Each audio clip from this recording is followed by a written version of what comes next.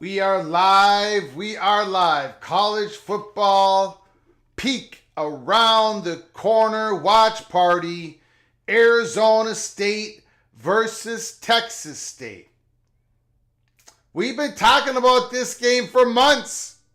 Why? Because in the new dawn of college football, man, we've got a lot to get to. We are doing a 1 hour pregame show instead of a 30-minute or a 15-minute.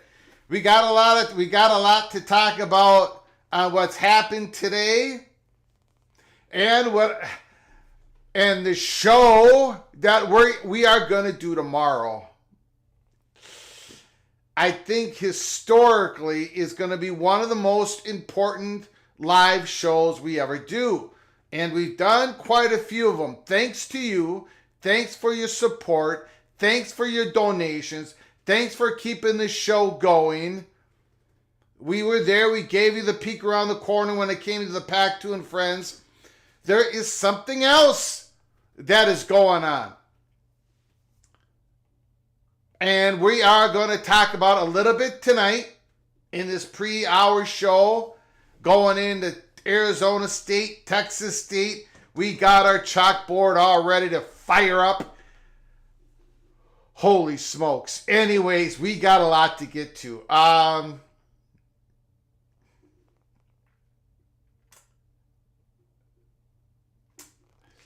So, look, before we get into today, again, I just want to, I know there's not a whole lot of people in the chat, but there's going to be people watching this and reviewing it after this game's over. And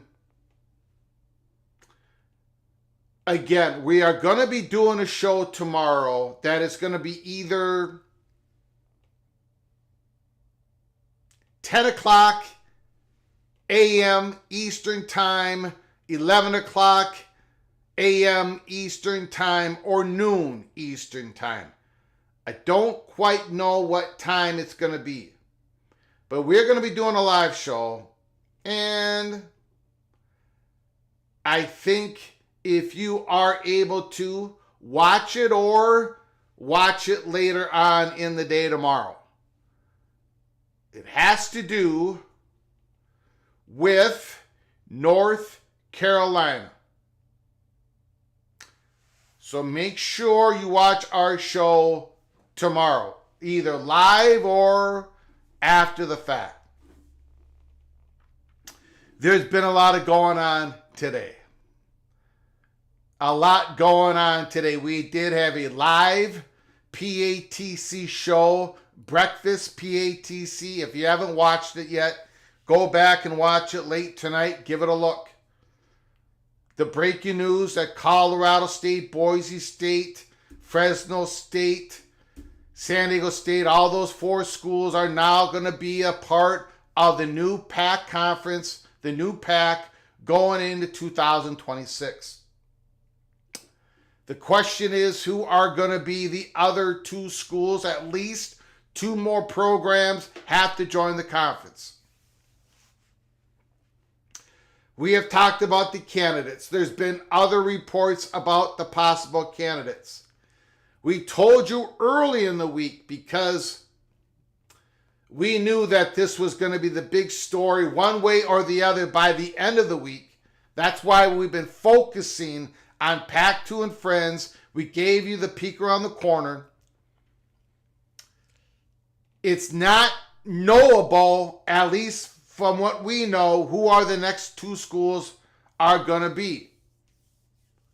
But we talked about the Texas two-step, which primarily is probably going to be the first two targets in the Texas two-step is UTSA in North Texas, but they might not be interested. They might not come to the new PAC. And then you go down to the next candidate, Texas school candidate, which is probably Texas State, who is playing tonight. We talked about Memphis and Tulane. Of course, they're going to be a higher target than the Texas two-step. Of course they are. But are they going to be interested in joining the new PAC conference. The PAC is going to pay them more, probably going to have bigger exposure, probably going to be a higher rated league when it comes to the college football playoffs, and that one G5 conference champion is going to make it to the college football playoffs. There's advantages to join the PAC conference if you're Memphis, if you're Tulane. But is there the interest for Memphis or Tulane to pull the trigger? We do not know. We have been told that there is, in the case of Memphis, they're not hot on the idea of always traveling west in every sport with their student athletes. So, Washington State and Oregon State are going to add at least 2 more schools. And Colorado State, Fresno State, San Diego State, and Boise State are going to have a voice. They are going to have a vote, even though they're not official members.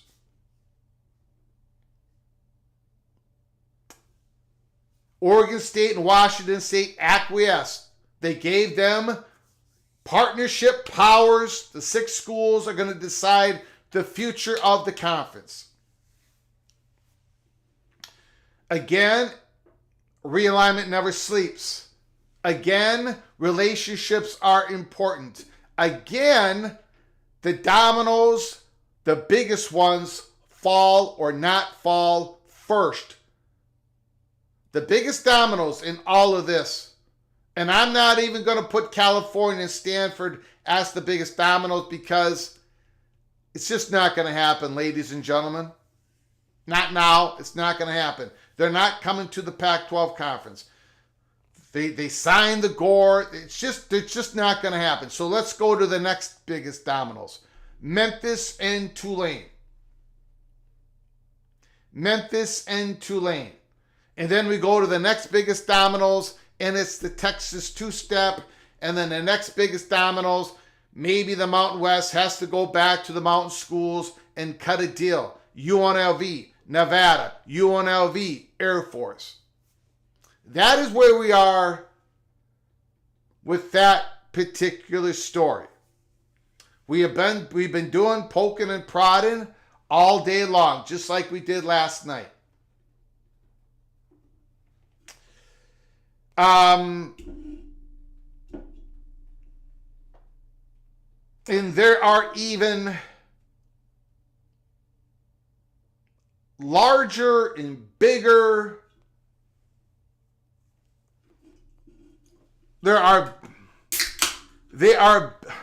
There's cloak and dagger going on, ladies and gentlemen.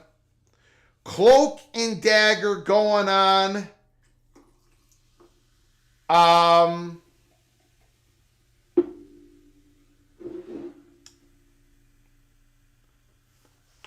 In massive waves.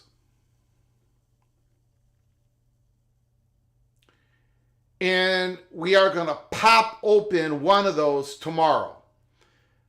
And I'm not trying to, look, I wish I could say what I want to say tonight. We got enough on our plate. We got enough on our plate. There's one more thing I want to get to. We got enough on our plate tonight. And I want to make sure, I have made sure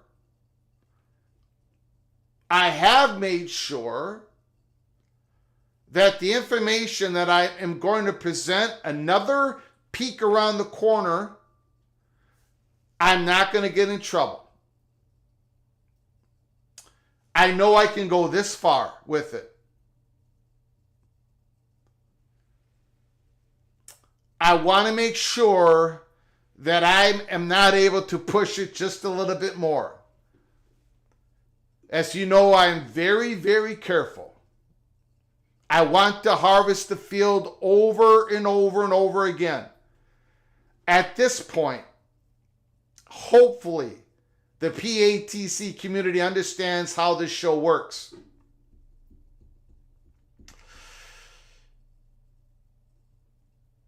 And I'm going to set the table for tomorrow's show just a little bit more before we get into Arizona State and Texas State. And now there is another issue I want to talk about. Another issue I want to talk about. Thank you, Vox. Thanks for everybody coming on in. Again, I'm sorry I didn't even get to the rest of my lines. This is College Football with Peek Around the Corner. We cover everything in college football because we love everything in college football. And if you do as well, if you love everything in college football, please hit the subscribe button. Open up your notifications, turn them on, smash the like button if you like our content tonight. Share the video with your family and friends. If you want to support through a generous donation this Rebel Outpost, very unique college football YouTube channel with a donation to help us keep the lights on, hit the $sign where you make a comment and we'll get to your super chat as quick as we possibly can. Like Preston from Greensboro. I'll get to you in a second, sir, as quick as I can. Again, smash the like button, subscribe, become a member of our channel, and if you can, donate, help us keep the lights on. Thank you so very much. Welcome everybody into the studio that sits on the corner of Keith Jackson Parkway and Kurt Gowdy Avenue. Do not be afraid. Do not be afraid to be a legend with your comments in the chat and with your phone calls later in the show. Usually during a watch party, we have a pre-game show of about 30 minutes, 15 minutes, and we go into the football game. But I got to have the pre-game a little bit longer. There's something else that I need to talk about. And I have to apologize to most of you or all of you.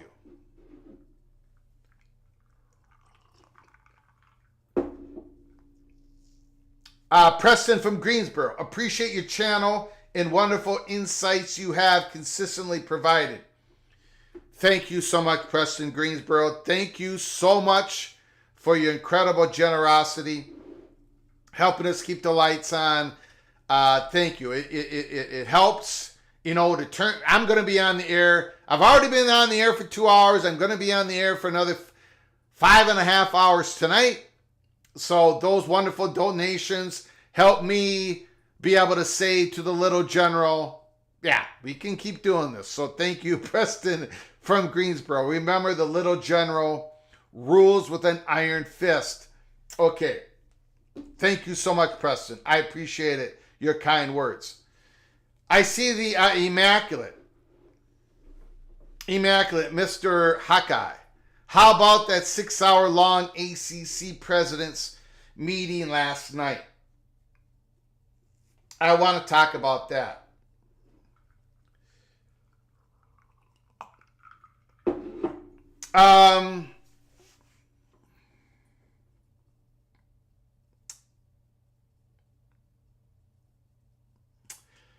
I sent out a tweet today that I should not have posted.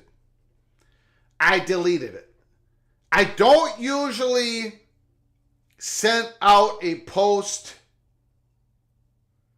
Now, there's a lot of times I send out a post saying, is this guy injured? What do you think about that? I don't know about that. I send out questions. I say, look, on my X account, if you don't follow me, it's at Flug Empire.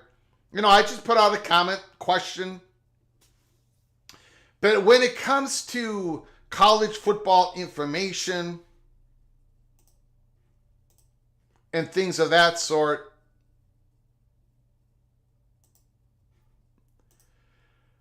I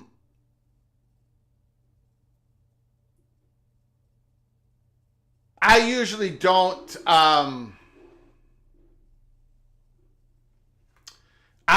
don't put out information like that.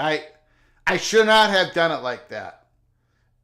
What I sent out a post that I was saying, I don't know what this ACC presidential meeting was about. And I put up a couple options. I had no idea that this was part of a discussion at a Florida State website or a show. JD, Mr. Seminole, was saying this is what Cameron was saying. And I said, whoa, whoa, whoa. Look, there's other people that probably know way more than I do about it. So I deleted the tweet. I should have approached it different because I stirred up a hornet's nest. I got a lot of DMs and a couple of text messages. I do not know. Okay. I do not know exactly what those meetings, long meetings, were about.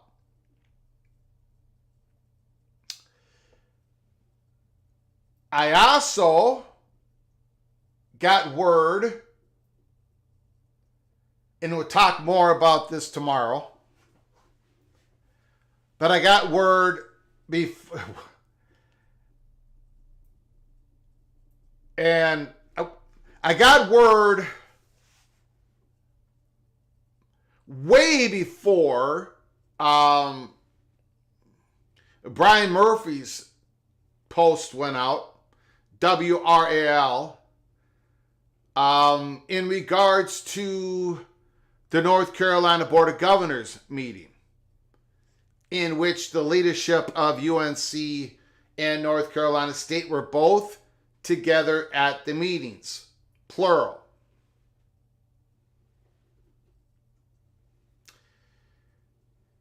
So I do not go, and we'll talk about that more tomorrow. Hint, hint, wink, wink.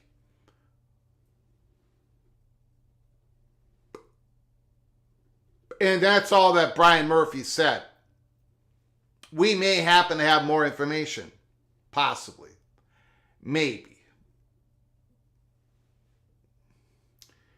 But the long meetings of the ACC presidents, I poked and prodded before I put out that post that I should not have posted. I should have just kept it under wraps. And I didn't know other people were talking about it. I didn't know they had more information. I still don't know what Jeff Cameron said. I have not had any time to listen. People have sent me what he said. I'm going to want to listen to it for myself. And people have different takes on what he said. Like, possibly there's going to be a settlement happening for Florida State and Clemson with the ACC. Possibly there's going to be a settlement with a new media deal with the ACC. There's something going on. Maybe it's not imminent. Again, I'm having people tell me what Mr. Jeff Cameron said, and it's different. If people have different takes on it, that's fine. But I haven't even watched it. I didn't even know it happened. I still haven't watched it. All I can tell you is there has been some law, and it's been more than one meeting. That's another thing. Lately, recently, separately from what's been going on at the North Carolina Board of Governors. I don't know if they're connected. I don't know. I do know, and I don't think this has been reported on enough. Expedition Greg, thank you. Thank you, Expedition Greg. Appreciate your super chat. Appreciate your super chat. Thank you so much for your generosity. I do know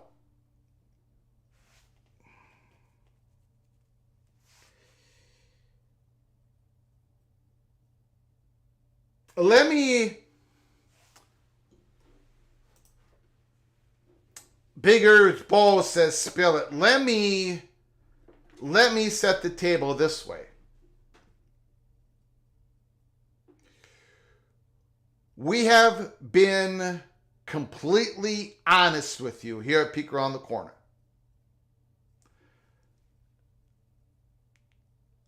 no matter how much I get raked over the coals, I have been completely honest with you.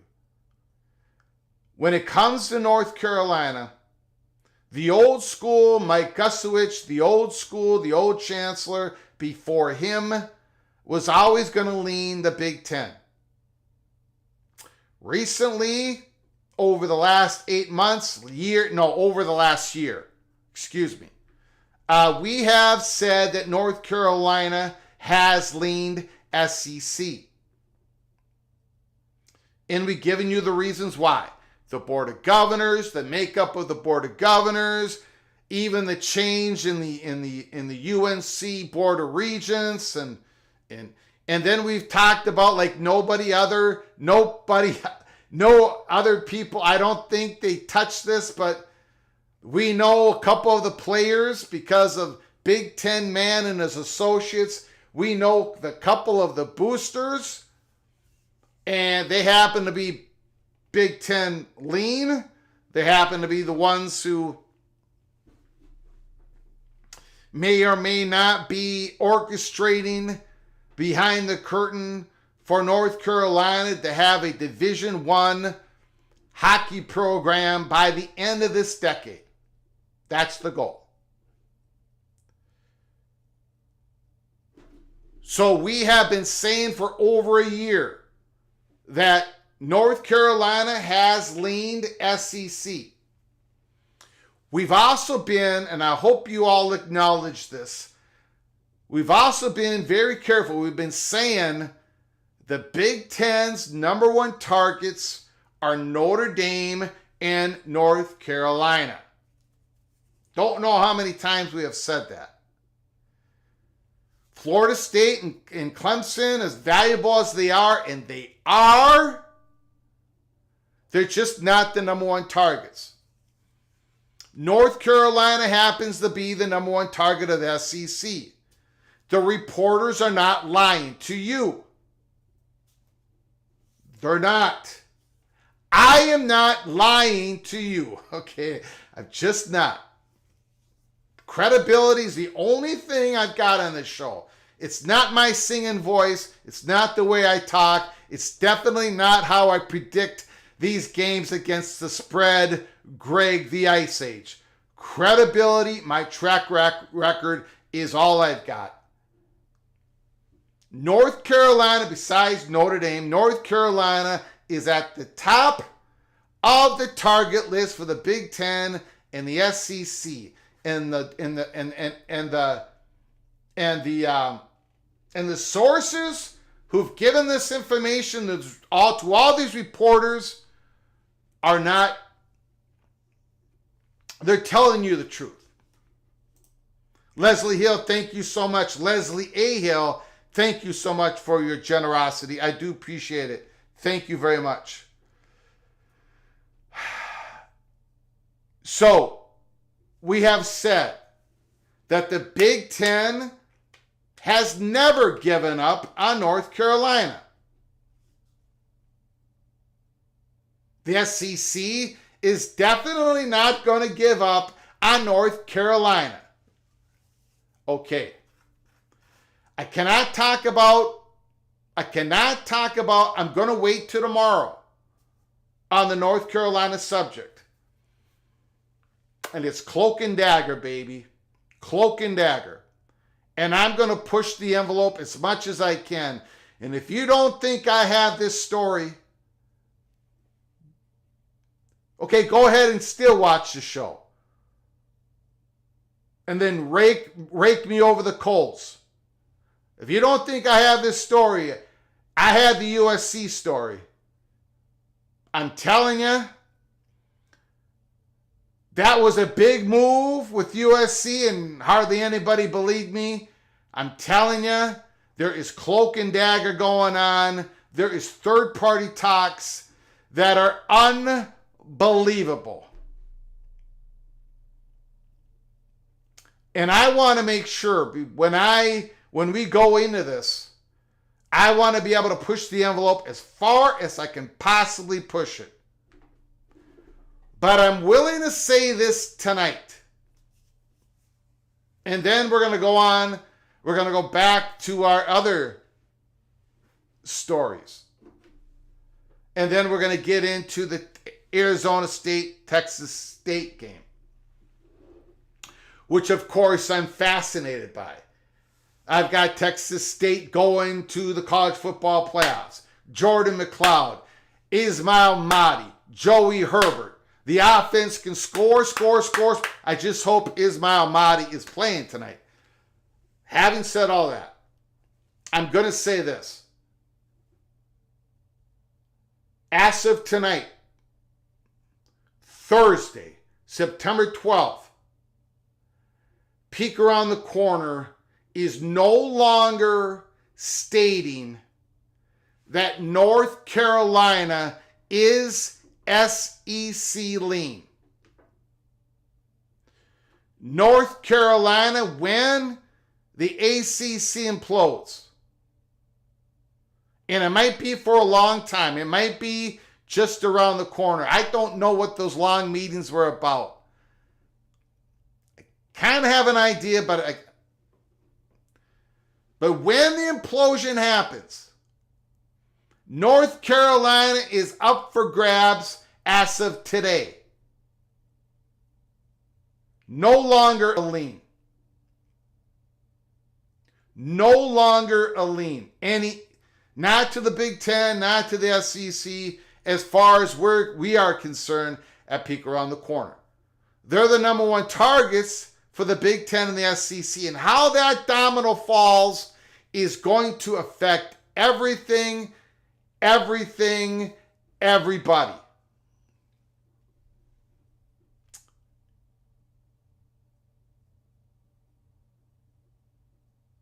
Anybody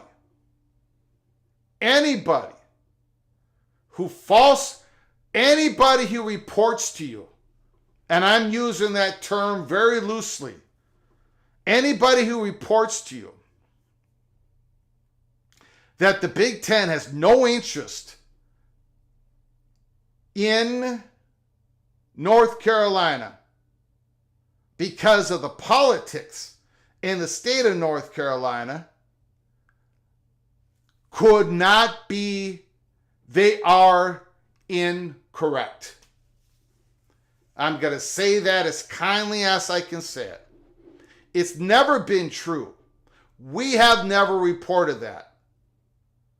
But now more than ever, at the end of the day, the SEC might be able to grab North Carolina in their connective tissues. It's what the SEC wants. It's what ESPN wants eventually.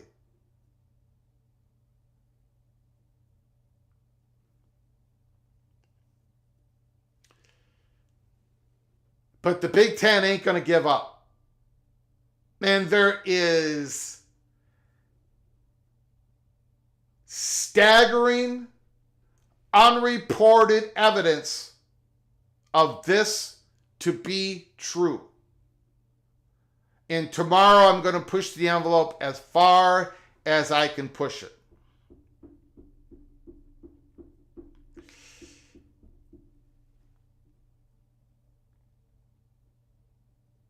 There was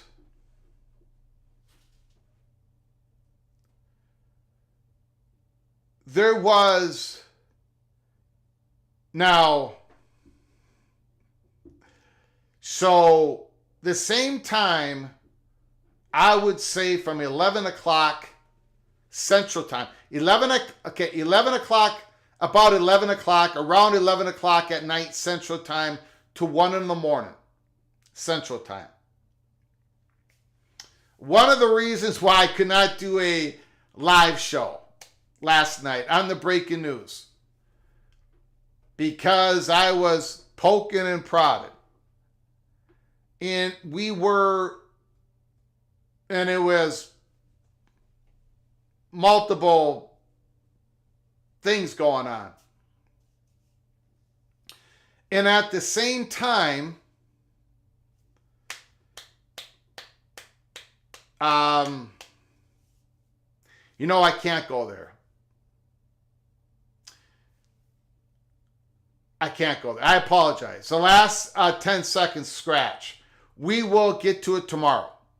North Carolina, we're going to be talking about North Carolina.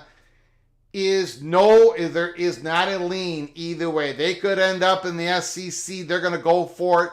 They could end up in the Big Ten. They're going to go for it. They're not going to end up in the Big 12.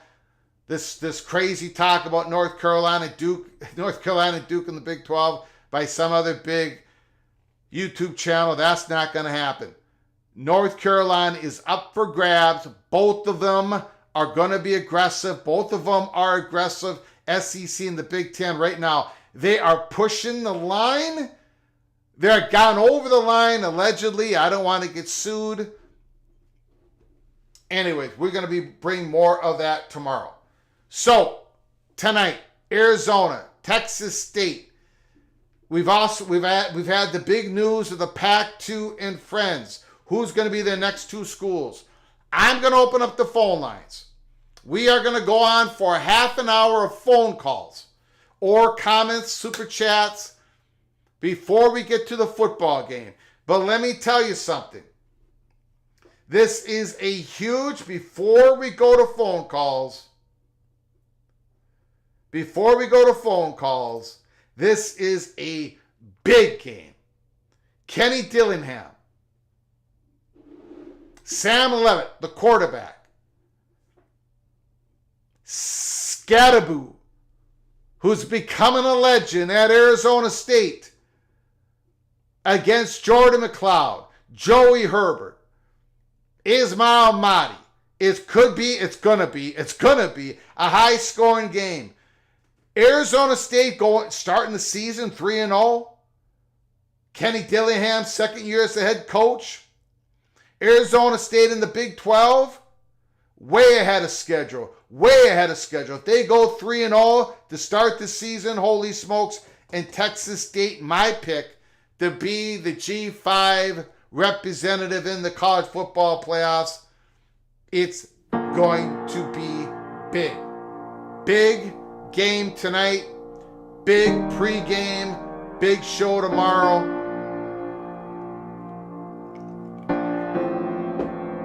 Arizona State, Texas State, Immaculate. What time tomorrow? It's either going to be in the morning, 10 Eastern, 11 Eastern, or noon Eastern. Depending on other things that are going on. I've got a phone call I got to get to. Some of it is college football related. So, the phone lines are open. 763-260-1333. 763-260-1333. Give us a phone call. Talk about this football game.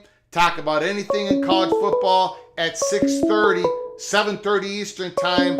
We're going right to the football game. Call from Rick. Rick is on the line. The floor is yours. Let it rip. Hey, good buddy. Remember the last time we spoke about 10 days ago? Sure. I remember everything. Yeah. Remind me. I asked you a yes or no question. Yes. Do the North Carolina Tar Heels know what they want? And I think I said nope, right? Yeah, you said you weren't sure, and understandably, Yeah. I don't think anybody was sure then. And I don't think they're sure now. There is nothing.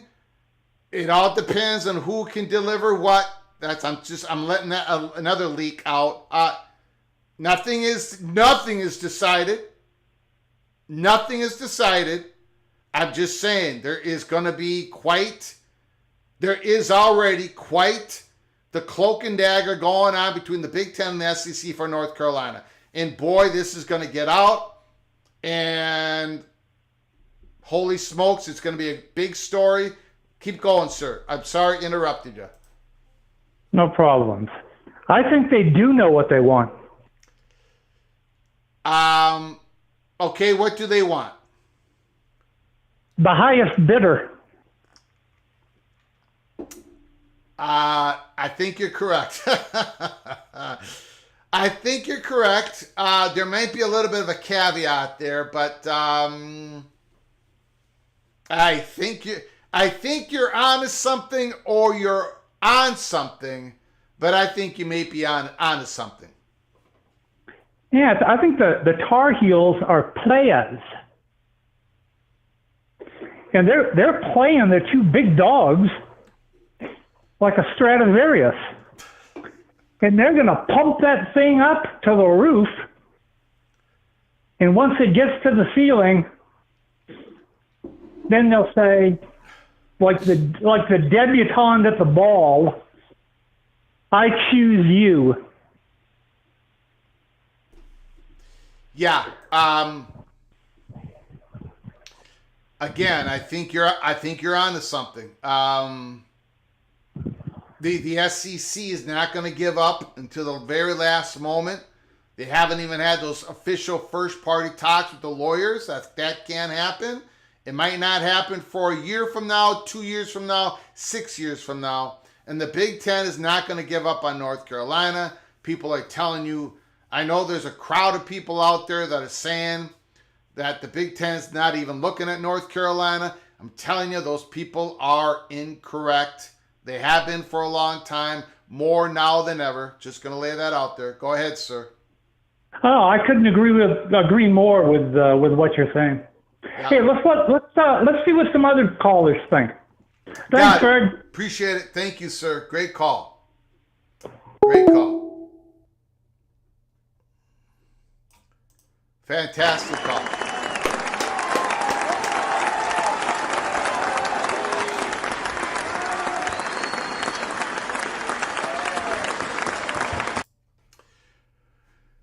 Big Ears Bo. So is everyone forgetting about the North Carolina State backpack? No. Not forgetting about it. Just haven't talked about it. Not yet. Call from Immaculate. Immaculate Mr. Hawkeye is on the line. The floor is yours. Hey, Greg, how we doing? Wow, that's quite a little bit you just dropped on us right there. Yeah, well, we're gonna really drop it tomorrow, but yes, and it's just as we said, we've never closed the door on any North Carolina possibility. We've always said that's the SEC's number one target, and along with Notre Dame, it's the Big Ten's target.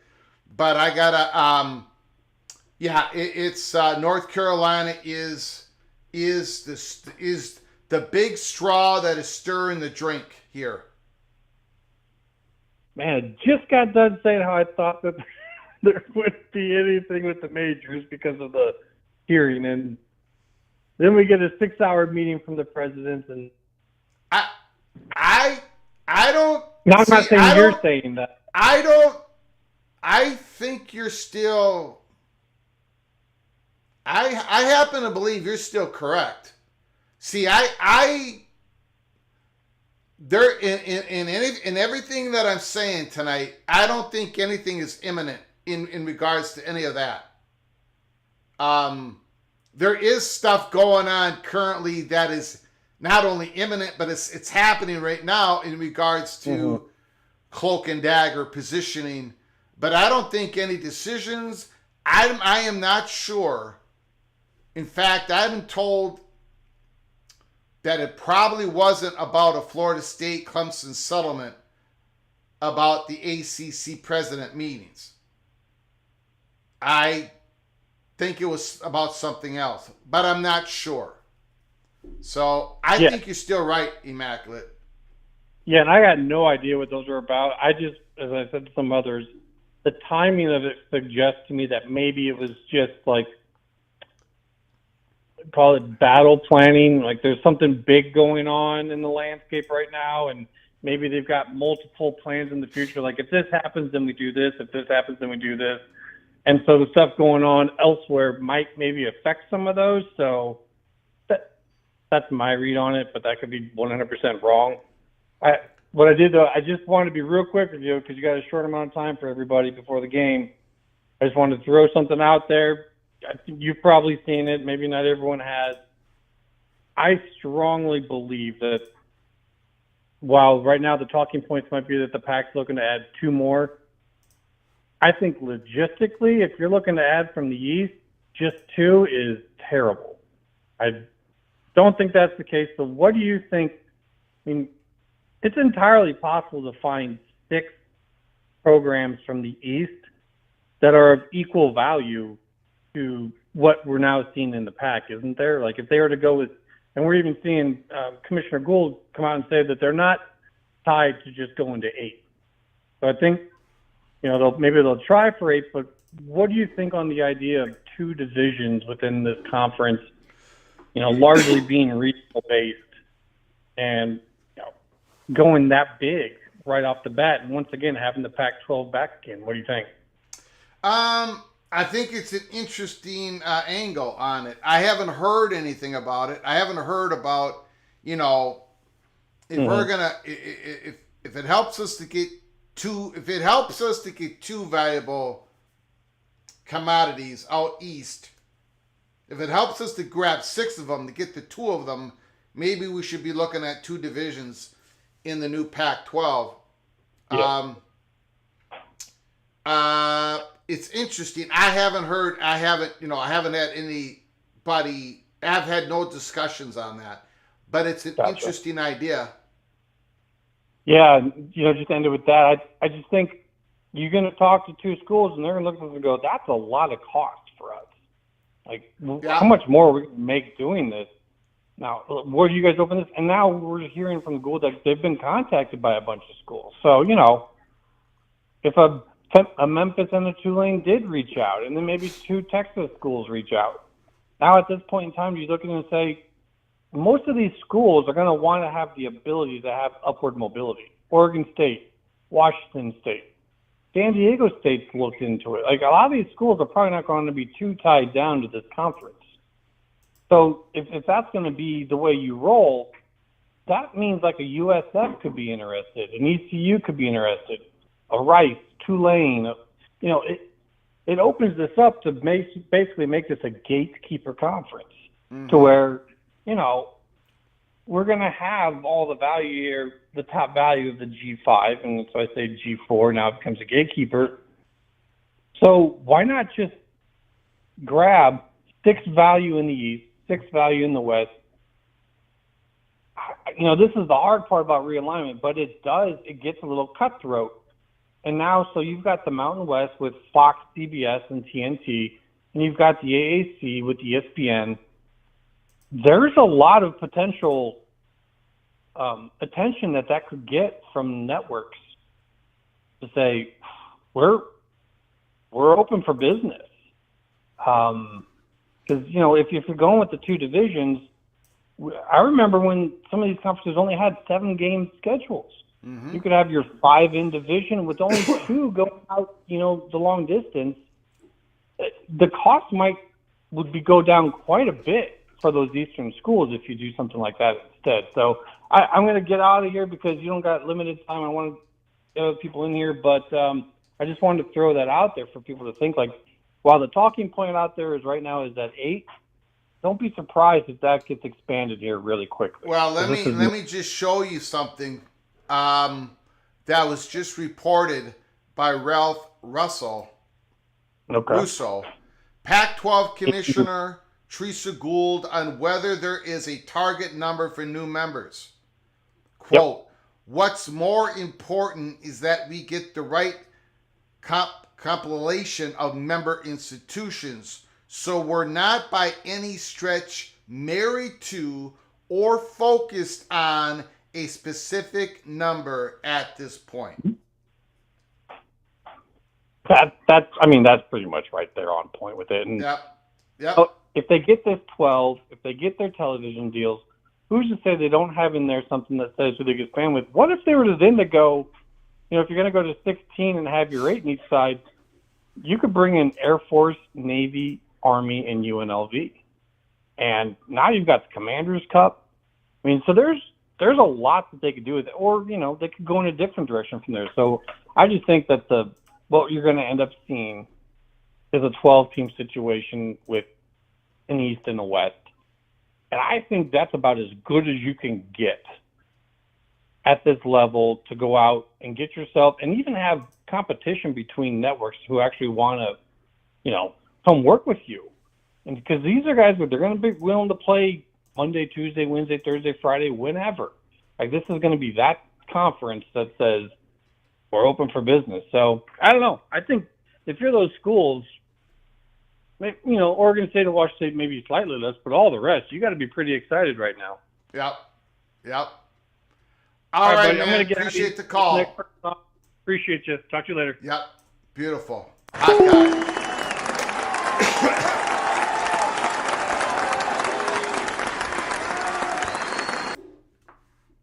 All right, the phones are going to remain open for another 10 minutes. Give us a call, and then we're going to go into Arizona State, Texas State. Hope you stay with us. Come in and out of the chat room if you need to.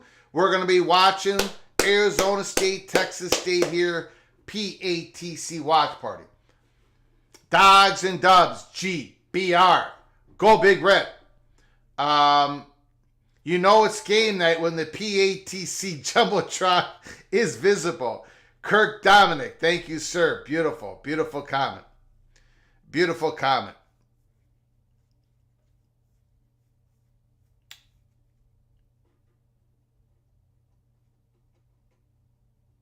Sam Levitt, I saw him practicing out in the field there. Again, Sam Levitt, so far he's been so-so the first 2 games. I think Arizona State is going to need more out of the quarterback position to come out of here 3-0. But Cam Skatteboo,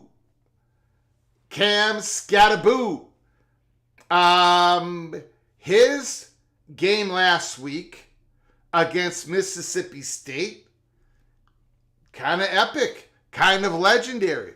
They're going to give it to number 4. They're going to give it to number 4 a lot against Texas State. You guys know how much I love Texas State Bobcats this year, but I know that Arizona State's going to be able to score some points. This chalkboard, this scoreboard, this Jumbotron is going to be used a lot tonight. A lot. This is going to be a track meet, so buckle up, brace for impact. The phone lines are open for another 9 minutes as we get ready for this football game. We're going to be opening up the phones at halftime, and we're going to be opening up the phones post-game. So stick with us. If you haven't done it yet, please subscribe. Become a member of our channel. Go to the link provided in the description box below the video. There's a link there for membership. Hit the link, then hit the join button and become an Early Peak Cloak and Dagger member. Also, if you want to support this channel through a donation to help us keep the lights on, hit the $ where you make a comment, and I will get you a super chat as quick as I possibly can. Again, we're going to be taking phone calls during halftime and post-game at the end. And I think this is a prime example. Prime example of why the college football playoffs to 12 teams is a beautiful thing. Beautiful. Absolutely beautiful. This game, and I know, look, I get it. Most of us, look, the chances of this Arizona State program, where it is today, second year under Kenny Dillingham, the chances of Arizona State going to to win the Big 12, to get in that large bid, is basically slim and none, and Slim just left town. But that doesn't mean that the Arizona State Sun Devil fans, that doesn't mean the Sun Devil fans that are in the chat room right now, it doesn't mean that they're not gonna dream about it. You see, the college football, the expanded college football playoffs makes more fan bases, more people dream about the possibility to be in the mix, to be mathematically possible. This is not a Big 12 conference game. But yet, if Arizona State comes out of this 3-0, they hit the road in the Big 12, if they can, who knows? And then when it comes to Texas State, nobody outside of the suburbs of Austin, Texas, nobody outside the suburbs of Austin, Texas, nobody outside the alumni fans, the coaches and families of Texas State, nobody has paid more attention to the Texas State Bobcats than they have this year. Why? Because most of us see them as a threat to run the table in the Sun Belt. It doesn't mean they're going to be able to do it. It means they are a threat. And if they run the table in the Sun Belt, and if they get this win, if the Bobcats get this win tonight, somehow, some way they can outscore Arizona State, because they're not going to be stopping Arizona State. If they can win this game 52-45, 45-42, then Texas State Bobcats have a very good chance of going to the college football playoffs. And what that does for their program, what does that do for their university, their growing university? It's a big university that's about to grow some more. They are on the periphery of a candidate to be in the Pac-12. Who knows what's in Texas State's future? This is a big game for both programs, both fan bases, and I thank you all for joining us today to watch this. Are we okay? I know we had some buffering early. Are we okay on the buffering? Is this show coming through you pretty good? Give me a Y if it's a thumbs up. Give me an N if it's a thumbs down. We are a Y. Good. Thank you, Expedition Greg.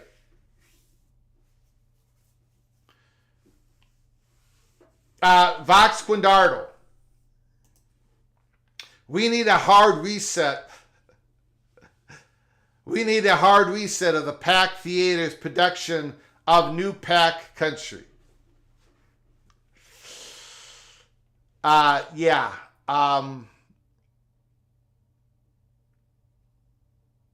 Good. Thank you, Leslie A. Hill. I'm glad we're okay. Thanks for coming on in, Tracy FSU. Wyoming to the Pack, I don't believe so. Thank you, Randy. Okay, we're okay.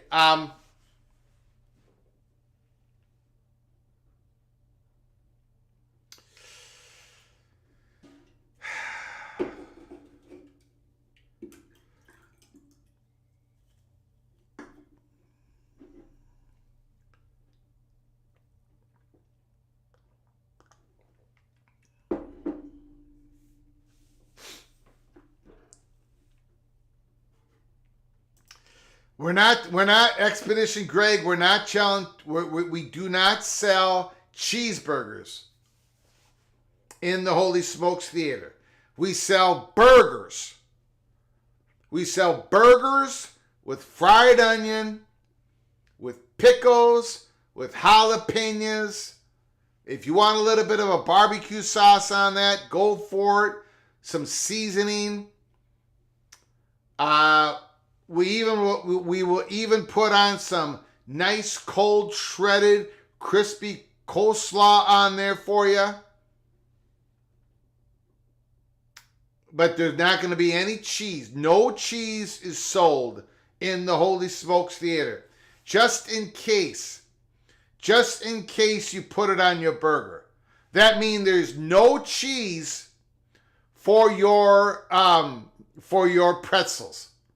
There is no cheese for your chips. Usually we would sell that. I've got no problem with cheese and chips and cheese and pretzels. I got no problem with cheese. It just shouldn't be on your meat. But because we cannot trust the people who go into the theater to watch the drama playing out. Because we cannot trust the PATC community not to put cheese on their burgers that we sell you. No cheese is sold in the theater.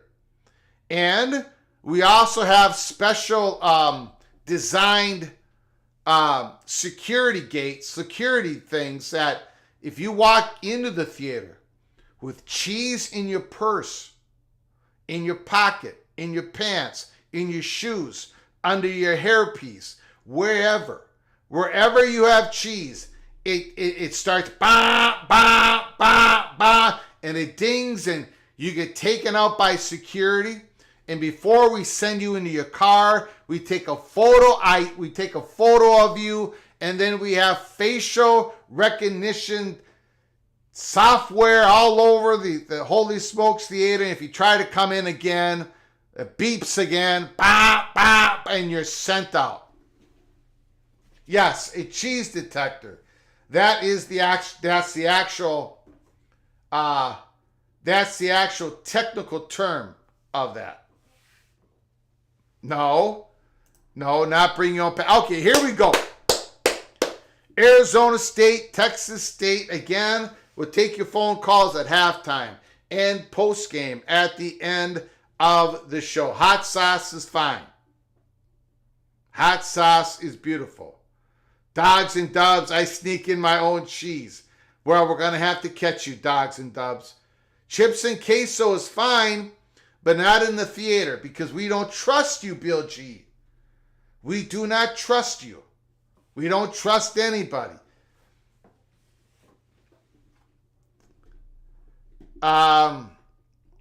They just said a few that Memphis is looking at the Pac-12. All of the Tigers' rivals are no longer there. All are in the ACC of the Big 12 now. Well, again, Memphis and Tulane are the biggest dominoes.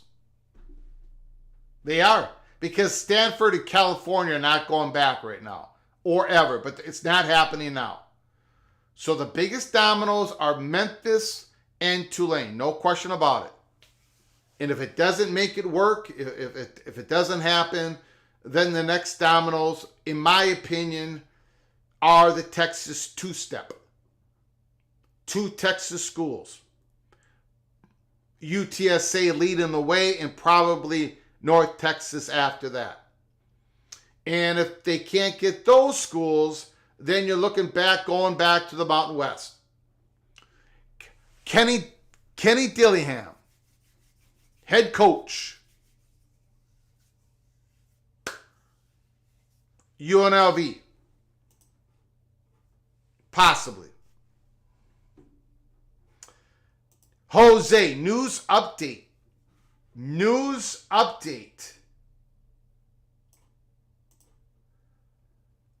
Dairy Union planning protest all weekend outside the Holy Smokes Theater. No!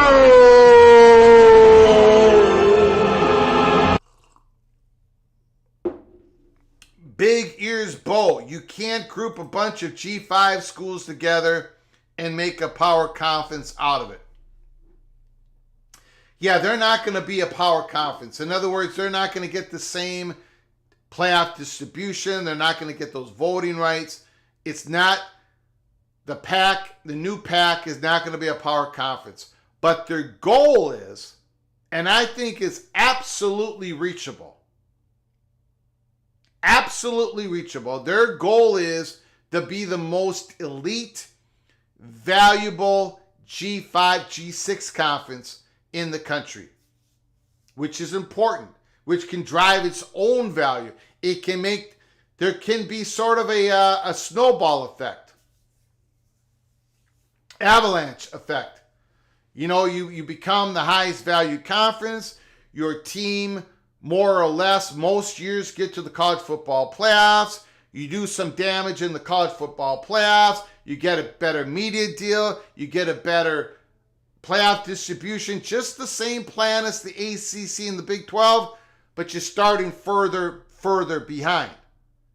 But their goal to be the most valuable G5 conference, G6 conference, is definitely reachable. And then, of course, you got the Mountain West schools that are not going to get in the Pac-12. You've got the whole story of South Dakota, North Dakota State, possibly the Montana schools. We're going to be covering all of that here at Peek Around the Corner. And as I said in our live show earlier today, we've got some good. We're pretty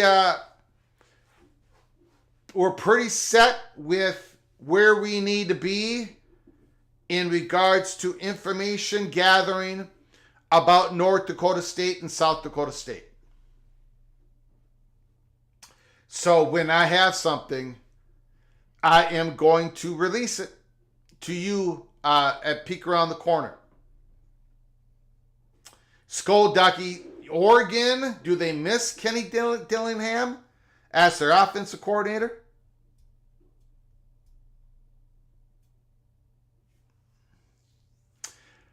Ooh, Ryan Brooks, at the end of the falling dominoes is a folded CUSA. That's possible. That is possible, but I'm going to bet against it. I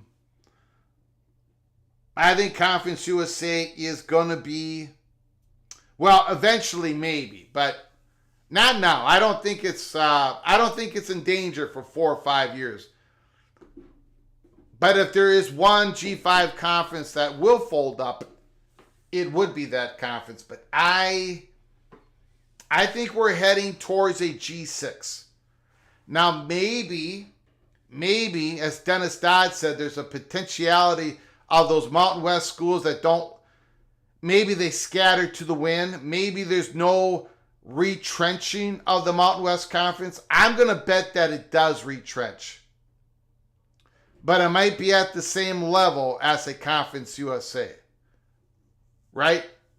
Below a MAC, below a Sun Belt, same level as a Conference. It could end up being that way. We'll see. Okay, here we go. Who's kicking? Arizona State is kicking off to the Bobcats.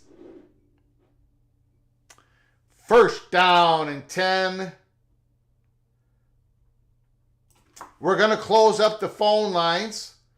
We will reopen them up at halftime. Thank you all for joining us. Again, this is a very important game. Arizona State, Texas State.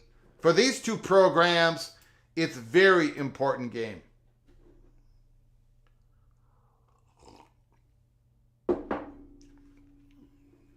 Jordan McLeod. There he is. Ismail Mahdi, number 21. So I should have took Texas State against the spread. They went to empty backfield, dumped it off. Ooh, we only got about a yard. Second down and 9. Ismail Mahdi is in the game. I can't hear what the announcers are saying. I don't know what they're talking. Are they saying he's coming back from an injury? I do not know. Number 21. The second best running back in G5 behind Ashton Genty of Boise State. Give him the rock. He's got the rock. Got a couple yards. Jamie Thornton, great thanks for being on top of all this. As always, PAT's amazing. Thank you, Jamie Thornton. Thank you so very much. Arkansas. Oh! I missed it, Jamie. I missed it. I apologize. There's big news coming out of Arkansas. I'll get to that in a second. McLeod back to pass. Whoa! First down! Slant pass. Boy, you know, I can't really see their numbers too good. Oh, that's Herbert, number 10. That's their best wide receiver. We talked about him in the offseason. Jamie, let me get to you in a second here. Hold on. I'm not doing a good job. Right out of the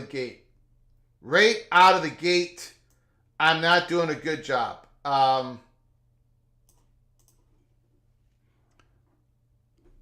Hold on. Yes, Walmart and Tyson. Arkansas is putting Walmart and Tyson logos on their football field. I have not heard how much money Arkansas is getting. Maybe Jamie has some information, or maybe she can get information later on this week into the weekend. Oh my goodness. Incomplete. It's going to be 3rd and long. Jordan, you're a little bit late. You got to pull the trigger a little bit earlier. 3rd and long, Texas State. But that could be some big money for Arkansas, man. Those are two gigantic, wealthy companies, of course, in the state of Arkansas. Walmart and Tyson Foods. You don't get any bigger than that. How much money are they giving the Arkansas athletic department? I don't like that. Texas State is going to have to punt the ball. Not good.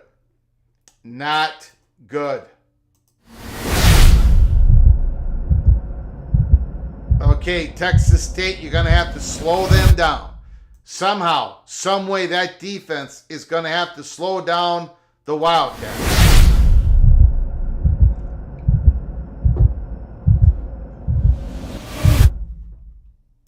Patrick, Baylor Bear, go Big 12, Immaculate, Arizona State, go Arizona, follow that ball!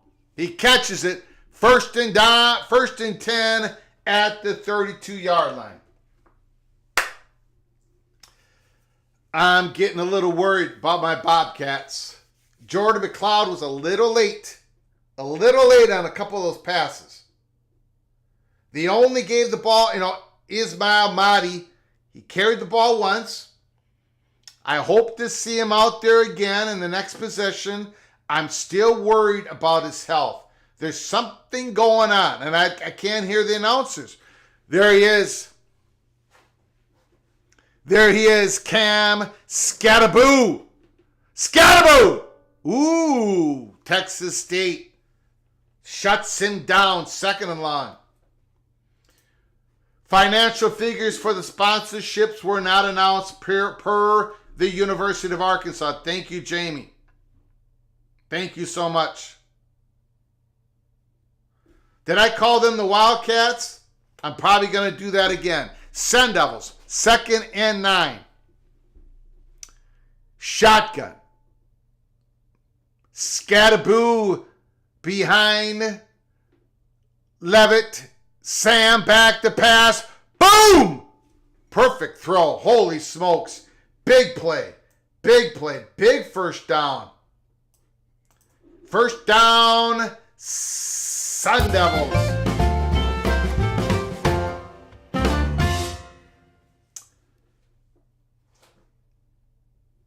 Thank you, Jamie. Appreciate it. Was that a fumble?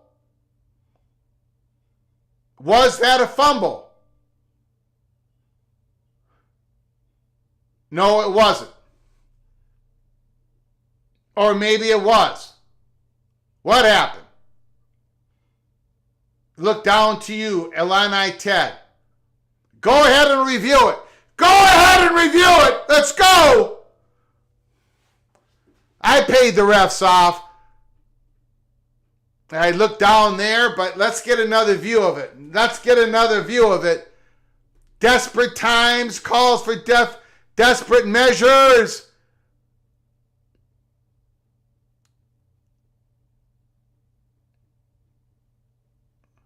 I think he was down. That foot, I think the foot hit the football. Right? Clearly down, no fumble, down by contact. I think maybe you guys are all a little I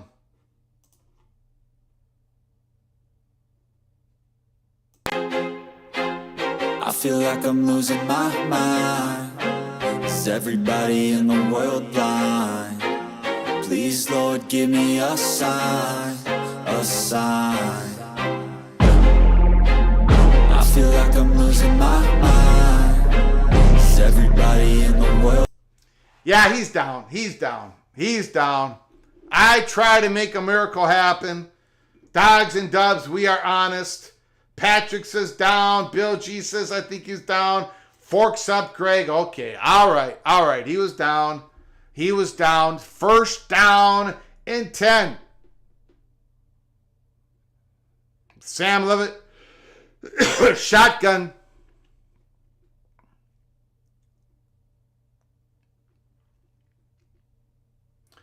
Greg, take your Bobcat colored glasses off. Wow. This is David versus Goliath, baby.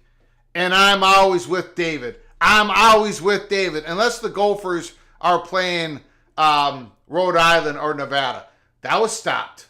That was stopped. Second and long. Second and long. Hey, Scatterboo. Scatterboo, 2 carries. Nothing there. Absolutely nothing there. He fumbled the ball. He barely got it back. Arizona State, the Sun Devils are a little bit tight. They are a little bit tight. Second down and 10. Shotgun. Levitt back to pass. Crossing pattern. Jeez. Holy smokes. Stovall, man. Now, Quan Stovall came out of there like a rocket. He accelerated after he caught that pass. That's a first down for the Sun Devils. Holy smokes.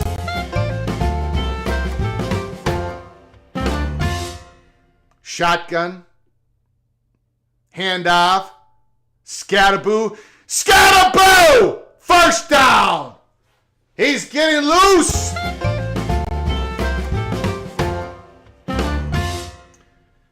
Uh-oh. Uh-oh. Cam is getting lathered up. He carried the ball like 34, 35 times last week. Broke Mississippi State down. He broke the Bulldogs' spirit, and now he's going to try to do it to the Bobcats. End run. That's a big gain down to the 7-yard line. Another first down for the Sun Devils. They are in deep in Bobcats territory. They're looking to punch it in, grab the 7-0 lead. This does not look good. This does not look good for my Bobcats. Does not look good.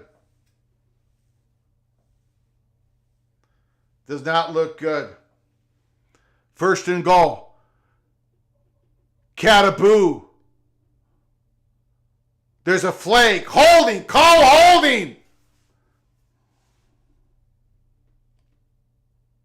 There's a flag.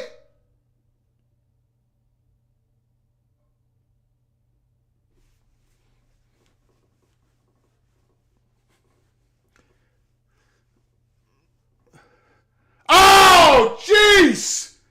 Holding on the Bobcats. Did the coolest strike again. I actually took Arizona State against the spread. So, but I'm rooting for the Bobcats because I picked Texas State to be the representative for the G5. First and goal. And the reason I really went against Texas State because something was wrong with their superstar running back. Didn't quite make it. Second and goal. About at the 6-inch line. There's something wrong about number 21. I think. So therefore, that really tipped the scales.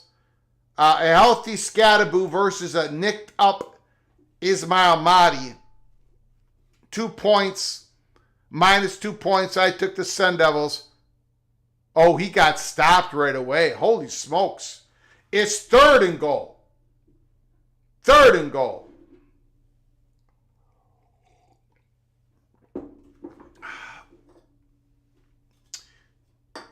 Greg, your worst pick of all time was the love of the backpack of North Carolina State. That's something you want to have back. Well, Jamie, North Carolina State, they have... Touchdown! Touchdown! Touchdown! Touchdown! Cam Scatterboo punches it in. Arizona State is up very sharp first drive. By the way, North Carolina State, Jamie Thornton, North Carolina State, they haven't lost an ACC game yet, right? Yeah, they got blown out of the water from Tennessee. Wasn't competitive. It was horrific. But we're gonna gather back up. We're gonna gather back up. Arizona State kicking the extra point. It's good. It's good. 7-0 Arizona State. Holy smokes. Damn Dirty Devils. Immaculate is all excited. Immaculate is all excited. He picked them to win the ACC. Cursed. Well, let me look at it here. What did we do last year? What did we do last year at Peek Around the Corner? We predicted Washington to win the Big 12. The Big 12. We predicted Washington Huskies to win the Pac-12. They did. We predicted, and USC was the favorite. The Pac-12 media, the reporters picked USC number one. We had Washington. We got it. In the ACC, Clemson was the media number one. We took Florida State. The Big 12, we took Texas. We said Texas is back. They're going to win the Big 12. We got that right. We got a whole bunch of things right, but we did not get the Big 10 right. We screwed up on that. We got Georgia. We took Georgia, so we got the SEC wrong because Alabama won it. The Big 10 was my big screw up. Dilly, dilly, scatter, boo, boo. Keep chopping.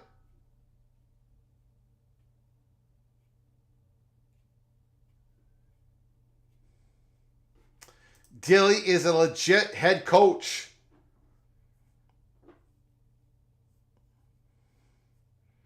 And Kenny Dillingham was the guy that we put number one on Arizona State's hot board list the moment that Herb Edwards was fired. I know he's young. He was 32 years old when he was hired. But the word we got is Arizona State was going to be he was going to be their number one target from Scottsdale. We talked about the whole story at the time.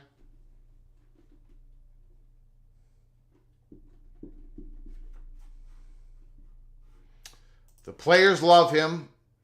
The players loved him at Oregon.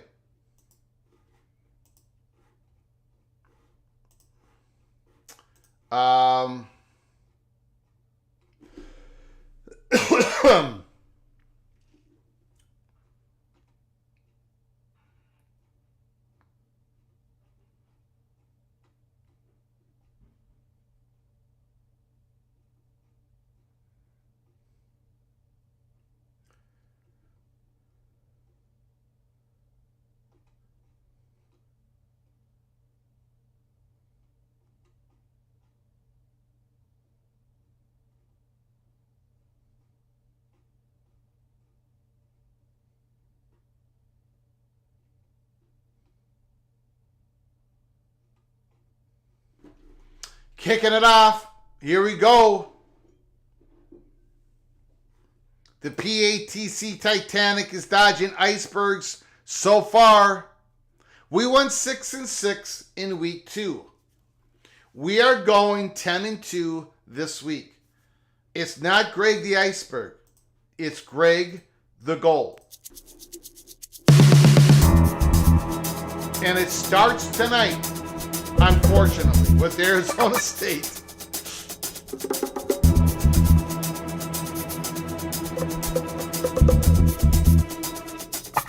Greg the Goal.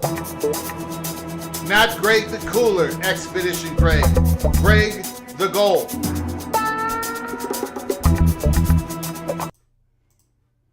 All right, Texas State, let's go. Let's go. We're okay. There's Marty. Get Marty going. Scatterboo is not the only great running back in this game. Go, Marty, go! Go, baby, go! Go, yeah! Yes! First down. There we go, baby. Everybody's talking about Scatterboo. Give it to Marty again. Get him lathered up. Get him lathered up. Oh, they fake it to him. Oh, he got nailed. Ooh,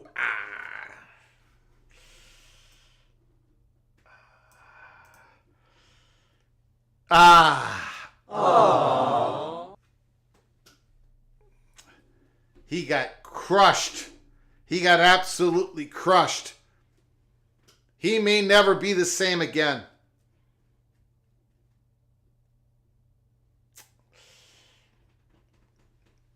Ooh. All right, shake it off. Shake it off. 2nd and 12. 2nd and 12. Where's Joey Herbert? Number 10. Where is he?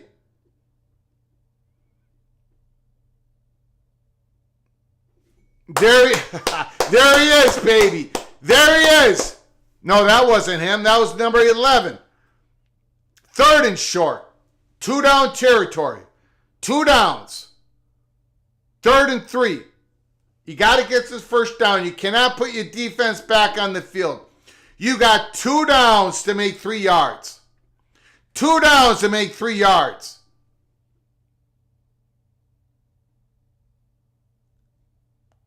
Oh, good tackle. And there's a flag.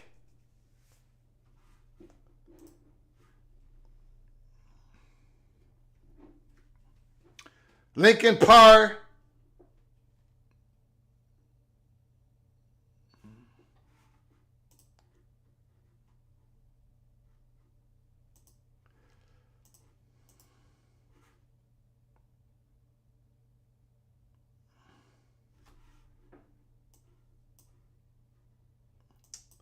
Boo! Boo! John Till, Greg the Hammer Valentine with the figure 4.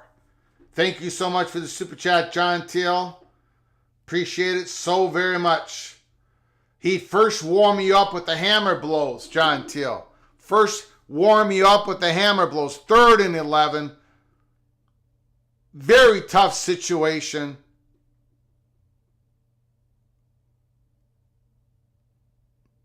Gotta make a move! Gotta make a move! Okay. Go for it. Go for it. Go for it. Go for it. Go for it. You can't put your defense back out on the field. This is the only way you win this game. The only way. Roll the dice, baby. Roll the dice. Thank you guys for the support and watching the ads. Again, that's the way it is. What are we doing? What are we doing? Who called the timeout? Arizona State called the timeout. Arizona State called the timeout.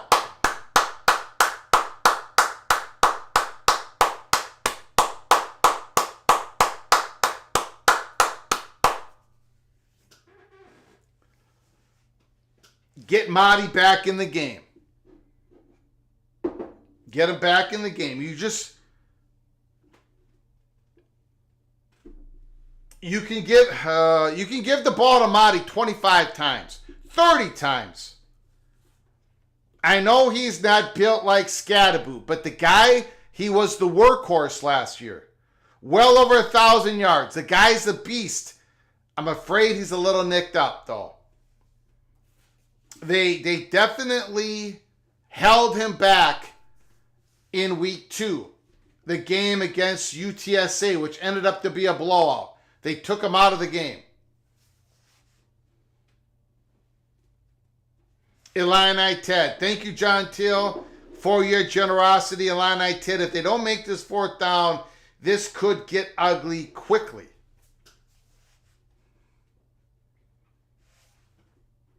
I don't know anything about the Monty. I mean, I know things about the Monty Show, but I'd rather have not. Numbskull News. Ha ha ha. Roll the dice.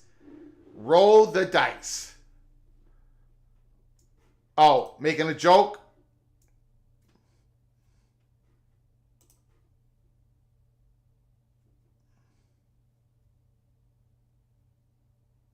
Hats off to the guy in the gorilla suit in that climate. Numbskull News. Northern Illinois in the lead for the G5 college football playoff spot. Correct. Absolutely correct. They've got the biggest win. Now, yeah, they've got the biggest win. So, and they were rated number 25 in the polls, which doesn't mean a whole lot, but Stephen McNeely, Greg, what other watch parties are you doing this week? We're going to be doing the Arizona versus Kansas State tomorrow night. And tomorrow night we will announce what games we are doing on Saturday. Again,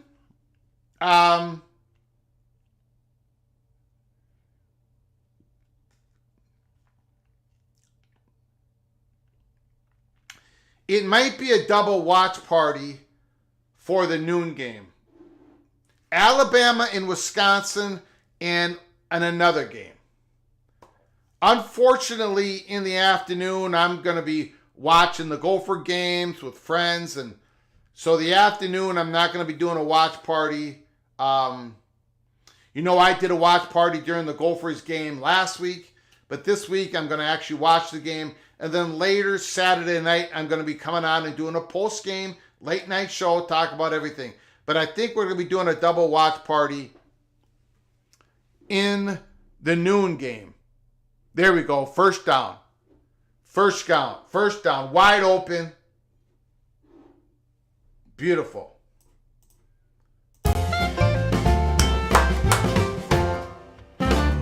Big 4th down conversion.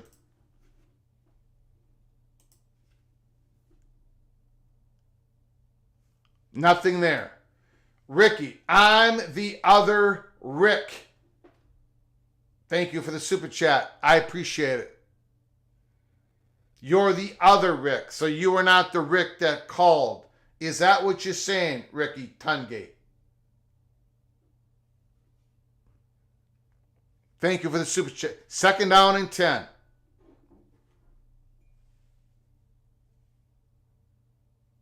Yikes.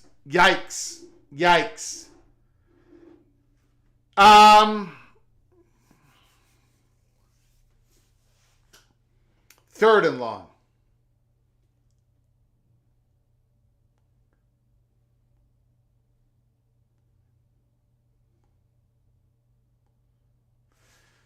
CFB Plus, is it just me or does ASU have a decent crowd there? I don't know. I haven't been able to see how many traveled to the Texas State Stadium. Boom! Big pass! Big completion! First down, Texas State.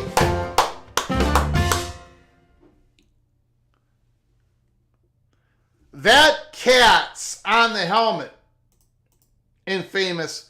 That is brand new. First time they're putting the cats on the helmet. The logo at the center of the field, I mean, that looks similar to a lot of logos, just a different color. Run that ball. Run that ball.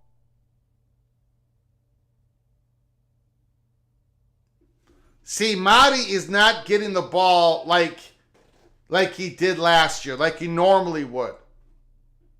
They're getting everybody else involved.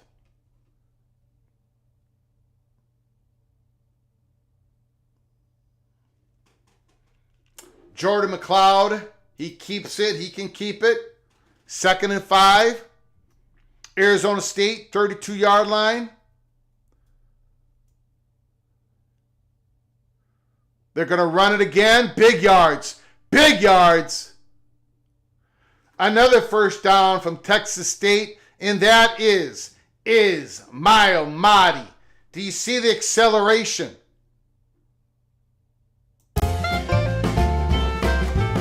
I don't know, maybe they're just being...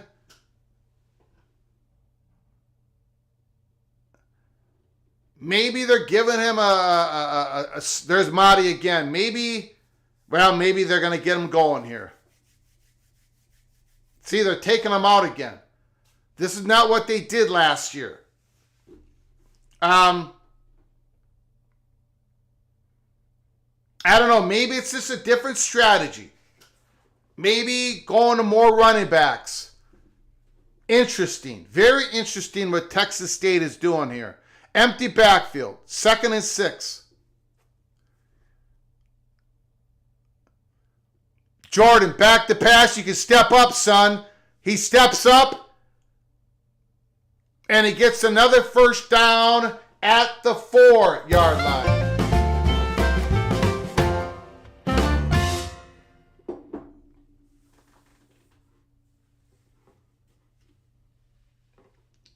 Creighton Rabs, did anyone ever predict that we'd see Texas State earn a Thursday night primetime game? I did not predict it, but we saw this. We saw this game when all the schedules came out, right? Officially, the Big 12 schedules. And I said at the time,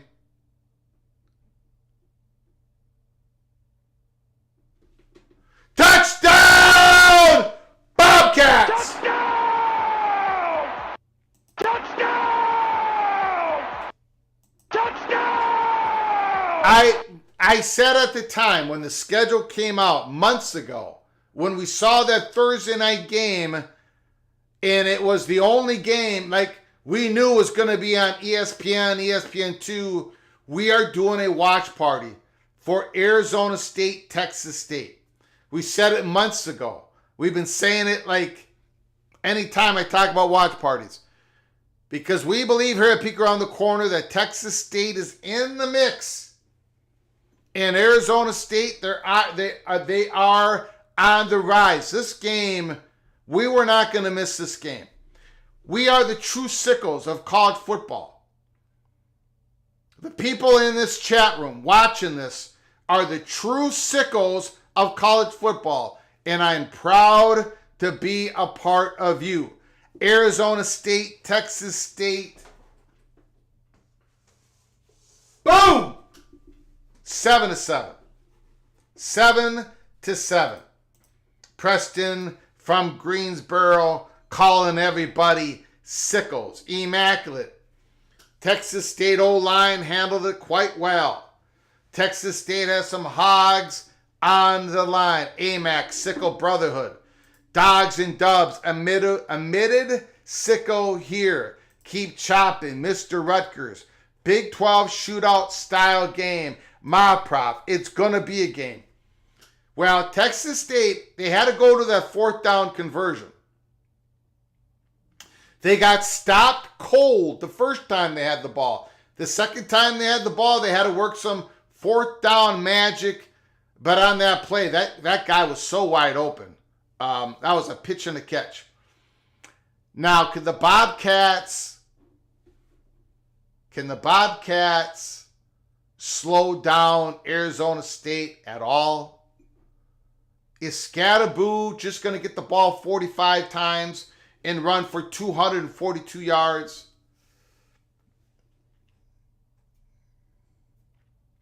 It could happen.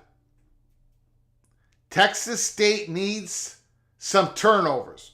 Now, Arizona State fumbled the ball once and they recovered. Scatterboo actually fumbled and it recovered. And then there was a play where it looked like they fumbled, but they really didn't. Texas State defense needs to turn the ball over, because if they don't win a couple possessions, I don't know if they have the thoroughbreds to be able to stop a Kenny Dillingham thus far early in the season, a well-oiled Sun Devils offense. How about a UCLA-Indiana watch party? Inaugural Big Ten conference game for the Bruins. I don't remember what time that game starts at. Let me know what time that game starts at, Expedition Greg. Mopprov. Bobcats have depth on the D-line. Won't get run over. Numbskull News. The Sun Devils can't lose. Let's go.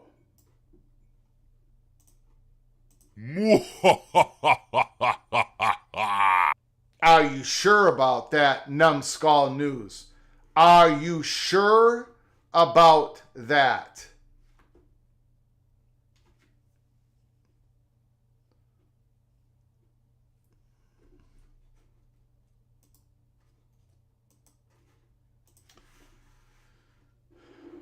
Okay.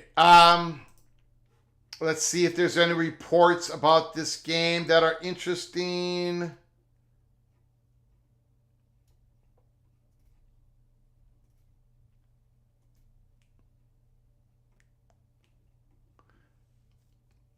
The Bobcats are kicking off.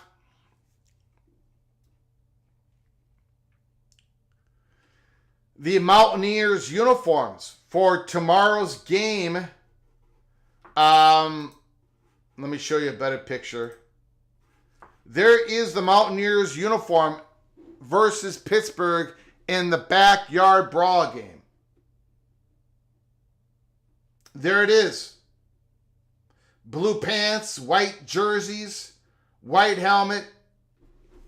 West Virginia versus Pittsburgh Saturday. Excuse me, not tomorrow. Saturday, backyard brawl.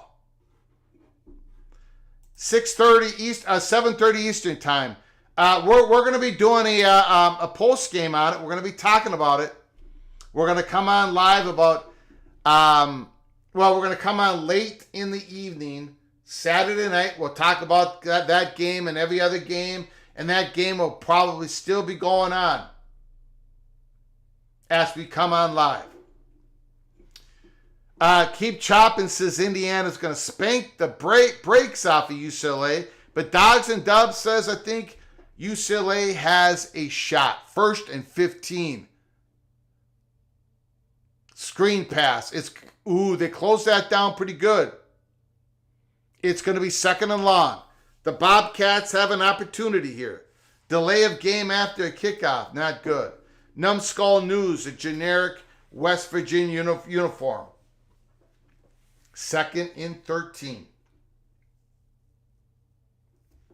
2nd and 13. They only got, they got 3 wide receivers. Levitt is rolling out. Incomplete.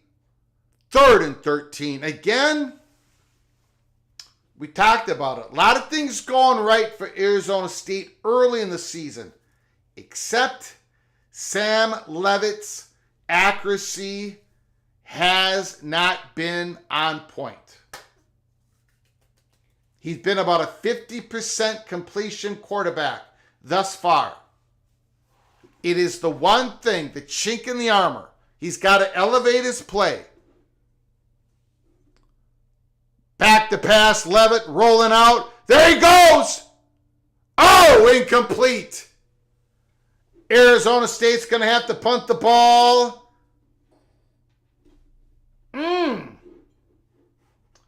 Just missed.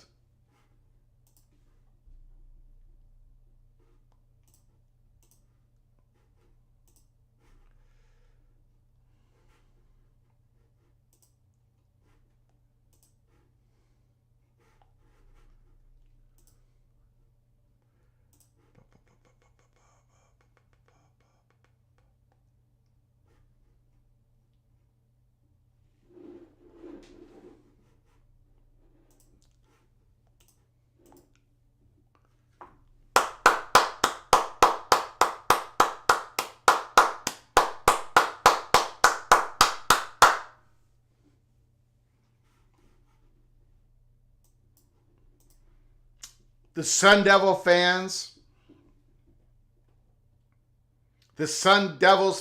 in the chat room and watching this game and across the country, feeling up with anxiety because here comes the Texas Bobcats. I got nightmares in my head, I fear that the thoughts build up until I can't hear, that my mind fills up into a creature, and it haunts me somewhere much deeper. Anxiety, filling up every space, no privacy, and silently, it could build and build until you finally see, whoa, it's taking over, damn no closure, moving closer, no exposure, I just wanna be a loner. I thought that bubble screen was going to work over there. I thought there was an opening, but Arizona State closed it down. It's 2nd and long, 2nd and 8, 2nd and 9. McLeod, looks like end of the first quarter. Arizona State 7. Texas State 7.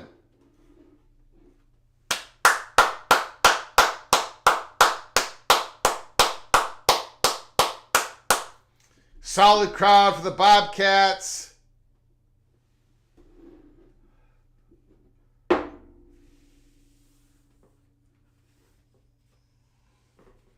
Patrick, Arizona State's going to need some fight and resilience. And what they're going to need is their quarterback to gain some confidence. When he was the third stringer, Sam Leavitt, when he was the third stringer at Michigan State, he showed some real good stuff. He did. He got a limited time plan because they had other quarterbacks. He transferred and he beat out Rashada. He looked great in Arizona State, and now this is his time. But thus far, early in the season, we're very early in the season, his accuracy has been a little bit off. Here we go. It's Texas State's ball, 7-7.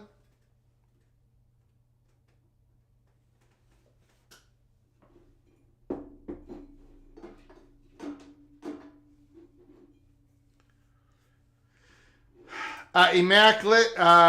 Texas State saying, "Hey, PATC, make us one of your 2 Texas members."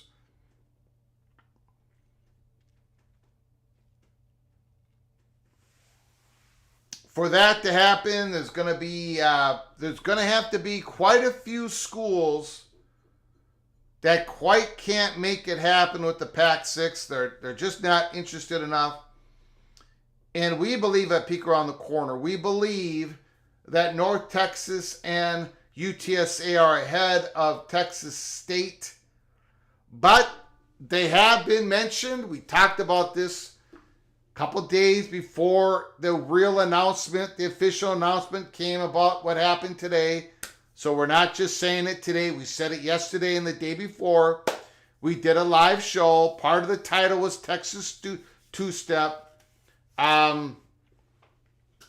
Texas State has been part of the conversation, but not at the top of the Texas Two-Step. So we'll see what happens. Sometime this afternoon, someone put out an article. It might have even been Ross Dellinger. I can't remember who it was. Maybe Front Office Sports. But somebody mentioned Texas State, an emerging school, a big, they have a lot of students.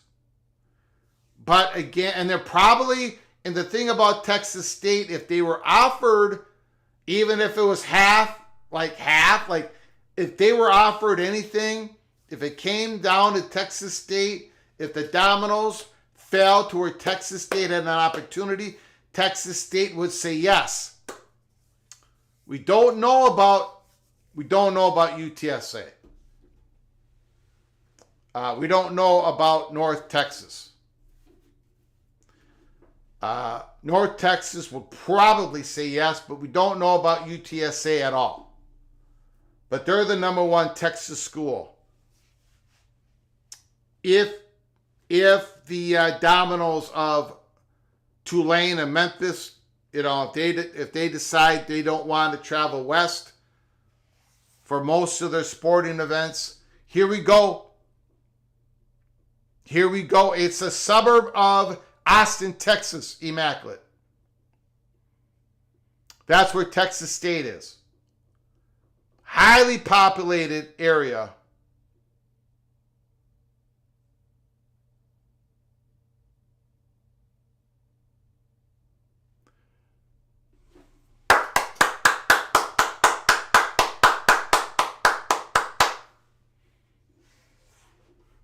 $30 miles from Austin. A suburb of Austin, yeah. In a suburb of Austin. 7-7, 2nd and 3. Ooh, good run. Good run. First down Bobcats. Getting Marty going here. Getting Marty going. Number 21. That acceleration. I don't know that play call.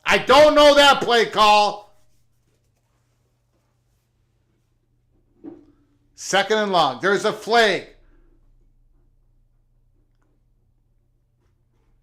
It could be a legal man downfield. Could be an offensive lineman that got down there. They called it. Illegal man downfield. That's what happens on those RPO. The quarterback can run it. Offensive lineman thinks the quarterback's taking off.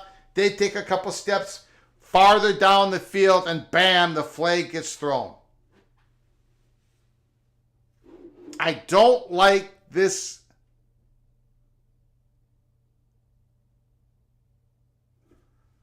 I don't know what's going on here.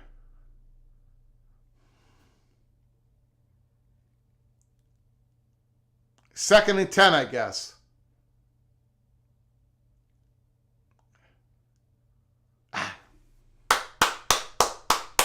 This is a big third down play.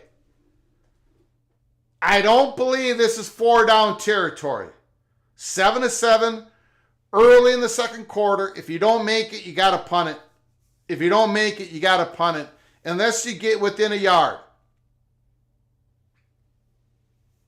I don't believe this is necessarily 4 down territory.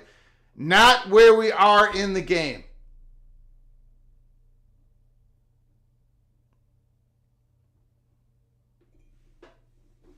First down.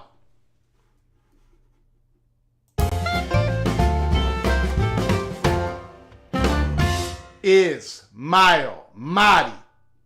The second best G5 running back in the country. Good pitch and catch. Good pitch and catch. Good pitch and catch. Here we go. Here we go. Let's go.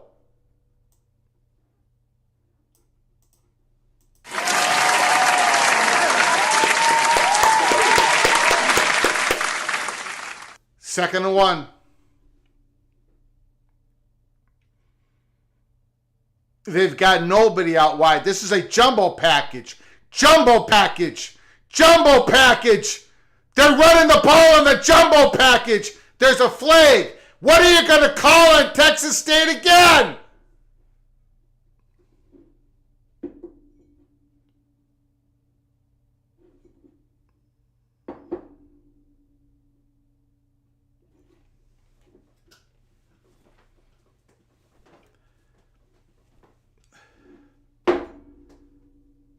I am starting to believe that the people in the PATC community is part of a great conspiracy.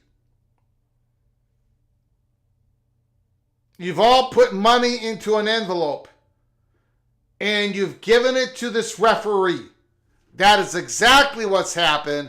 2nd and 9, the PATC community has been found guilty.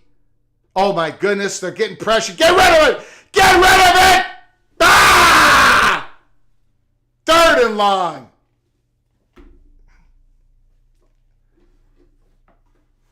These holding penalties are killing us.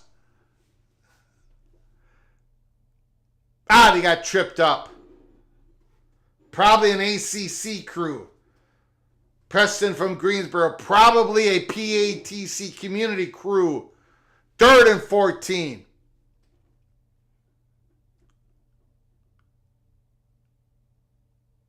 Okay, good play call. Good, make a move. Hang on, first down. There we go. Ah! Oh my God! Oh my God!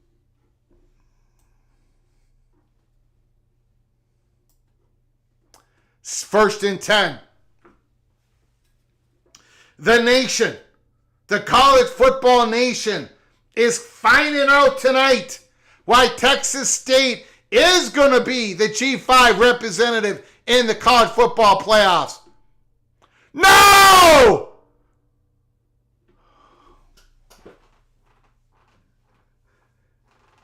Okay, shut up, Greg. Shut up. Shut up, Greg. Shut up.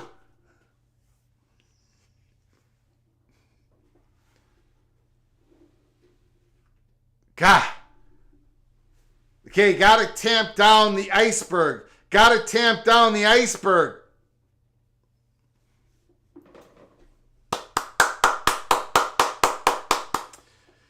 Northern Illinois has the inside track. However, I believe that Texas State's pathway is a lot easier. Wide open. Wide open. Wide open. Too easy. Too easy. Too easy. Third and manageable. Texas State's path is a lot easier than Northern Illinois if Texas State can get out of this game with a victory. That's the big point of this game. Empty backfield. 3rd and 4. At the 24-yard line. Play of the first half. Keep it, Jordan. Keep it if you have to. There, he kept it. He kept it. Oh, what a move! First down! Texas State! Empty backfield. Sometimes you got to keep it. They had no linebackers. They had nobody keying on you, Jordan. Nobody keying on you. That's a good read. Good read, good read, good read. Okay. Come on, David. Come on, David. Goliath is sitting there. They're bending over. They're tired. They're worn out. Inside handoff, a couple yards. He got hit hard.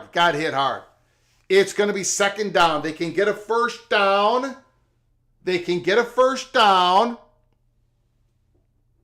It's second down at about 7. They stop Marty pretty good there. Don't take Marty out now. You're in the red zone. Give it again. Give it to number 21 again. Give it to Marty again, right here. Don't waste this down. Give it to Marty. Back to pass. Jordan, going to run it again. Good defense on that. Good comeback. It's going to be 3rd and 3. It's going to be 3rd and 3. Now, what do we do here? Is this 4-down territory for the Cats? Is this 4-down territory for the Cats? Back to pass. McLeod. Wide open. Wide open! Touchdown! Touchdown! Bobcats! Touchdown! Touchdown!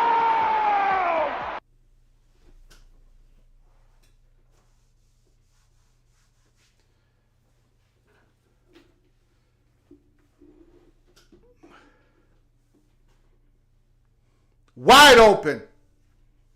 Now, look, let's be honest here. On this drive, there were a couple wide receivers wide open. There was that 2nd and long, very long, and Texas State was able to complete that 2nd down play to make it 3rd and 4. And that wide receiver was, Arizona State's going to have to challenge these guys a little bit at the line of scrimmage. Jordan McLeod, the transfer from James Madison. He lit it up last year. He's going to light it up this year. He transferred within the Sun Belt Conference. He knew that Texas State was all lined up to have this type of year. You're seeing it, you're watching it, you're living it. PATC community, the Texas State Bobcats, they are for real if they win this game. 14-7. 14-7. Now, Arizona State's offense slammed the door on that blitz. 15-play drive. 15-play drive. Just the home team being comfortable at home. Arizona State will come back. Relax. Well, I say this.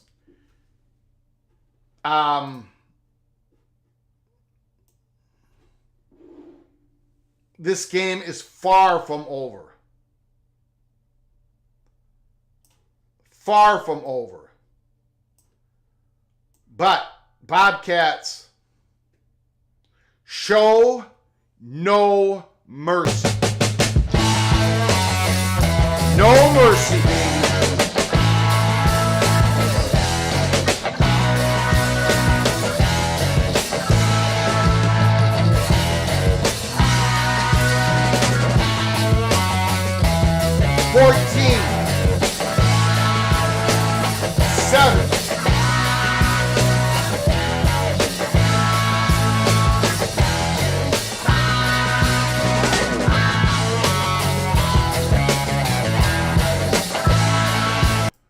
Okay, let's see what everybody's reporting on in this game.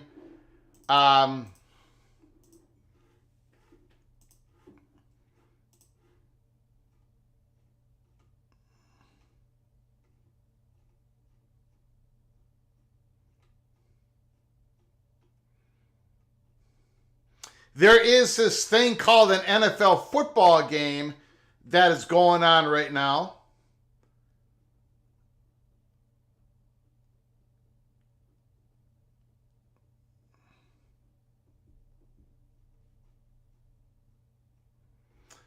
Kevin Noon, Ohio State, Guy says, I really like McLeod kid for Texas State. Yeah, he was sensational last year for James Madison. Absolutely sensational.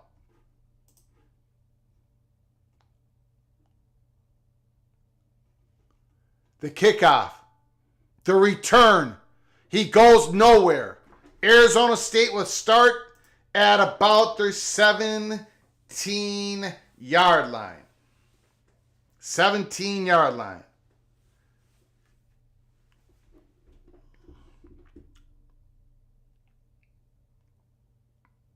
Again, when we come to halftime, I'm going to be taking a 5-minute break, and then I'll be coming back. We'll be taking your phone calls, halftime phone calls. Thank you all for coming. I appreciate it. Subscribe if you haven't subscribed. Turn on your notifications. Smash the like button. If you want to donate to our channel, help us keep the lights on, hit the $, make a comment, and I'll get you super chat as quick as I possibly can. Please stick around for the second half. I'm going to be taking just a 5-minute break during halftime, and then we're going to be taking phone calls post-game after the Arizona State-Texas State game has been completed. GJ,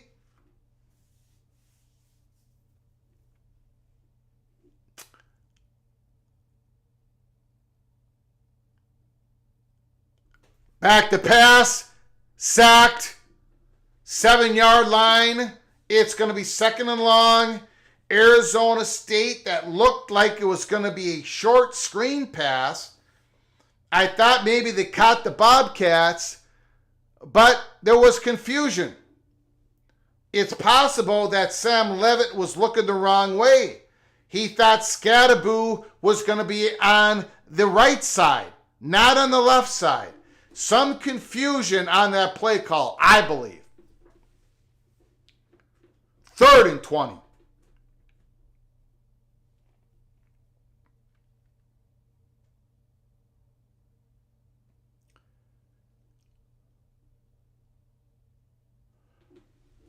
Third and 20. The fans are into it. Texas State is into it.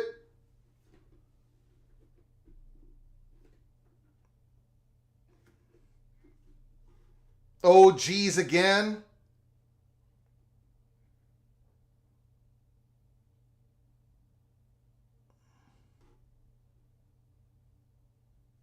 Texas State starting to believe. Greg the Gold analyst. Yeah, Greg the Gold. Let me tell you what a great analyst I am. I've been on the Texas State Bobcats bandwagon before anybody even knew there was a bandwagon. Okay? I've been on the bandwagon. And then the day that we have to make the selections against the spread, the picks against the spread, Greg the Gold, or I should say Greg the Iceberg, Greg the Cooler, Greg the Moron. Who did I pick? I picked Arizona State. That's the level.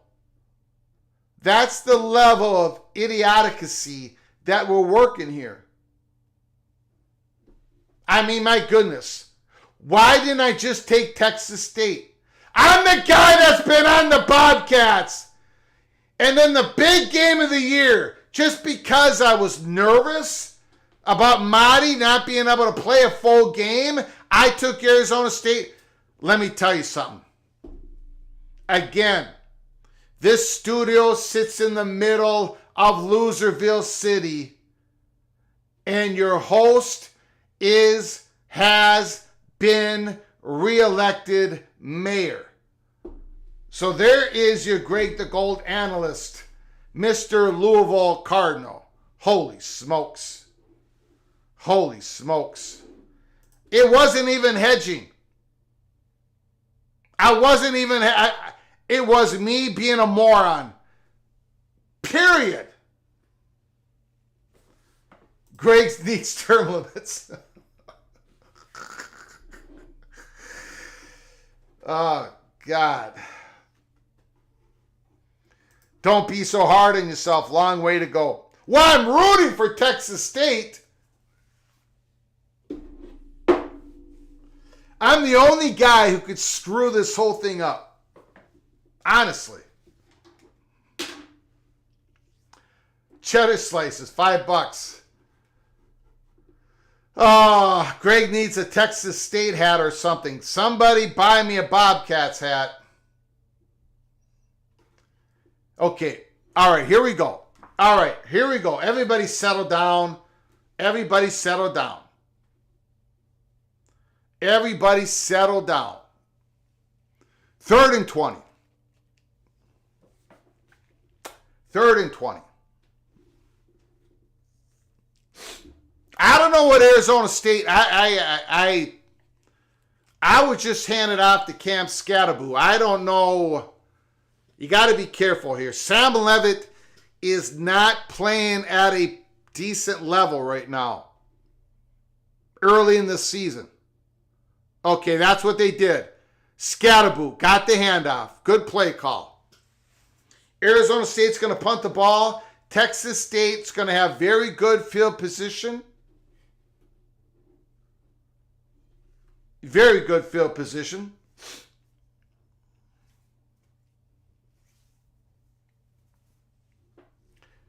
Stormy Cyclone. Does anyone else think Oregon State has a chance against Oregon? Antoine Codes. Kenny Dillingham said he'll find out how good his team is after they get their butts kicked. Is that this game? You mean, how do you respond after adversity hits you, after a loss? Very good point. The punt return is not on. Fair catch. 50-yard line. 50-yard line. Texas State. Texas State.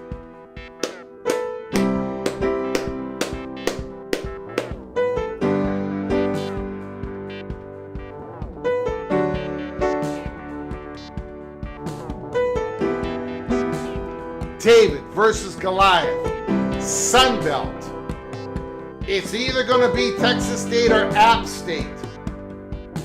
They play later in the year. If Texas State notches this win, you're going to be seeing a whole bunch of college football playoff bracketologists out there suddenly slipping in Texas State into the bracketology. But who had them first? Who's going to have them last? Who picked against them today? The fat guy from Minnesota. Ricky, Greg, you're killing me. Great show. No, I don't call. Okay, you don't call. Thank you so much, Ricky. Appreciate your incredible generosity. I'm glad you're enjoying the show. If anybody out there is enjoying the show, please smash the like button. Thank you so much, Ricky. Appreciate it. Arizona State comes back and wins. Greg the Gold will take credit. I will, but I'll still be very depressed about it. No offense to Arizona State Sun Devils out there, fans. But you guys know I got Texas State going to the playoffs. Numbskull News, General Hospital soundtrack. Numbskull News doesn't like my music. Doesn't like my music. Who's playing around on the Casio keyboard?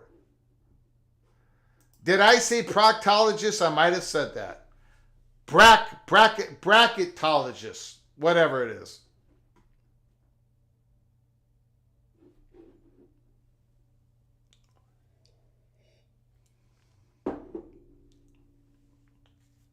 Thank you, Ricky. Appreciate it. 14-7. Now, the Bobcats have the ball at the 50-yard line.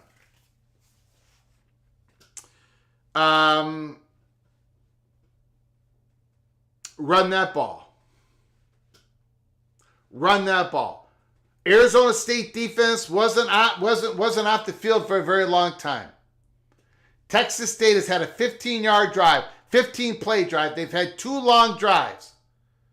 You've got them tired. They're bending over. They're gasping for air. Get the ball to Ismail Mahdi, number 21. Let him cook. Let him cook. And there's been a lot of inside handoffs. Get Marty outside unless you don't think, oh, he's so wide open. Forget the run game. Forget it. Don't listen to fat guy from Minnesota. Again, I'm a moron. I don't know what is going on in the secondary, Arizona State. These guys are wide open. Not sure what's going on. First down, 18-yard line. There's 5 minutes and 43 seconds to go in the second quarter. The Bobcats are having way more success in the air than I thought they would.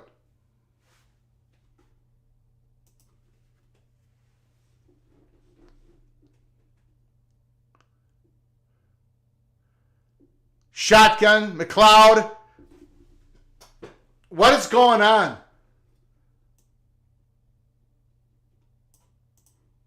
Touchdown! Touchdown! Touchdown! Now, I mean, I don't understand what's going on. These guys are wide open. Like, either on that play, the safeties weren't even around. Okay. I don't know. Maybe they went on a blitz and they got blocked. I don't know. But on the other plays, the safeties are so far deep that those slant pass, 10-yard slant pass, 15-yard, they're nowhere to be. They're not being challenged.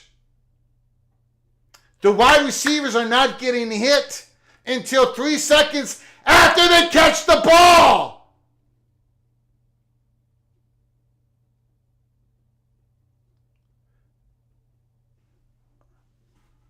I mean, okay, they're making plays, but there's nobody even breathing on these receivers. Joey Herbert, number 10. Bo Sparks, number 11. They're feasting on Arizona State secondary. Feasting on it. We have got major problems with the Arizona State secondary, or they don't know what's going on. They can't recognize. They don't know the coverage, or are they just getting beat that bad? Let me know what you think. Let me know what you think at halftime. The phone lines are going to be open at half and post game after the completion of this football game. 21-7, Texas State.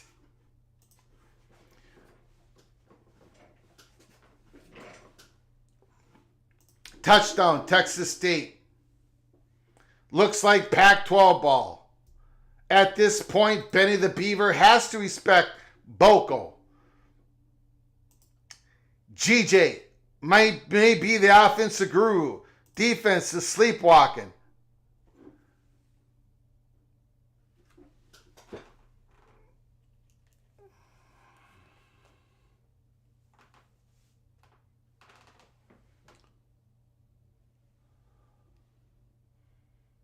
Sack.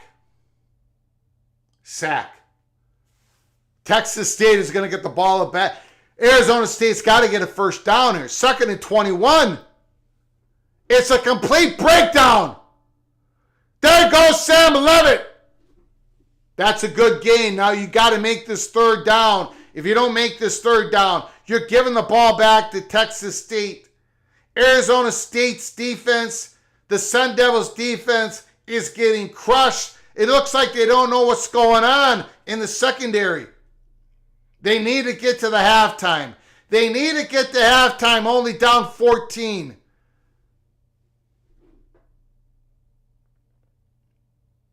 Back to pass. There's no rush. There you go. Had all day. Good. Oh, there's a flag. Uh-oh. Uh-oh. All the flags have gone against the Bobcats. Is this one going against the Sun Devils?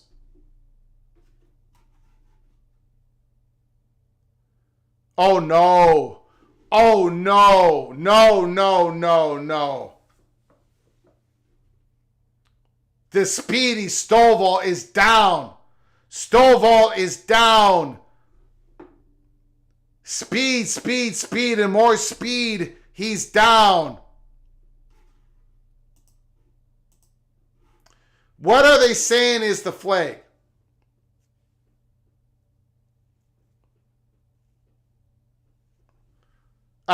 What was the flag? Does anybody know? Are they saying? Are the announcers saying anything? Immaculate. What's funny is one of the announcers for the game is an ASU grad. Holding defense. Again, every call has gone against the Bobcats. Again, the PATC community is in on a grand conspiracy.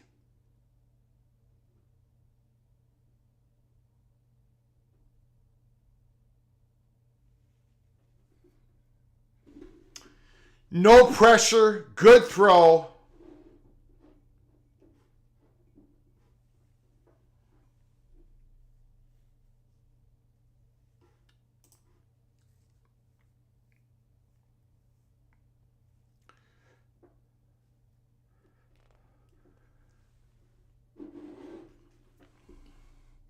Big play for Arizona State, but they lost their speedy wide receiver,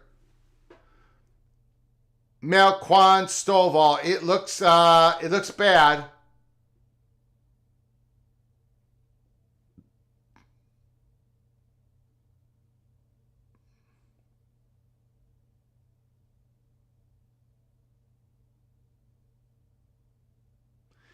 Yeah, I am no doctor, but it looks like he's not coming back in.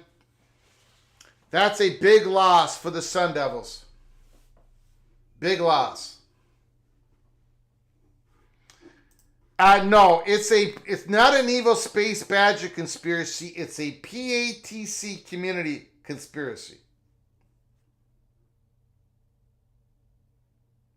Each and every one of you chipped in. You put the cash, a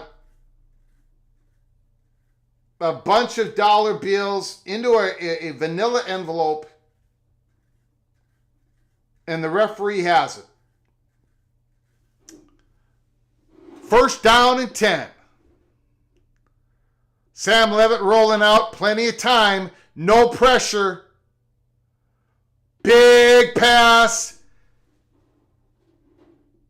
Touchdown! Touchdown, Arizona State! Touchdown! Touchdown!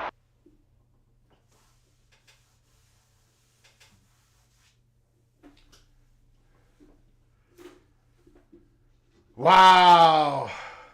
Immaculate. Like I said, just got to relax. Just got to relax. Okay, let's see if you can relax. There's 3 minutes and 46 seconds to go in the third quarter. Texas State Bobcats are going to get the ball again. In Arizona State secondary are not even close enough to the Bobcats receivers to breathe on them when they catch the ball. So we'll see how much the Sun Devil fans can actually relax once Jordan McLeod gets the ball back to the Bobcats. Big drive for the Sun Devils.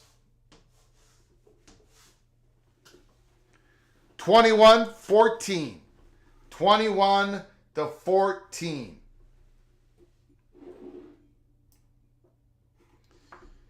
AMAC. Now, how about some defense, Arizona State? We earned the cash to pay the refs from betting against, holy smokes, from betting against Greg the Gold's picks.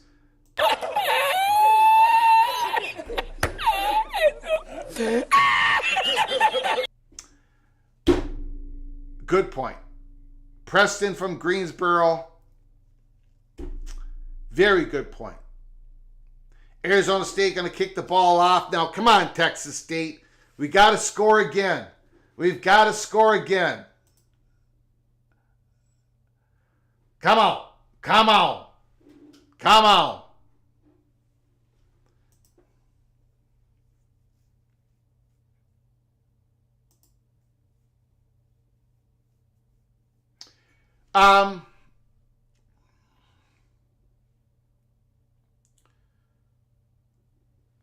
Okay, this is what you're going to do. Bobcats. Arizona State, they're going to bring everybody in on this. They've been laying back and they can't cover squat. So they're going to try to get to Jordan McLeod. They're going to bring everybody. This is the perfect time to run a screen pass. Right now, Bobcats, screen pass.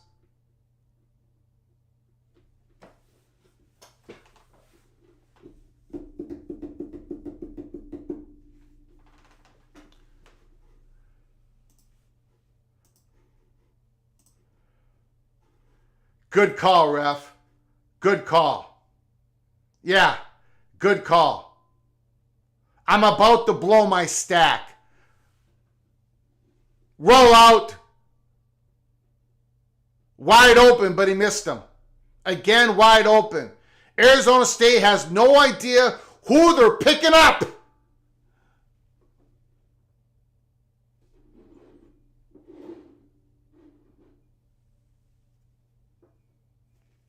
Second and 15.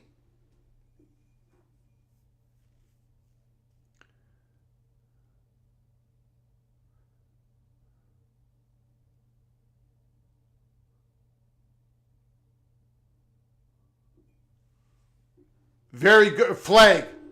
Who's it on, ref? I wonder who's it on.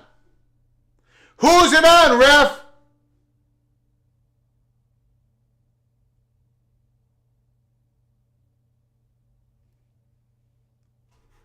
Hey! What the hell's going on around here? Wait a second! What is the penalty count?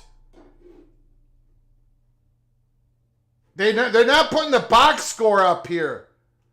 I don't have the box score.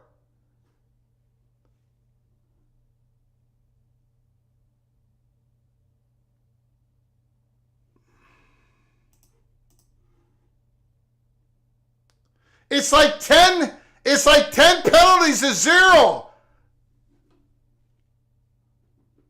Every flag's been on Texas State.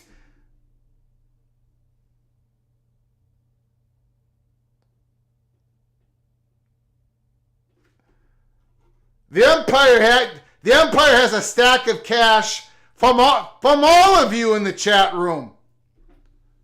This is an abomination. An abomination. Holy.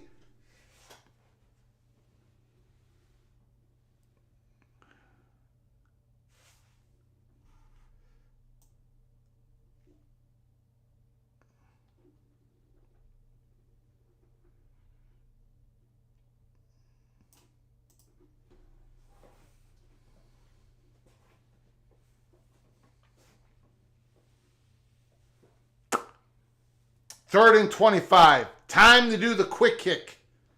Time to do the quick kick.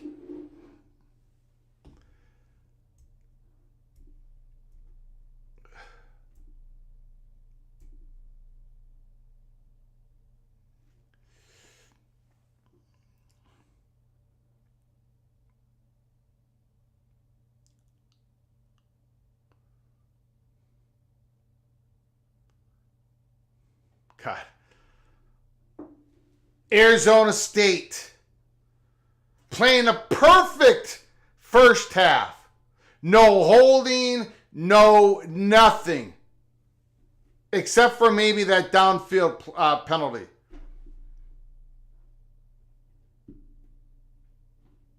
Fourth down. Texas State has to punt the ball. Arizona State can suddenly have the opportunity to tie this game.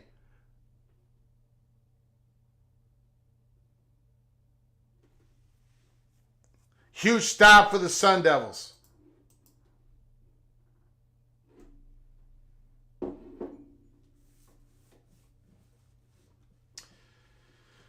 Oh. You know, ESPN does not have a box score for this game.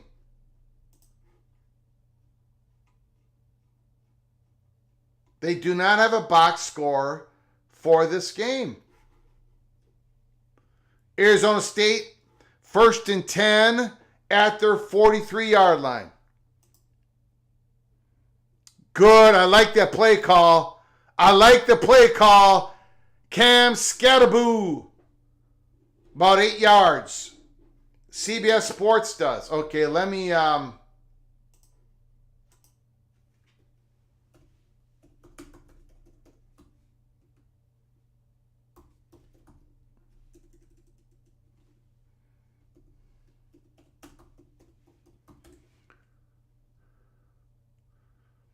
Did not quite get it. It's going to be 3rd and short. 3rd and short.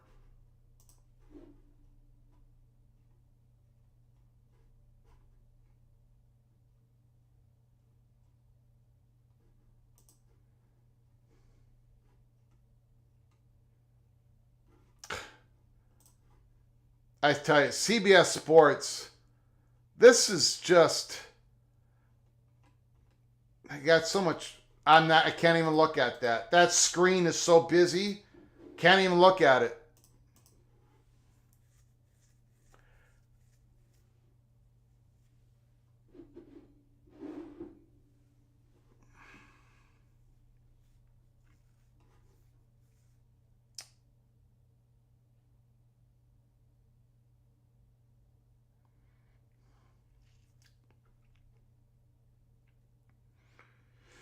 Yes, they got hockey, and they're part of the NCHC Hockey Conference, and they are AAU. Texas State is unraveling. Well, it's easy when the refs are pulling the thread, Numbskull News. When the refs are pulling the thread.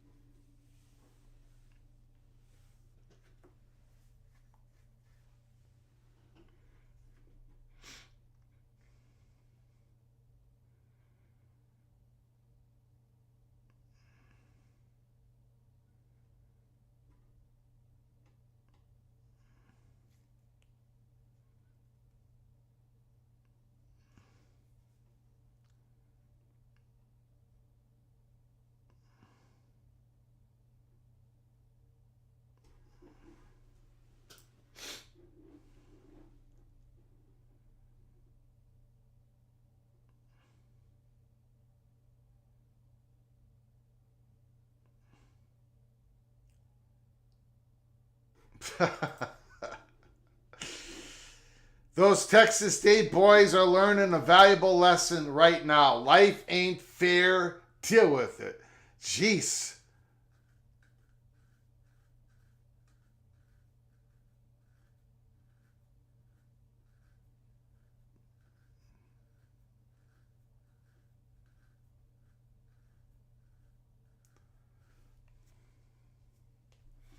I bet if you look at the concession stands at Texas State football game, I bet there's a burger there without cheese. Go look, somebody look it up. I bet the offer, there's no cheese on that burger.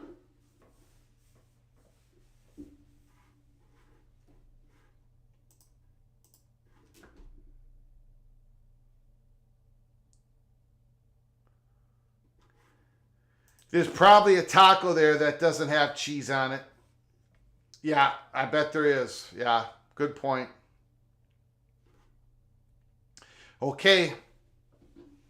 We've got a situation here. Arizona State is knocking on the door. They got the ball, and they can tie this game up. Go in the half all tied up. We knew it was going to be a shootout, 3rd and 1.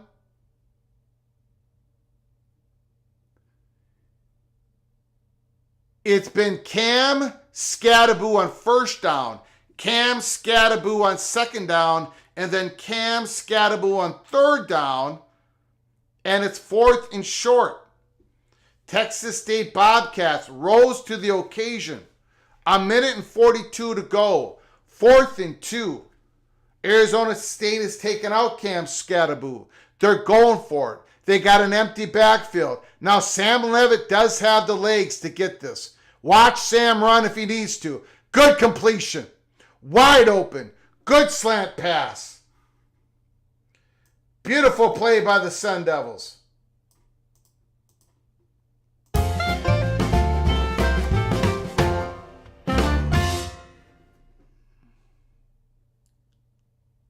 Levitt back to pass. Rolling out. Again, no holding called on Arizona State. Never a holding call on Arizona State. 2nd and short. 2nd and short. No, I'm sorry. Yeah, 2nd and 6. Excuse me. 1:11 to go. 1:11. Look, ref. This is the signal right here. I'm calling it for you. Back to pass. It looks like that's a 1st down. Arizona State.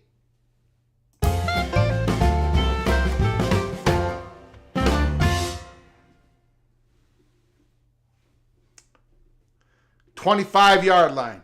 Shotgun. Back to pass. Levitt throws it incomplete. 2nd and 10. Just a reminder, ref. Just a reminder. Just a reminder.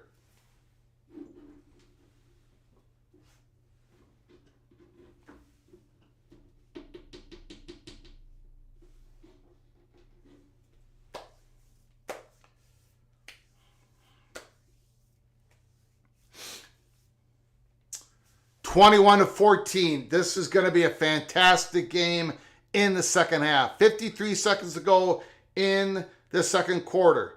Again, at halftime, I'm going to take a 5 to 7 minute break. I'm going to come back and take your phone calls.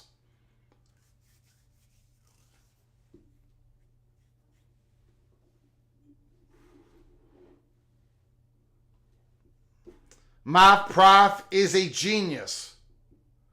My prof has always been a genius. Arizona State is holding, but there are no flags.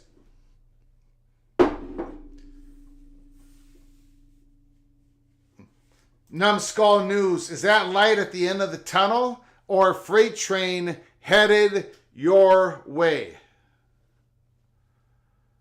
I just think it's the glare of my glasses.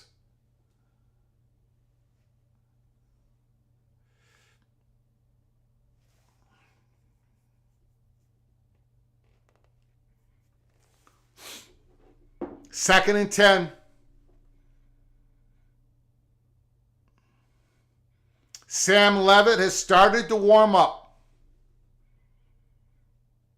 Shotgun split back past the... Arizona State had a guy wide open. A tight end wide open. But a short pass to Cam Scattaboo. It's going to be 3rd and 4. Are we in 4-down territory? I think so. I think Arizona State's going to try to tie this game up. Levitt, shotgun, back to pass, a little bit of pressure. Catch!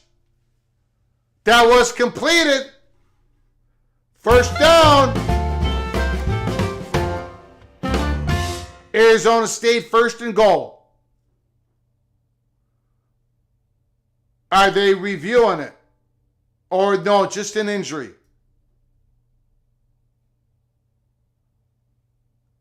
Just an injury.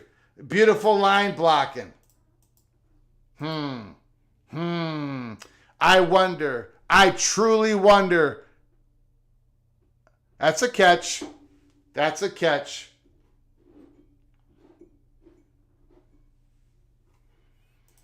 Because I think Arizona State declined about 5 of them, dogs and dubs.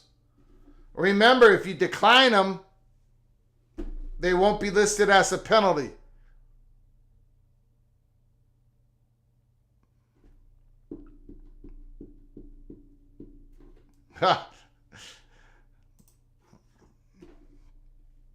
Immaculate. I saw a Texas State player holding an ASU player's hands to his own jersey trying to get a holding call. So dirty. He caught that, right? Sure looked like he had it. I see nothing to overturn it. Stormy Cyclone, a very astute PATC community member. Texas State 21, Arizona State and the refs 21.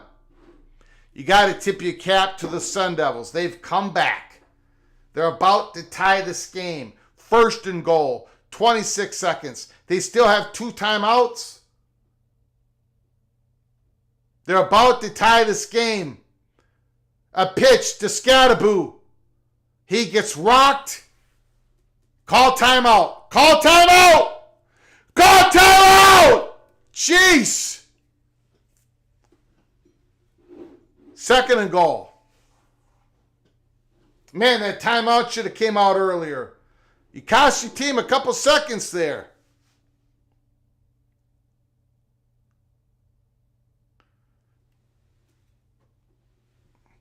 Florida man, I'm watching the Dolphins and listening to Greg at the same time. You are a wise man, Florida man. They didn't call the timeout right away, though, right? It didn't seem like it. Did not seem like it. Come on, Dill. Okay. What are we calling here?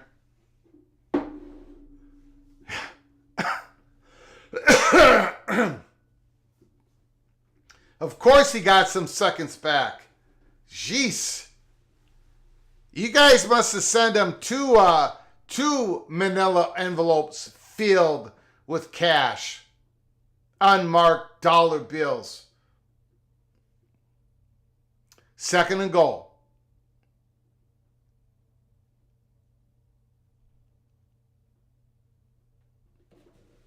I don't know what's going on here. I don't know what's going on.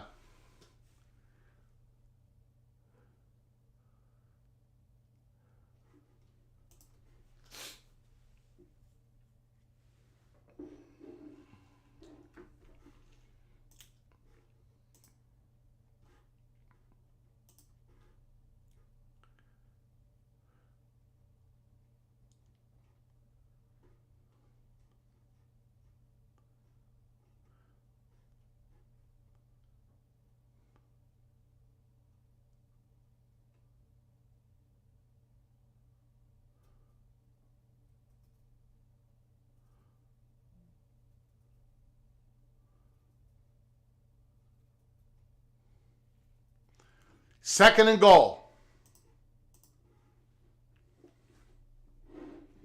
13 seconds. Arizona State's got 1 timeout. Scattaboo shotgun. Behind Levitt.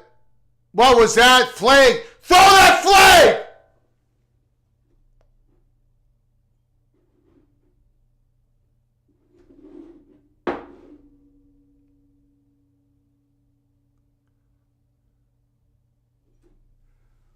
False start.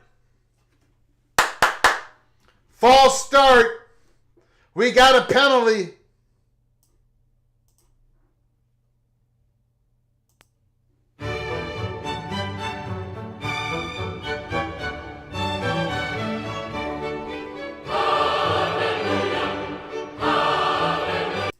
Second and goal. Shotgun. Levitt. Sam Levitt back to pass, rolling out. You gotta get him! Get him, you bloody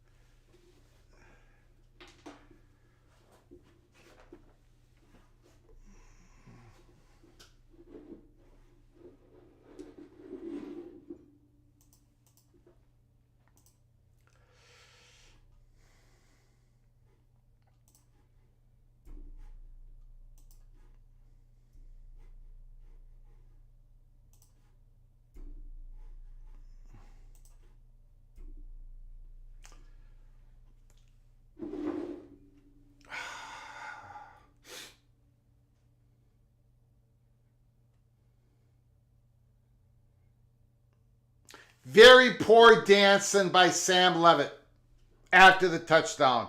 Very poor dancing.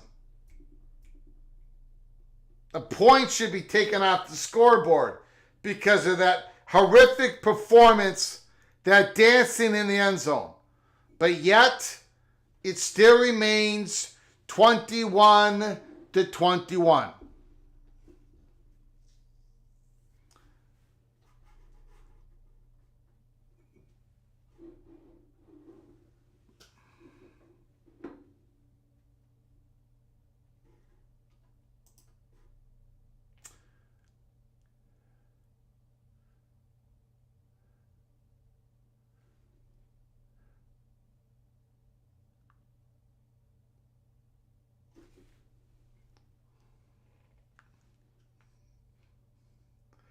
Okay, let's go into halftime. Let's go into halftime. 21-21. Let's not worry about it. Everything's okay. We avoided catastrophe. We're going to be okay. The line was -2 Arizona State, Kyle Visser. Let's go into halftime. Let's go. Kneel down.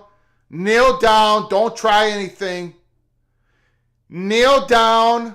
You should be behind center. I don't know what this play call is.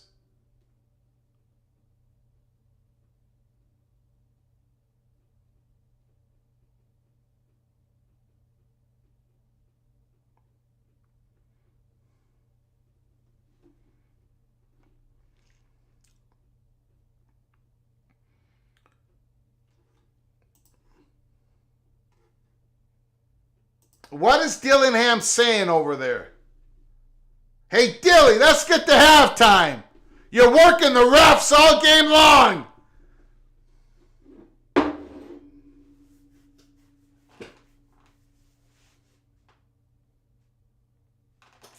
Throw a flag on the coach.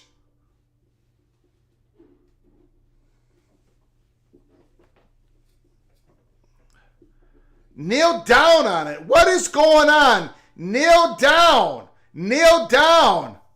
What are we doing? Kneel down. Don't throw it.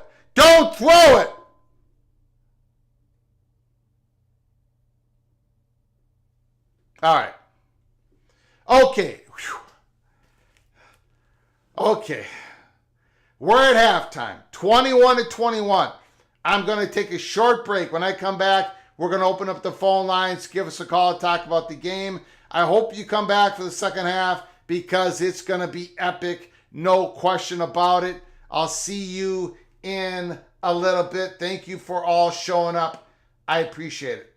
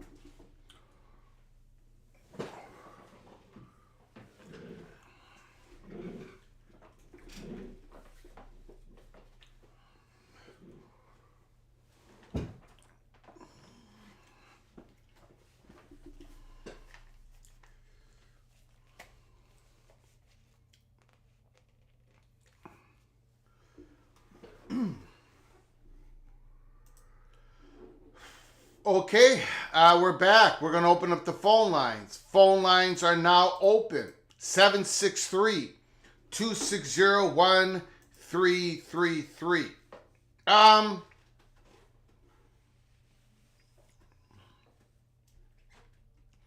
So give us a call. I did see that Sacramento State trying to get in the Mountain West Conference. All I know is what I read a couple minutes before I came on live. So we'll take a look at that tomorrow.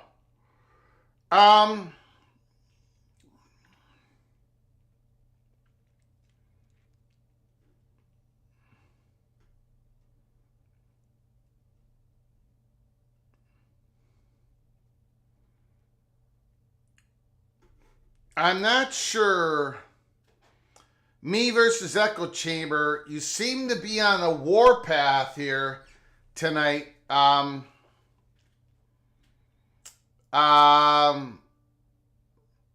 This is the best Sun Belt team, or the second best Sun Belt team. The line was 2. Arizona State wasn't predicted to come in the top half of the Big 12. So this is pretty natural. This is like Penn State beating Bowling Green. This was expected to be a close game. So I don't know why you are riding the Big 12 so hard tonight. Call from BJ. BJ, the floor is yours. Hey, what's up, Greg? Thanks for allowing me to speak on your platform. Yeah. Couple of things, man. I don't know whether it's me, but the officiating this year so far has been horrendous. I stopped watching the game midway through the second quarter, but maybe like 10 minutes after the second quarter. There were so many holding calls that wasn't called. I figured somebody was paid off, and I don't like being jerked around. Yeah. But you are providing great play-by-play, so I turned the game off. And I'm watching the NFL now, but great game. And I'll say this, and your Big 12 fans will be mad at me for saying this, but it is a fact. If Arizona State was in the ACC, the narrative would be the ACC sucks, right? Well, maybe, but it would be the wrong narrative. So if it's going to be wrong one way, it would be. Look, Arizona State is not predicted to compete for the Big 12 championship. They're not even predicted to finish in the top half of the conference. So when you have the best of a G5 conference playing close to a bottom half, we see that almost every week in the non-conference schedule. So I don't think this is embarrassing for the Big 12 at all. I think... go ahead. Go ahead. No, I interrupted. Go ahead. No, you go ahead. You go finish it up. Yeah, I agree. I don't think it should. My point is, a team losing should not reflect the conference. It should reflect the team. But it seems to be that's not the case. I think it's going to be an entertaining game down the stretch. Hopefully, Arizona State can diversify their game. It's scatterbo or bust with them. And they're physically more imposing than Texas State. So I think, unfortunately for them, they're just going to have to slow the game down and make the game a short game, because I think the longer the game goes, the advantage goes to Texas State, because they're high-powered and they're just, I think, athletically are probably better than Arizona State. So Arizona State just have to use their physicality to kind of wear them down. Yeah. It's going to be. I think it's going to be fascinating second half. If Sam Levitt can continue to play at this level, he started off shaky, but he got it going there in the last couple of drives. If he can continue to do that, I think it's going to be very difficult for the Bobcats to stop the Sun Devils. But we'll see. I thank you for the call, BJ. Appreciate it. Adios. You got it.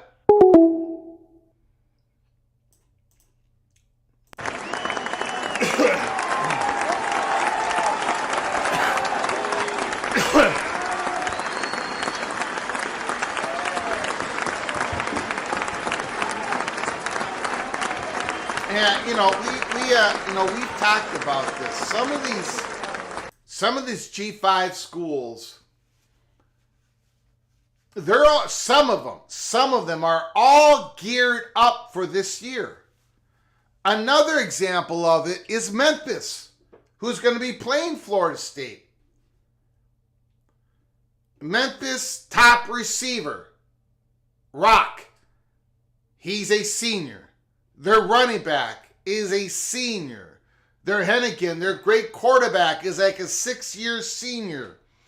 Memphis is all set up for this 1 year. If they go beat an ACC school or a Big 12 school, whatever, okay, it's football. I don't think it's embarrassing for but then again, I look at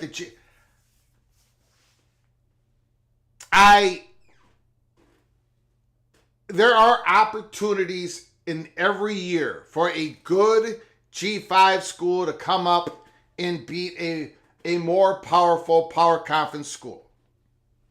I happen not to want to see that go away. Now, there's other people who pound their fist every day on X and message boards, power two, power two, power two, power two, power conference. And I think there's too many good football players across the country. There's too many football programs that I think that are not in the power conference that should continue to have access to play at the highest level. And that's my want. That's my belief. I'm not saying it's going to continue to happen, but anyways, I'm off my soapbox.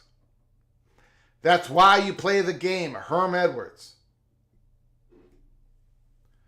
Colorado State is probably going to wreck Colorado. Boise State almost beat Oregon. Bowling Green almost beat Penn State. Can go on and on and on every year, every year, every year.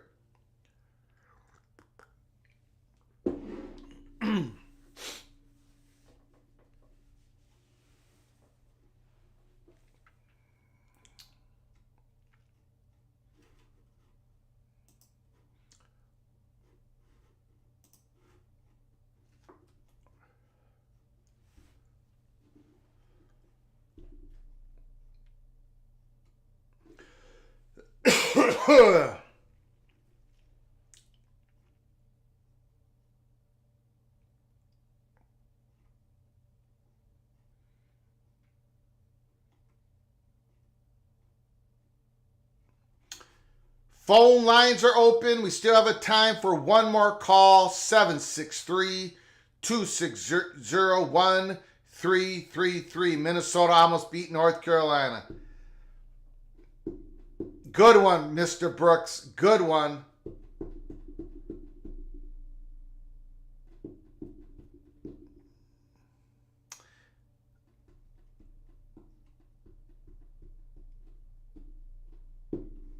Notre Dame lost to Northern Illinois.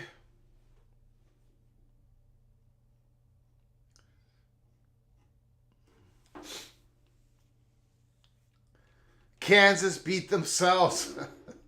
2 interceptions. That was the difference in that game. Just like Minnesota, 2 missed field goals, one of them being a chip shot.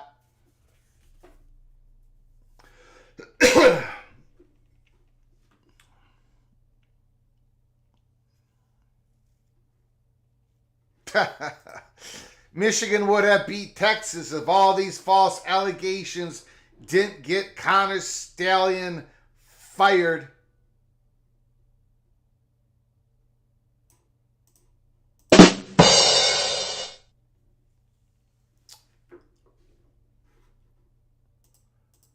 That's right. That's correct. Minnesota versus Iowa in 9 days. The pig. 9 days from now, NBC, we're going to be doing a primetime watch party. The Golden Gophers versus the Hawkeyes for the Pig of Rosedale. If you're new to the channel, and if you haven't done so yet, please subscribe and then turn on your notifications. We can come on live at any time. I want to thank you all for joining us here, PATC Watch Party. Arizona State Sun Devils versus the Texas State Bobcats. Smash the like button right now if you are enjoying our content. It helps us with the algorithms of YouTube so very much. If you can, if you want to support this channel through a donation to help us keep the lights on, please hit the $sign and make a comment, and I'll get you super chat as quick as I possibly can. We're going to be doing a watch party tomorrow night. Tomorrow night, college football, Friday night. So join us. Arizona Wildcats versus the Kansas State Wildcats. Arizona, Kansas State, join us. It's going to be a fun time. Big Big 12 matchup.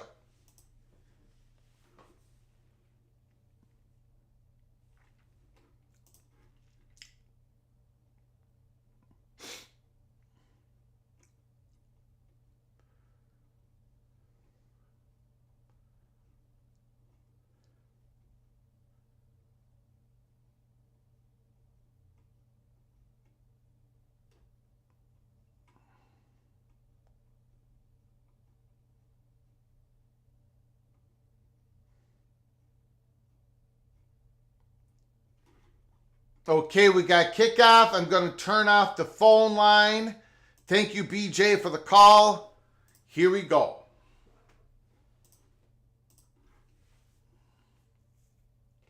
Mock Prof, does this game go to overtime?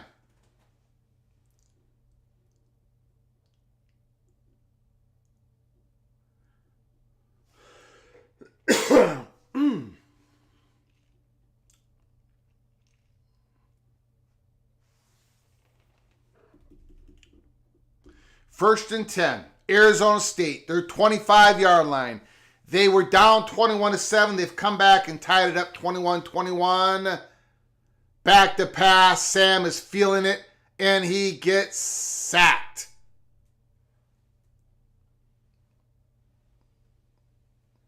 Second and long. That was a sackaboo.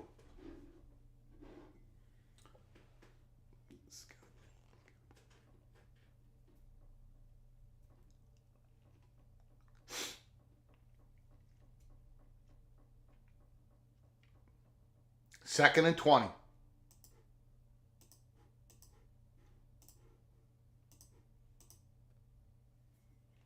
Nothing. Third and long.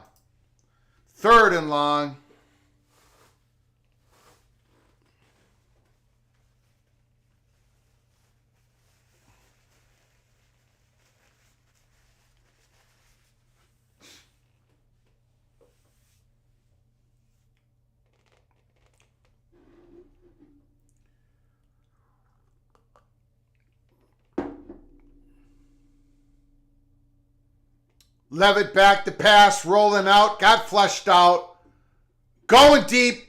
Ooh, he was open. He overthrew. Oh! Wait a second. That was Melquan Stovall is back in. I think I saw him out there. I think they overthrew Stovall, right? Yeah, he's back in the game. He got injured in the first half. That is real good news for Arizona State. Real good news for Arizona State. Although the Sun Devils have to punt the ball, they got their number 5 back in the game. Okay, Texas State. Can they retake the lead?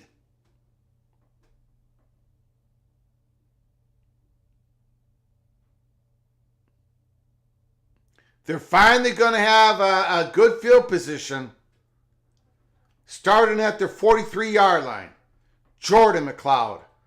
It seems like forever since Ismail Mahdi had the ball in his hands.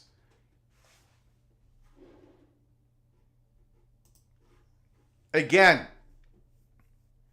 look for number 11. Bo Sparks, the wide receiver.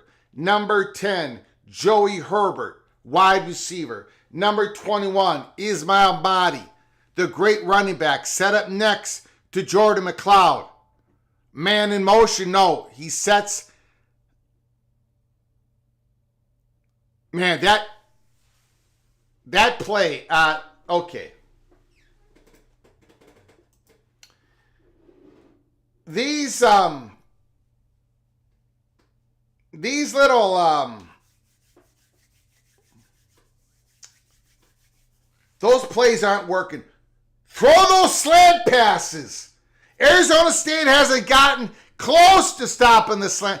Don't do the sideline bubble screen stuff. Boy, they got him on a blitz. They got him on a blitz. Ooh. Cornerback blitz going the other way. Marty almost broke it. It's second down, 3rd and 5, 3rd and 6. They sent the guys on the edge. Marty went the other way.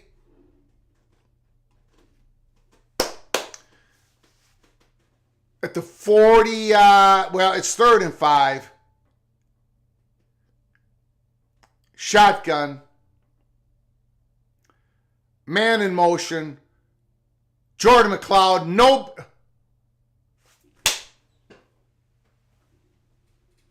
Wide receiver wide open again.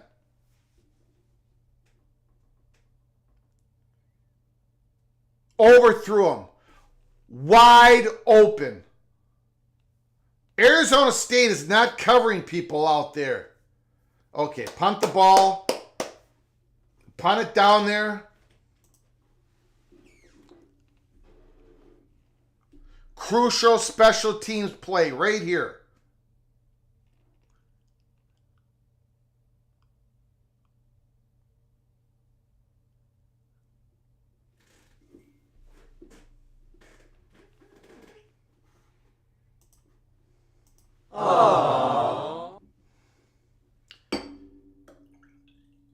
Touchback.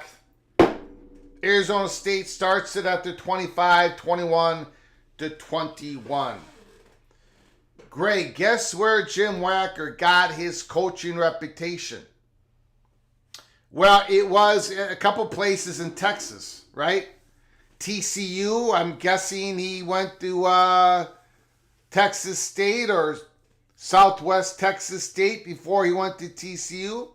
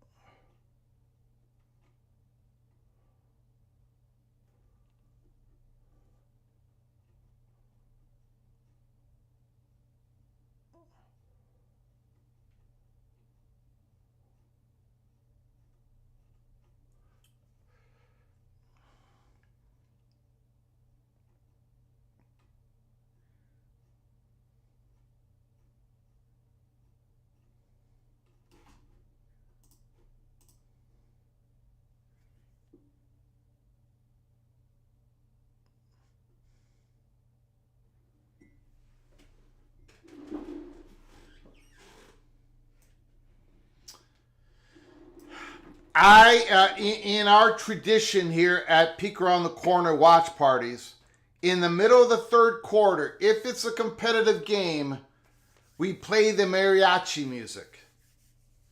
So I think you should anticipate us dancing to mariachi music here in the next 6 minutes of game time play. So buckle up, brace for impact, giving you a warning.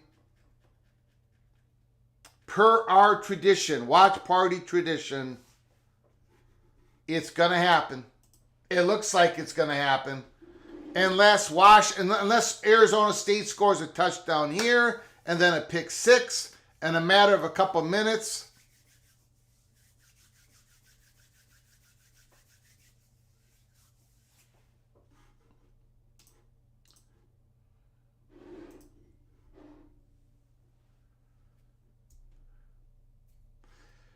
Well, my prof, I will gonna have to you can still donate and I'll still sing it, but not tonight because I'm going to have to practice it. So if you want to make a donation, and if Texas State wins the game, I'll sing it on either Friday or Saturday's live show. But I'm not going to sing it tonight because I don't know the song. I got to learn it. It doesn't take me too long to learn a song, but back to pass, Sam Levitt. Oh, he's wide open.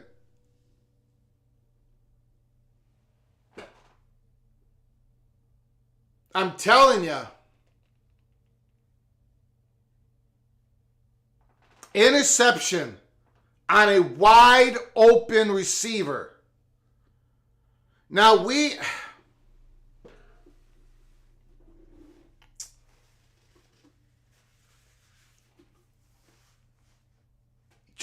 it was tipped, but it was a bad pass. It almost like, it looks like he dropped the elbow and floated it.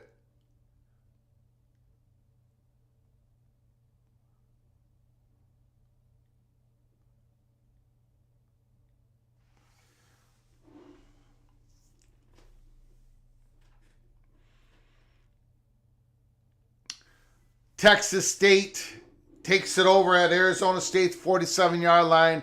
First down and 10. There we go. There we go.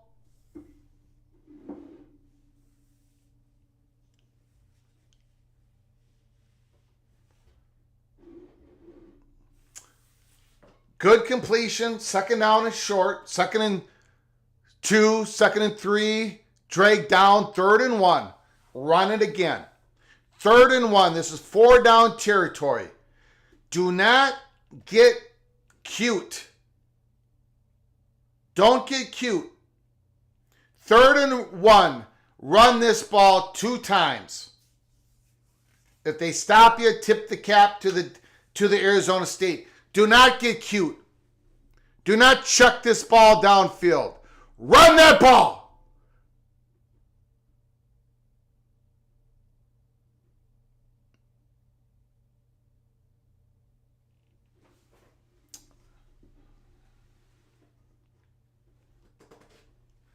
My prof, you can shove those envelopes where the sun doesn't shine. First down and 10. And there's a flag.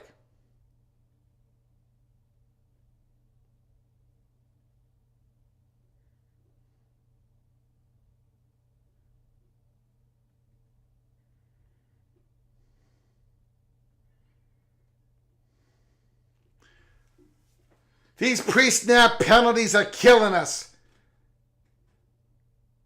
Bobcats, get your head in the game. Let's go. You got to play clean. You got to play clean here. First and 15.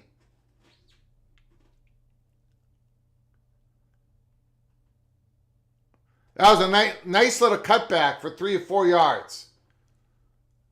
And there's another flag.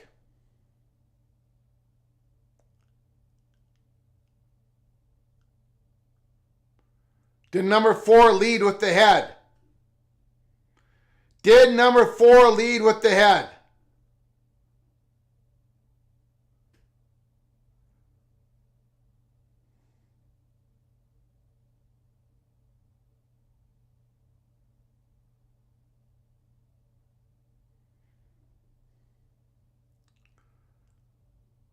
Oh.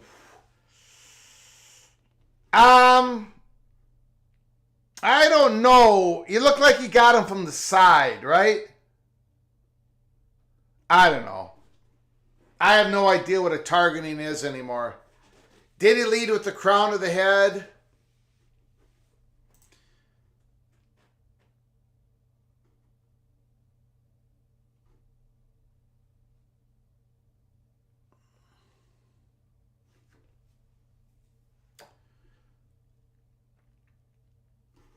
The referees don't want the fat envelope, I guess.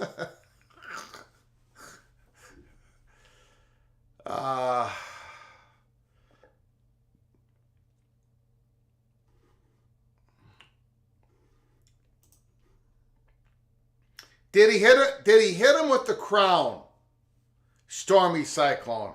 It looked like he came a little bit from the... I think he kind of... I mean, it's a hard hit.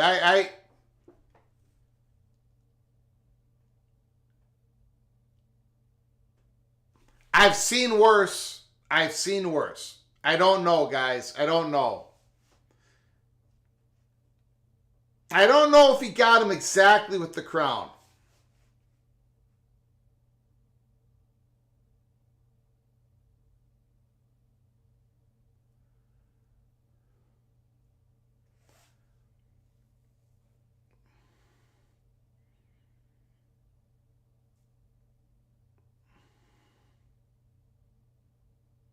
Yeah, it almost looked like he was trying to get his shoulder in there.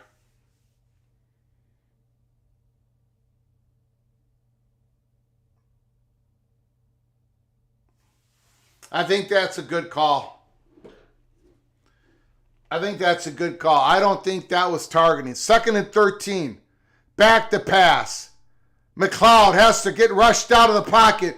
Throws it out of bounds. It's going to be 3rd down. 3rd down and 13.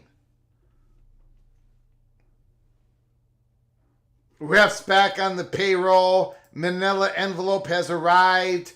ASU better win with all this help. Yeah, I don't think that was targeting. Okay, 3rd and 13. 39-yard line. McLeod, shotgun. Man in motion. They're staying with the zone. Good tackle. Now what do we do? 33-yard line. It's going to be about a 3rd and 6. Long field goal, go for 4th down or punt it. I say go for it, young man. Go for it. Let's go. Let's go.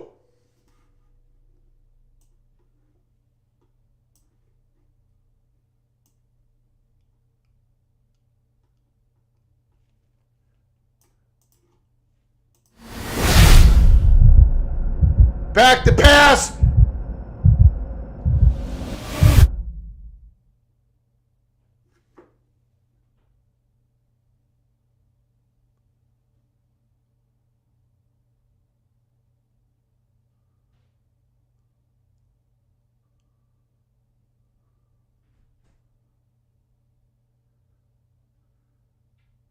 What happened? Was that incomplete?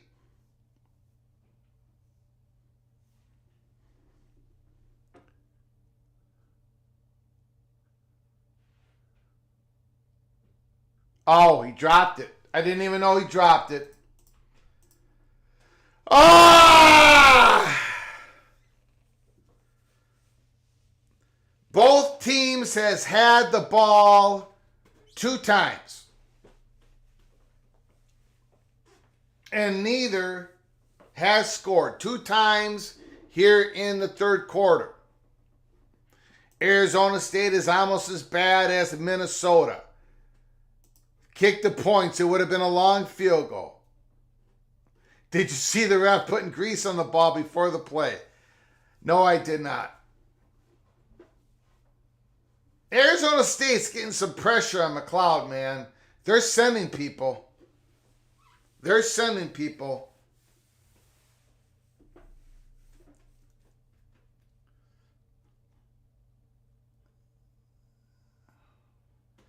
As Bob Davis used to say, it's caught and dropped.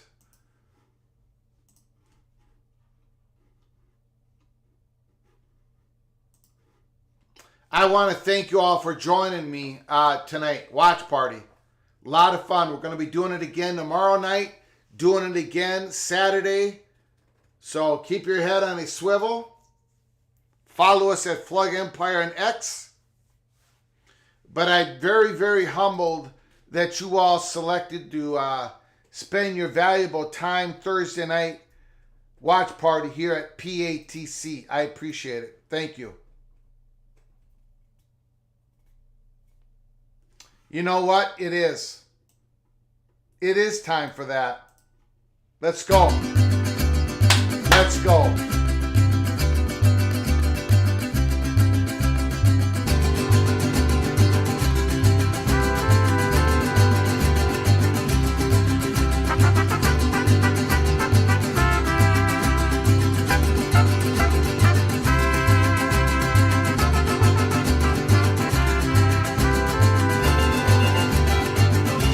(21 to 21). Middle of the third.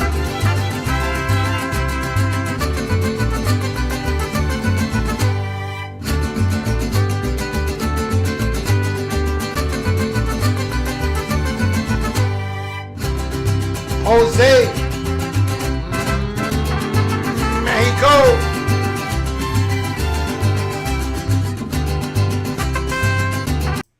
First and 10, Arizona State at their 33-yard line.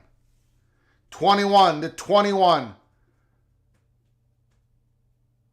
Last time Arizona State had the ball, the quarterback threw an interception. Scattaboo gets about 4 or 5 yards.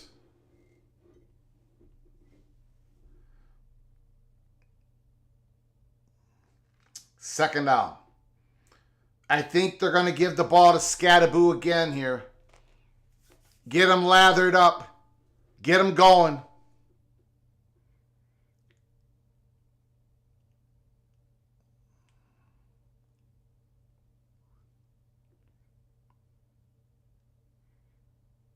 They gave it to him again, but he just gets crushed. Wow. Third and long. I thought Scattaboo would have a big night tonight, and he hasn't. That is showing me something about Texas State here. It's also showing me something about Mississippi State, because Mississippi State got ran over by the Sun Devils. Texas State is not getting run over. But they are getting thrown upon when Levitt can find his accuracy.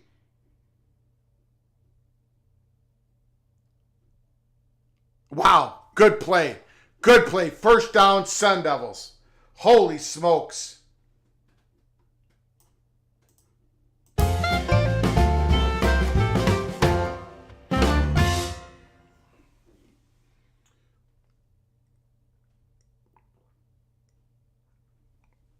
That was behind the receiver, but the receiver made a good catch.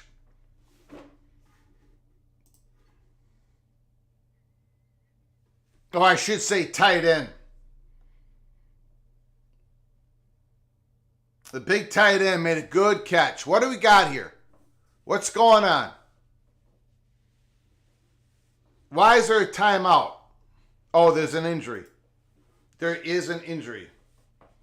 The last thing we need is a lathered up Scattaboo. What, he hasn't been able to get it going.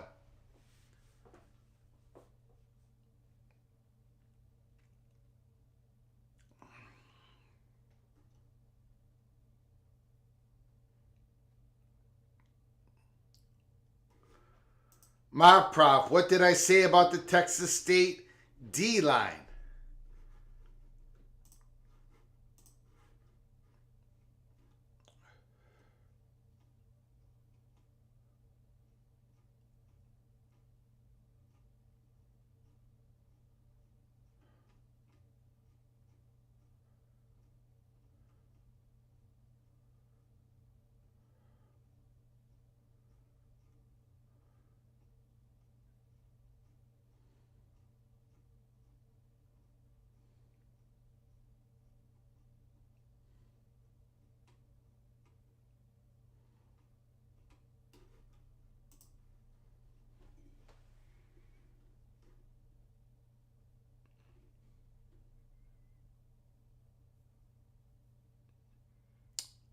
We got a flag. Could be a free shot. And then a hat is thrown. Flag, hats are thrown.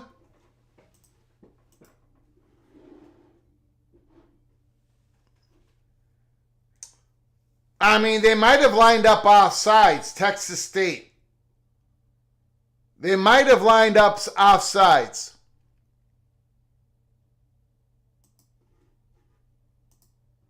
What's the call, guys?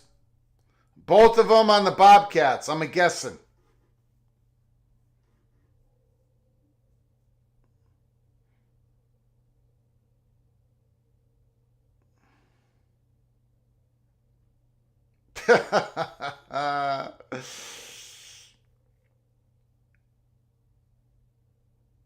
Too many players on the field.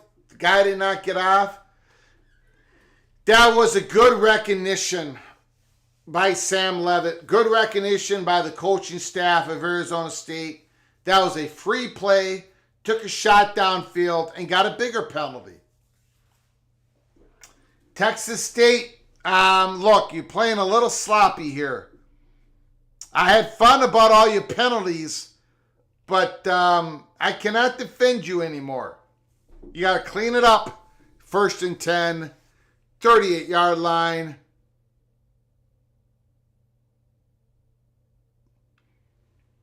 Not a whole lot there.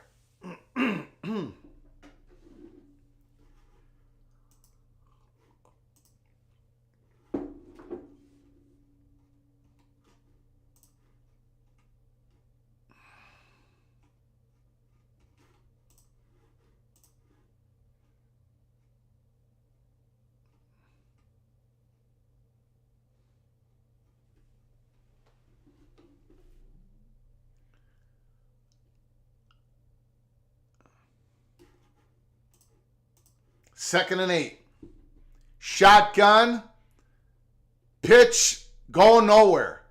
Arizona State's running game is non-existent tonight. And this is how they beat Mississippi State.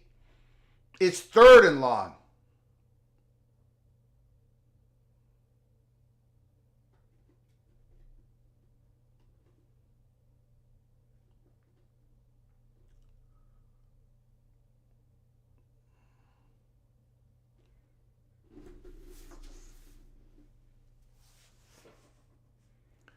Try to get some yardage back. Make it a manageable 4th down. There you go. There you go. Good play. Now you have a decision. But it's more manageable 4th down here. Long field goal or go for it on 4th down. What is the call? Sam wants to go for it, but this might alter the decision. We've got an injury.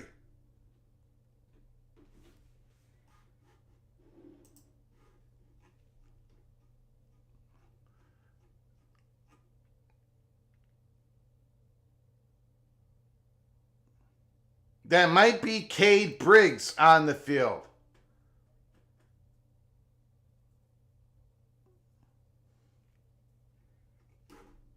That could alter the decision.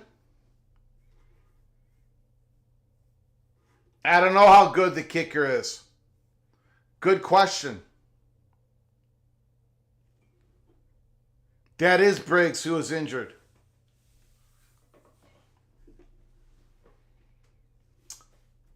You are correct. You are correct.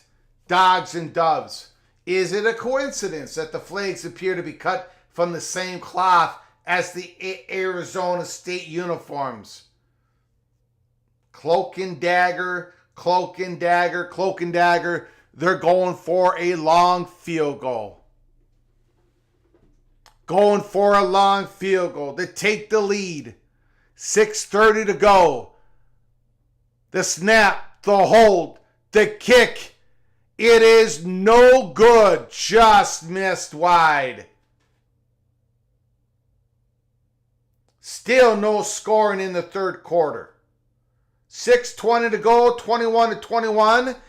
Texas State takes over in good field position. Just missed it.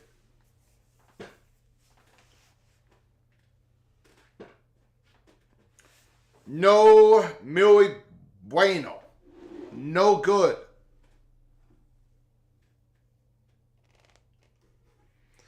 What the hell? Texas State is using the wind machine. They blew that ball. Holy smokes.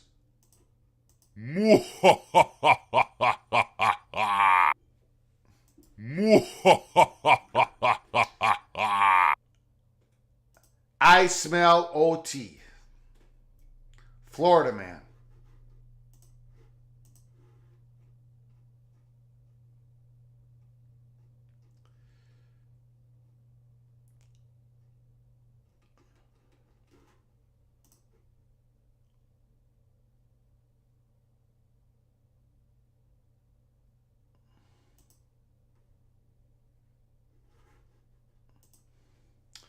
He was on target, then just quickly veered off. No,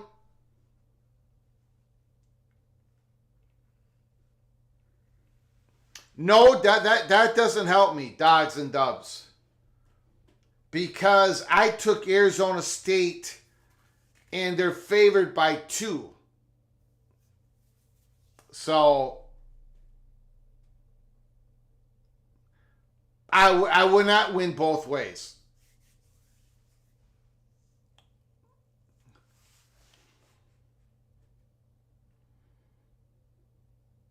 Yeah, I agree. Kenneth Evans. Now, my prof has told us that the Bobcats had a really good defensive line, but I was not expecting the Bobcats to hold up like this. I thought the Bobcats' only pathway to victory was like a 45-42 win. I did not think they were going to be able to slow down Arizona State's running game. They've done more than slow it down. They basically have shut it down. The Bobcats are forcing Sam Levitt, the quarterback of Arizona State, to beat the Bobcats. What I'm really struggling with is what adjustments have the Arizona Sun Devils, what adjustments have the Sun Devils made on defense to stop all those wide open slant passes where they're getting to the quarterback? They're sending everybody on the edge. Nobody up the middle anymore. They're sending the cornerback blitz, the safety blitz on the edge.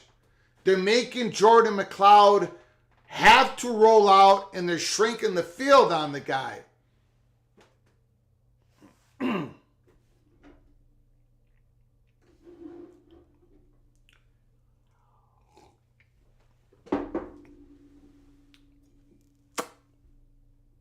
Shotgun.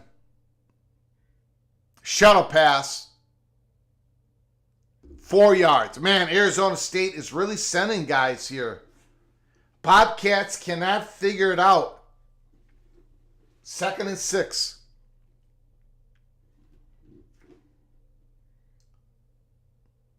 The Sun Devils have really changed it up here on defense. Now, it looks like they're going with just a 4-man line.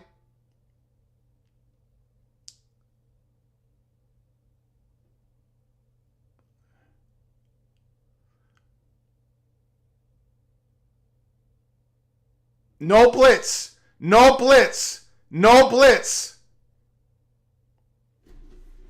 Now, Arizona State did not blitz on that play. McLeod finds the running back out of the backfield. 1st and 10.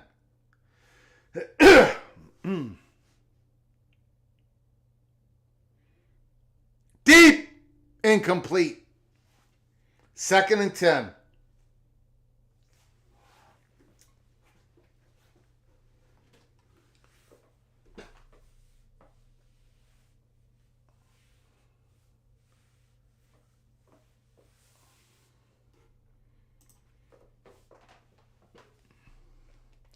.522 to go in the 3rd quarter.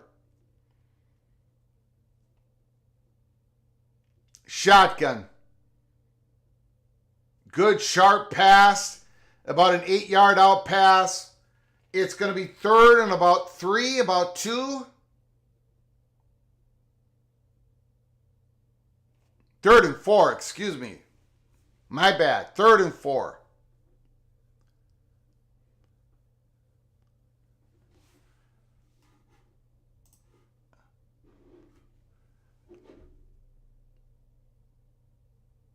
Oh, he got rocked. That was Bo Sparks again. Bo Sparks and Joey Hobart, really good tandem receivers, good possession receivers. You don't see them going long. First down and 10, Bobcats. McLeod pumps, fakes, throws, wide open, touchdown. Touchdown, Bobcats. Again, another wide open receiver. Touchdown! Jaden Williams. He went long. Touchdown! Touchdown! Thank you, Jeff Morgan. Appreciate it. Love the watch party. Good stuff. Hit that like button.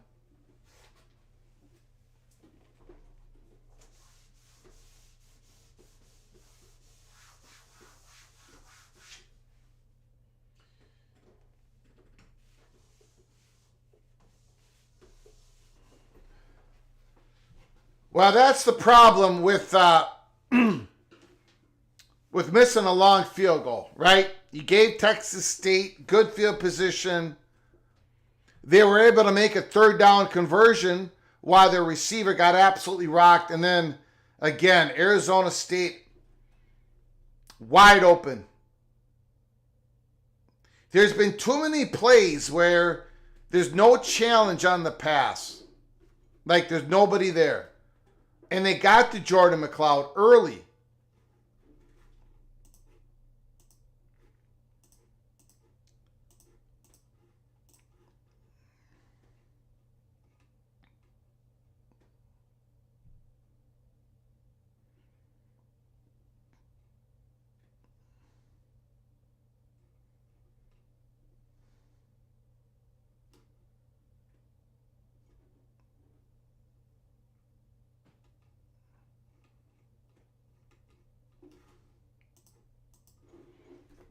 Okay.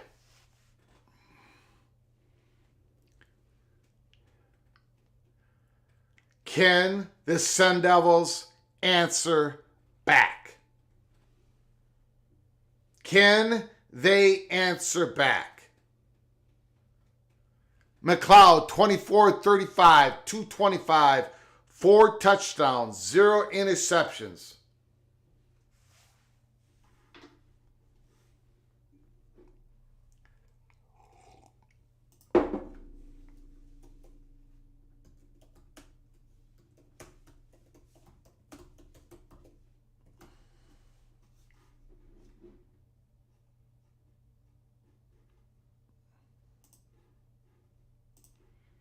First and 10.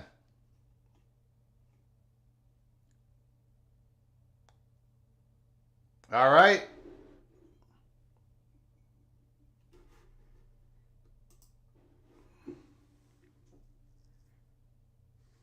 Second and 1. Arizona State now empty backfield. It looks like they've just incomplete. The running game has been stopped. Arizona State's running game, which they lean on. That's what won them the game against SEC opponent Mississippi State.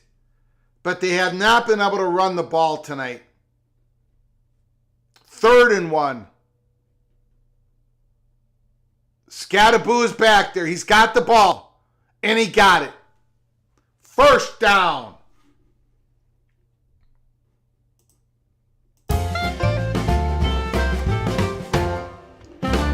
Scattaboo is not getting any. He's not getting any daylight. There is no holes today for Scatterboo. Arizona State at the 36, first and 10. 3:35 to go in the third quarter. Down 7. Back to pass. Sam, he's going to take off. Big run. Big run. There he goes. 30, 25. All the way down to the 25-yard line. Arizona State. First down.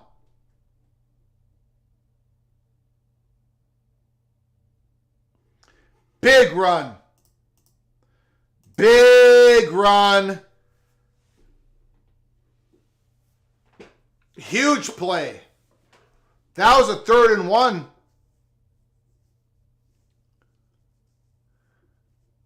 (13 of 19, 187, 1 touchdown, 1 interception, 1st and 10. Wide open.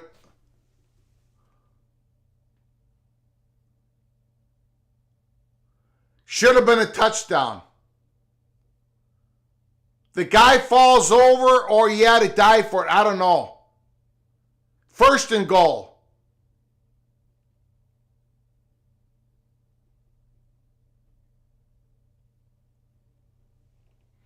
Cam Scatterboo runs it down to the 2nd-yard line. 2nd and goal. Arizona State is about to tie this game.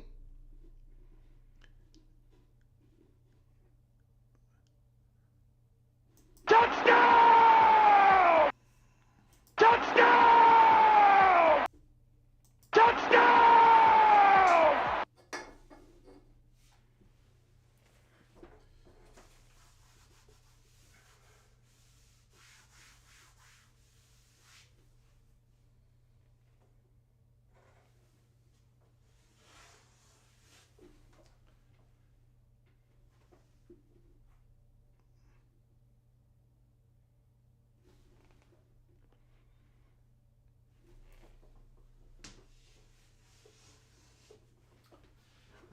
Wow.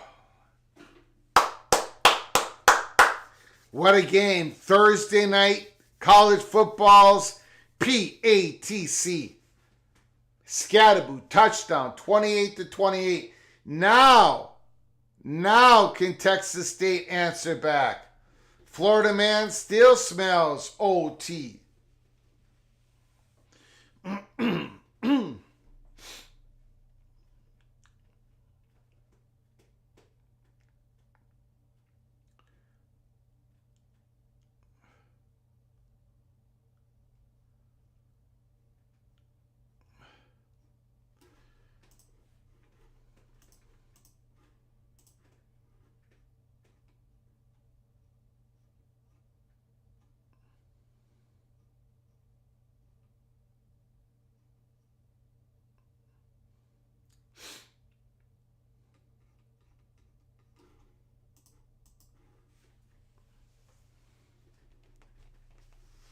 Here's the kick.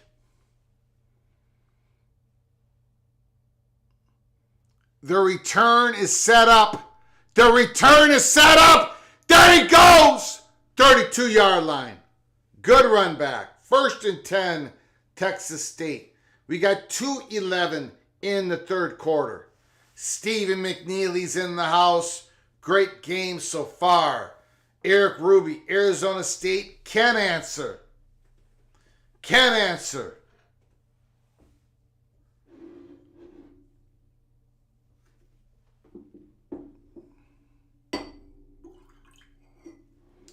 It's time for Ismail Mahdi to break one here.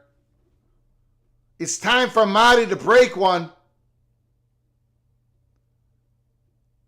I don't know what that is. None of that is working.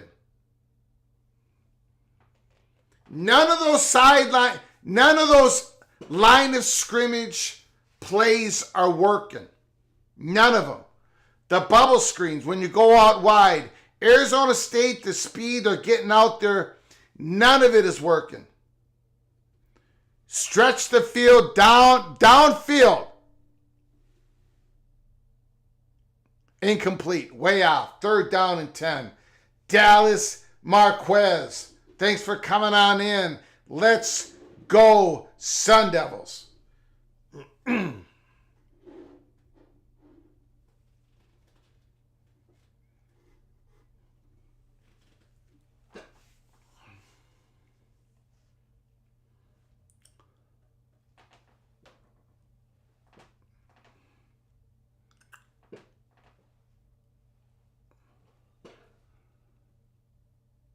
Third and 10.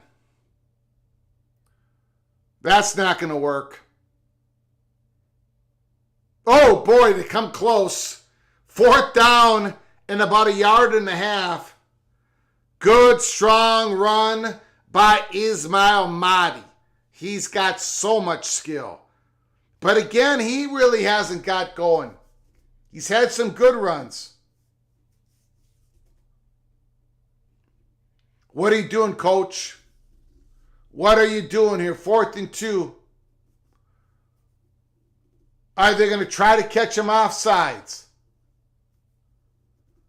Call timeout, coach. Call timeout. Let's think about it. Let's think about it. Let's think about it.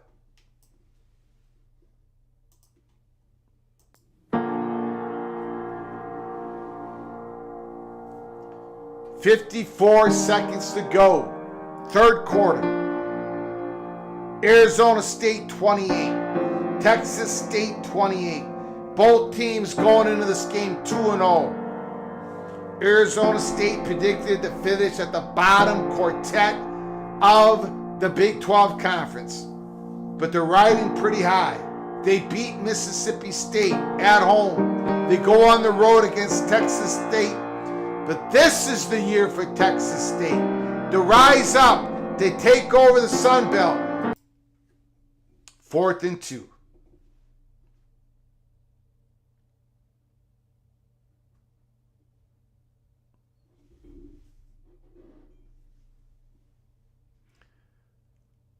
McLeod, shotgun.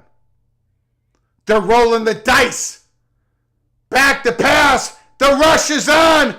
Wide open, and he gets... Oh! I can't believe what I just saw! Joey Hobart! We talked about him all last season.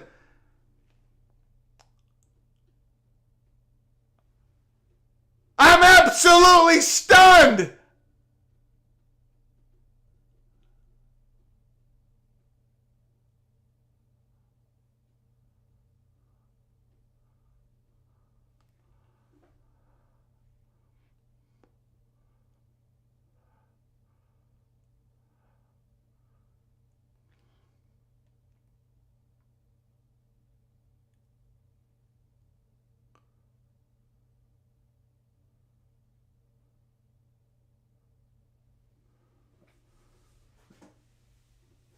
Now, we talked about the young man during the offseason. Ismail Mahdi, Joey Hobart. These guys are...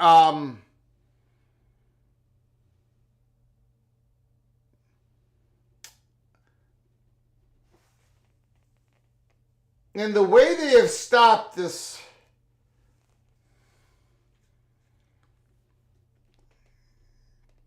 I mean, this is it.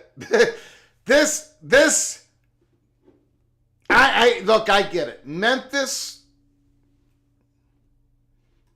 they're going to give Florida State a game, and if they win that game, they're going to get the inside track with Northern Illinois and everything.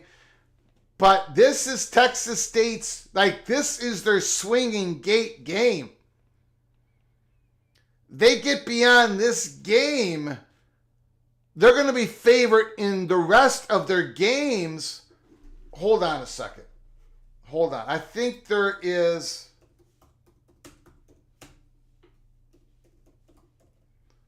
Hold on.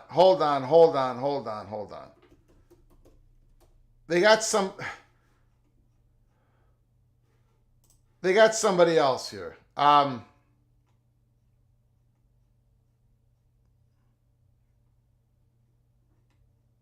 Yeah.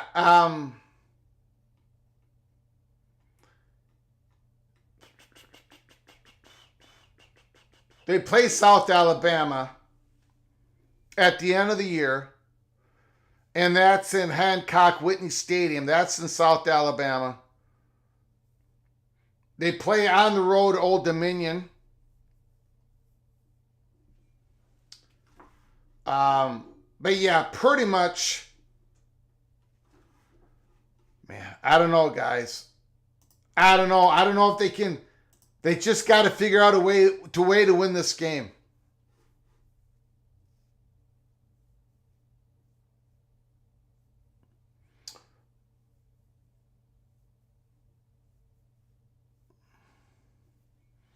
I don't think they played Georgia Southern. I think they played Georgia State. I don't think they played Georgia Southern. Texas State playing to win.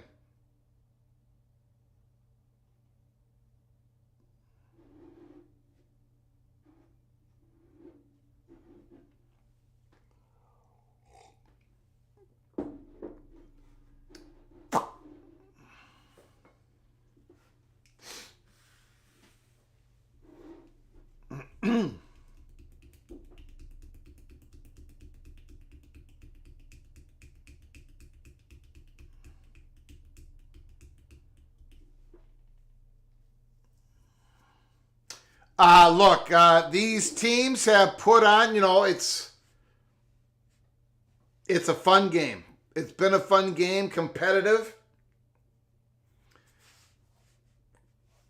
Some inaccurate throwing. Some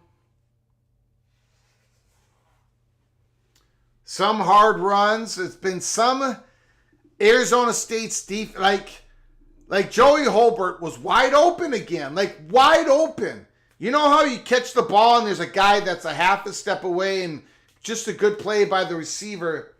These guys are wide open. I'm a little worried about Arizona State secondary going into the Big 12. I mean, woo! I don't know.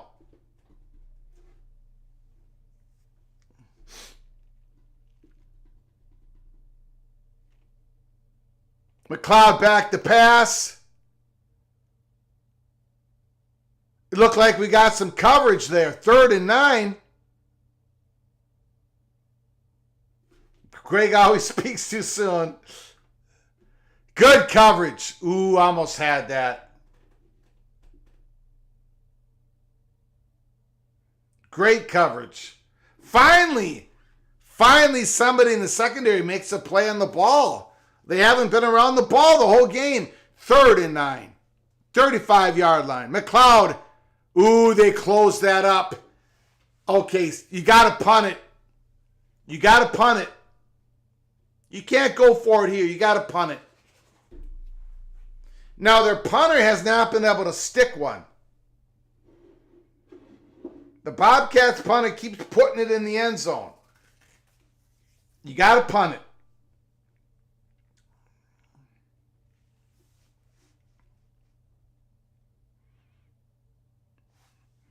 Now stick one here.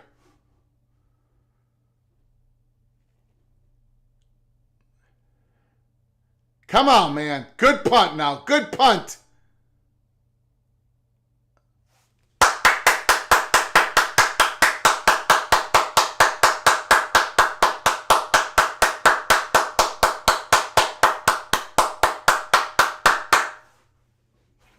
All right, Arizona State, what do you got?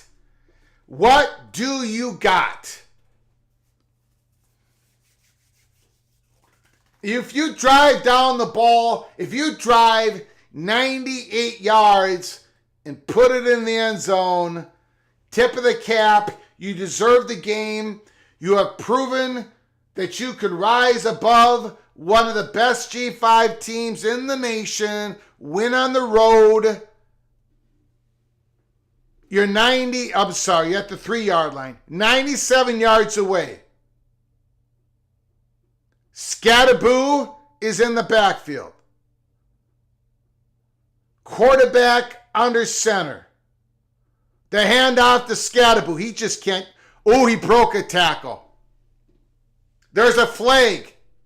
Are they going to call holding on Arizona State? Are they going to call holding on Arizona State?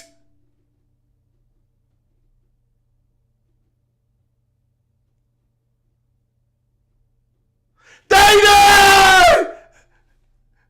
They did!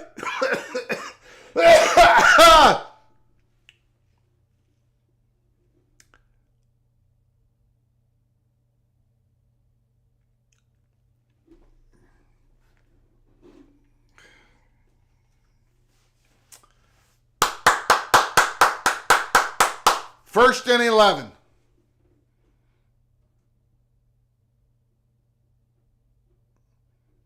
Scadaboo in the backfield. They run it out. Quarterback runs it out, get a couple yards. Second down and 8. Can the Bobcats get a 3 and out? Can the Bobcats stop? Ooh, another injury for Texas State. I don't know, man. This is about their 4th or 5th injury. Arizona State has had a couple.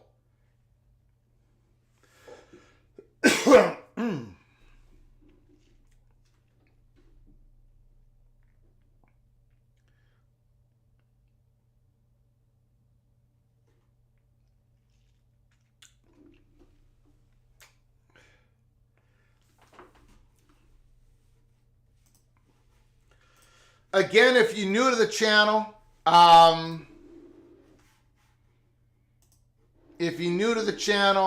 please subscribe and turn on your notifications. If you like the content tonight, we do watch parties a few times every weekend. Please smash the like button. It helps us with the algorithm of YouTube so very much. If you want to support this college football YouTube channel with a donation, hit the $sign when you make a comment, and I'll get you super chat as quick as I possibly can. Welcome everybody to college football's peek around the corner watch party. Arizona State, Texas State. We're going to be doing it again tomorrow night. Arizona is playing Kansas State. Sometime tomorrow, we're going to be doing tomorrow morning. Later in the morning, I believe, than we did a live show this morning. We are going to be doing a live show, and the conversation is going to turn to North Carolina. The SEC and the Big Ten have not acquiesced to each other. There is no coordinated, we take this team, you take that. None of that is going on. Nobody has given up on North Carolina. 6 years from now, 6 months from now, whenever it happens, North Carolina is going to be sought after. The college football reporters are not lying to you.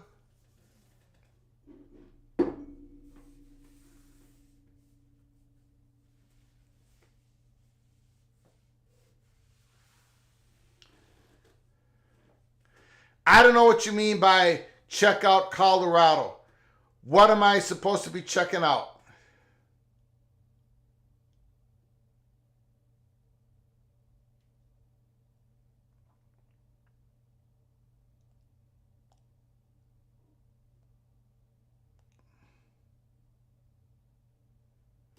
Did something happen to Folsom Field? I don't know what you guys are talking about.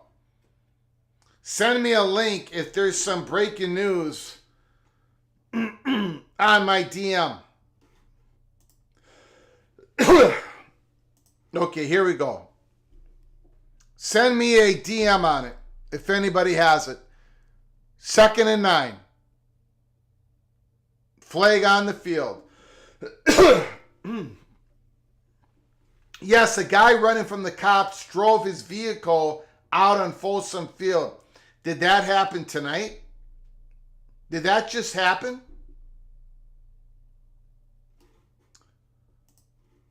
Again, show me a news story. Send me a link.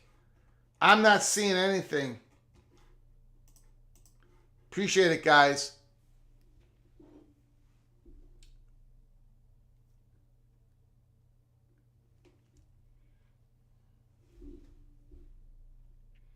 Thank you, CFB Plus.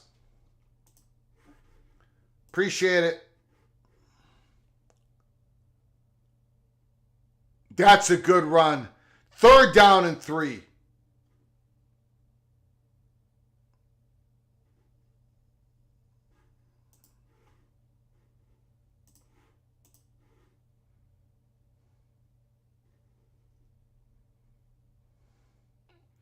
Thank you, Bearcat Steve. I did not see. Connor Weigman has been listed as questionable versus Florida. I said there's got to be something wrong with him. He's not playing like he did at the beginning of last year before he got hurt.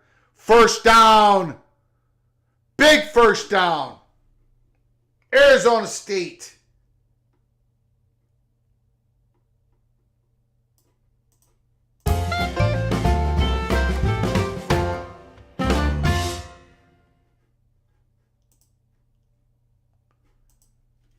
Wow, there it is.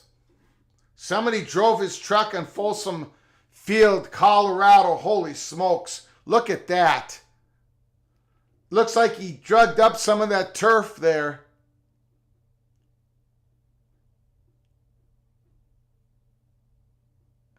Good catch. Was it a catch? Was it a catch? No, it wasn't. 2nd and 10. Wow. Wow. Unbelievable.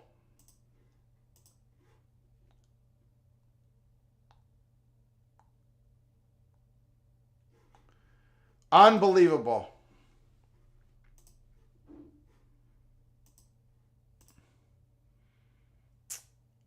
He's running again. The quarterback, Sam Levitt, 3rd and 3. He got nailed. He got nailed. 3rd and 3. He got up. He got up. Ooh, that was a shot to the head. Shot to the head.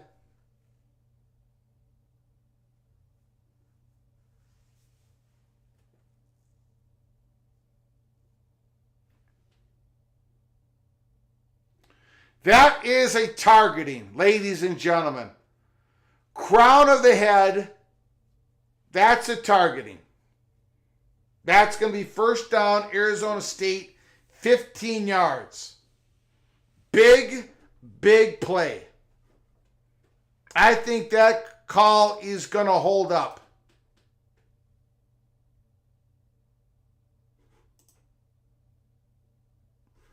There is another picture.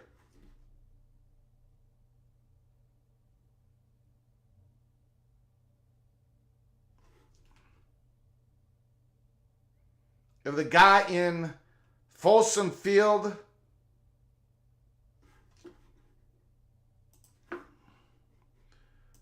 Thank you guys for sending the pics. I appreciate it.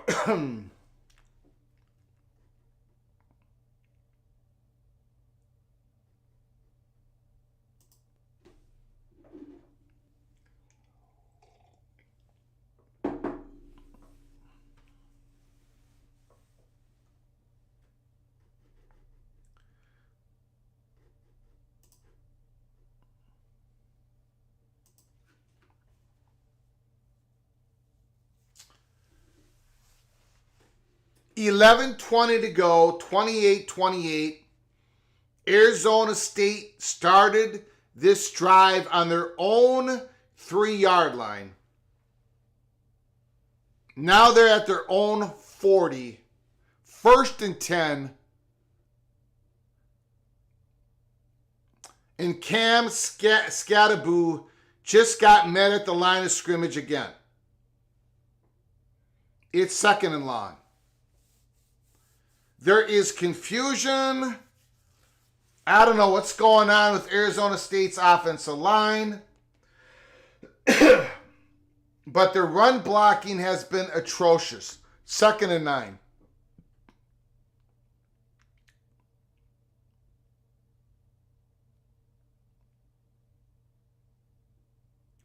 First down, Arizona State. Levitt, maybe not quite the most accurate pass. Once again, a little bit behind the receiver. First down, Sun Devils. No, that was a good pass. That was a good pass. That was a good pass. 1st and 10.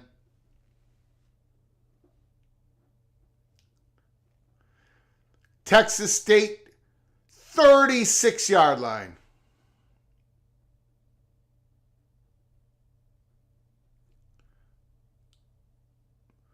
Levitt back to pass, rolling out. Ooh. That was a good throw, my man. That was a good throw, Sam. Just a better defensive play. That was a better defensive play. That could have went big. He's just stripped that ball out of there. Great defensive play. Holy smokes. 2nd and 10. Sam is he's elevated his play here.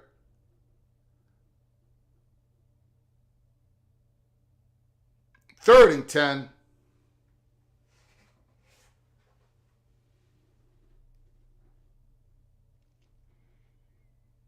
Now, we have seen from Arizona State this position of the field, 3rd down and 10. They do a little of they do a crossing pattern, about 5 yards, get a chunk of it, and then give them the option to go for it on 4th down. A little crossing, 5-yard. No, they're going to run it. And we got a flag. Cam Skattebo, they ran it. And we got a flag on the field.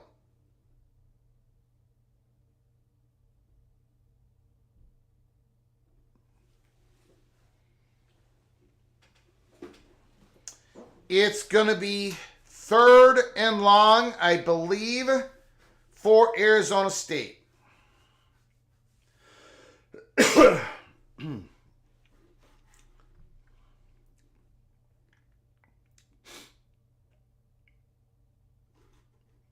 Third and long.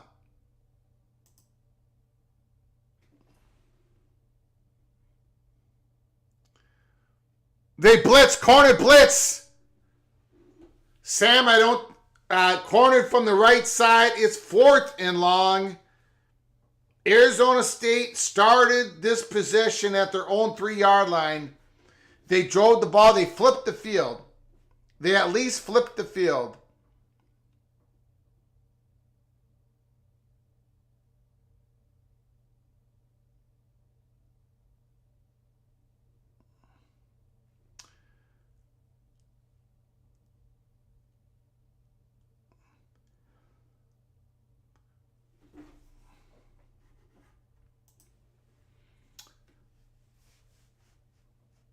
Okay, punter.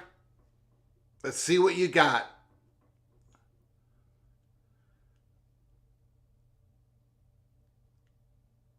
Let's see what you got, buddy. There's another flag on the field.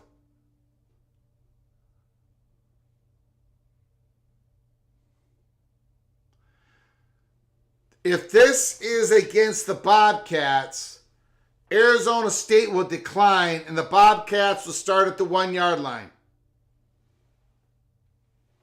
If it's on the Bobcats, Arizona State will decline.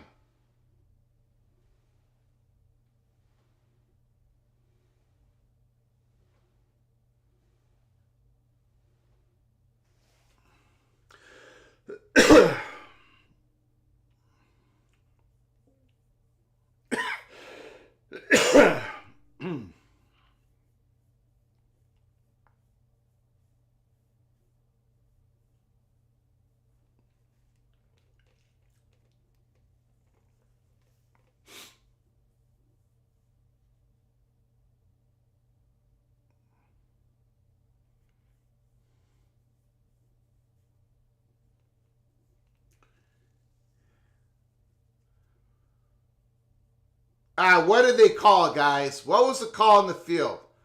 I know it was against Arizona State, but what was the call? If somebody can let me in the chat room, what was the call on the field? Illegal shift. Thank you, AMAC. Appreciate it. Appreciate it.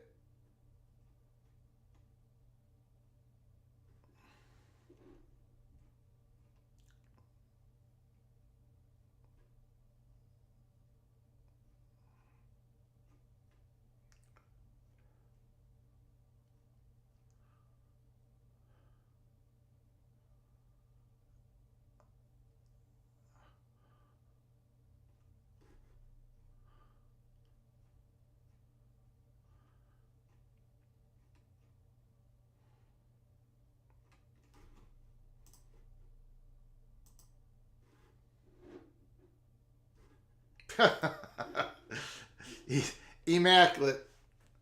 The call was the envelope was too thin.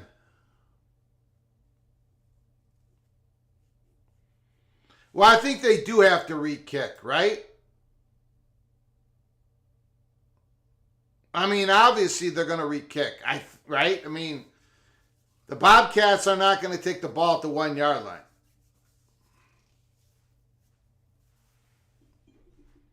I mean, they got to re-kick it.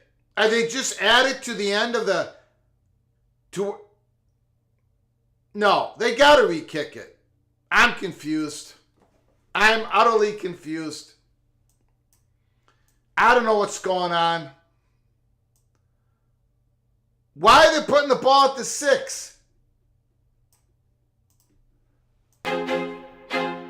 I feel like I'm losing my mind. They're tacking it to the end of the play. In the world blind. Please, Lord, give me a sign, a sign. I feel like I'm losing my mind. Is everybody in the world blind? Please, Lord, give me a sign, a sign. I wanna be the greatest. Everybody on the fake shit. I look around and feel like everybody is the fakest. I make this every day and I'm impatient, hoping one day I blow up from the basement. Statement, the top is so vacant. I don't hear shit that I think is amazing. Waiting for my day when I'm playing sold out shows for 1,000 faces. Hey, give me that crown, get in my way and to be put down. It ain't your place, all this my town. If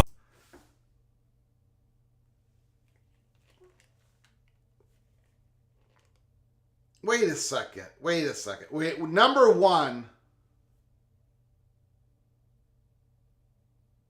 Well, a recook could still pin them inside the 5.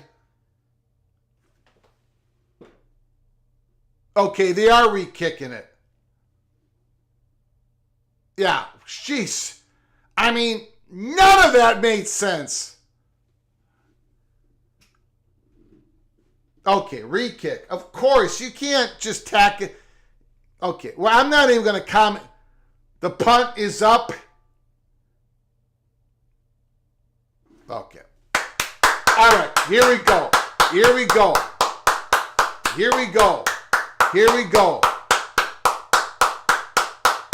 It was a re-kick. It had to be a re-kick. You can't, if there's a pre-snap penalty, you just can't, it had to be a re-kick. Okay, let's go. Come on, Bobcats. This is the time. This is the time to grab your glory at the 10-yard line. 1st and 10. Give it to Marty. Let number 21 run. Give it to Marty.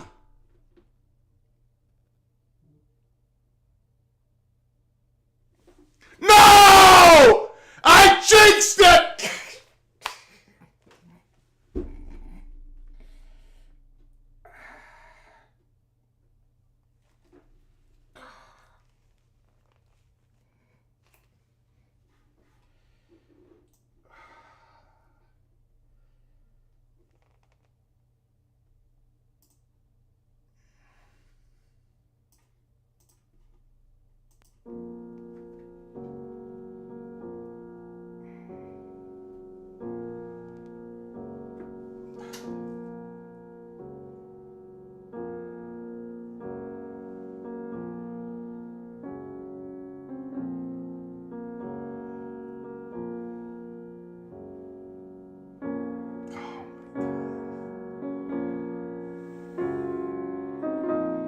It's my job. I have to comment on the game. It's what I do. I mean, this is a watch party. I mean, I can't just go in this without no emotion.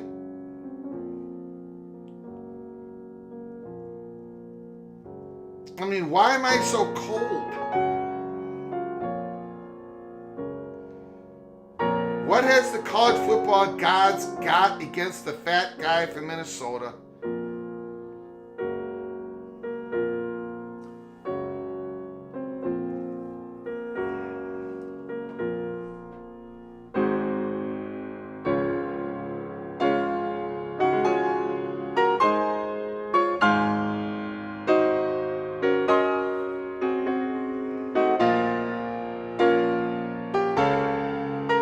At this point, I don't even know if the Bobcats got enough guys to field a team next week. How many guys have gone down?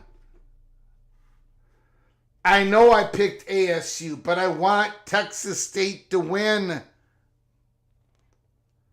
I got them going to the college football playoffs. That's more important to me than a game in which, I mean, let's be honest, I'm not going to finish better than 500 anyways. Ryan Willie, Greg the Freezer returns. Again, I picked Arizona State, but you all know that I picked Texas State to go to the college football playoffs. And it was because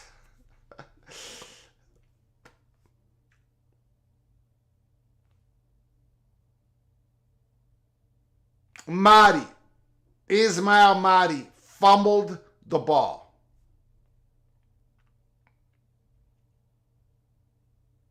The guy that I fell in love with last year, the guy in which I said in the offseason was going to bring Texas State to play Texas in the first round of the college football playoffs. 12th seed versus a 5th seed. And he was the guy who fumbled the ball. That's why I'm Greg the Cooler, which is much more important than a spread in a single game. I just jinxed the Texas State Bobcats, 2nd and 11.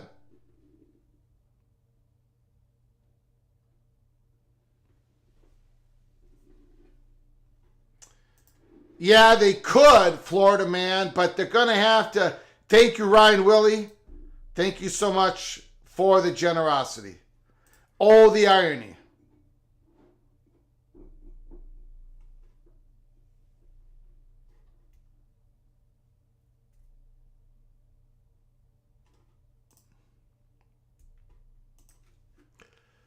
Third and 6. Need a miracle. Need a miracle. Let's go!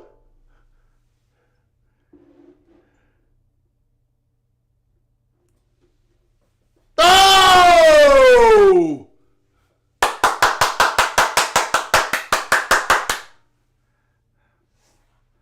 Gotta kick that field goal. You got to kick that field goal. You got to kick that field goal, field goal, field goal.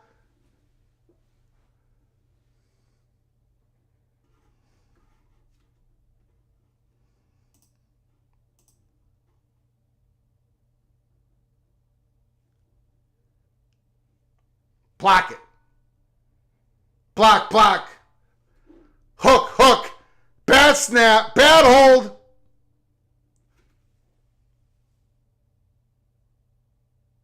Jeez.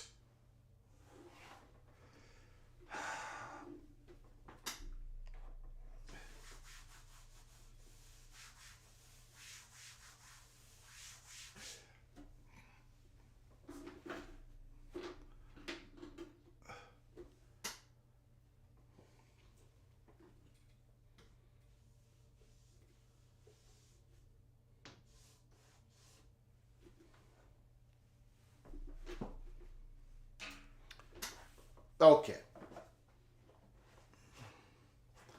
31-28.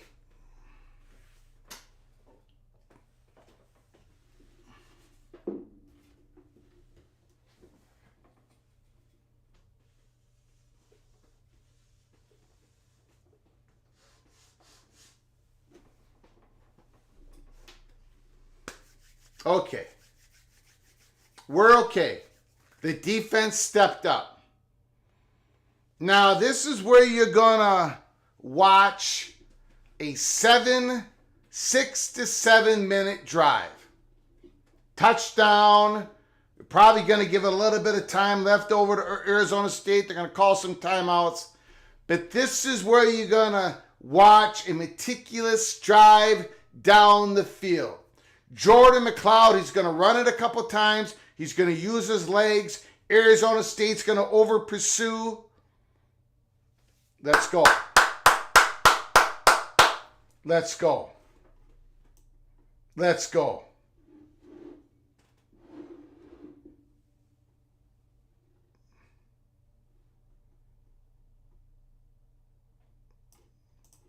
We got this. We got this. Texas State Bobcats. Let's go.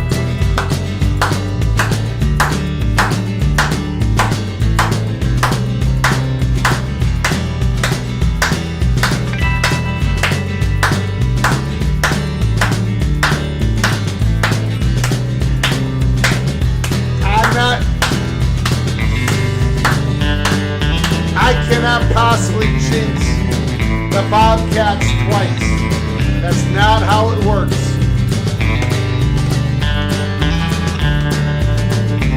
We got this.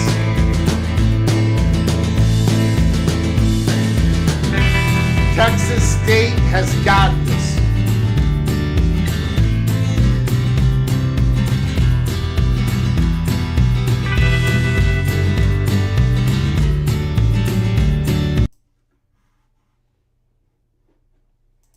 I smell an INT. I do not smell an INT. I do not smell an INT. Michael Batts, thank you for coming on in. I'm always for the underdog. I've got too big a head to wear a cowboy hat.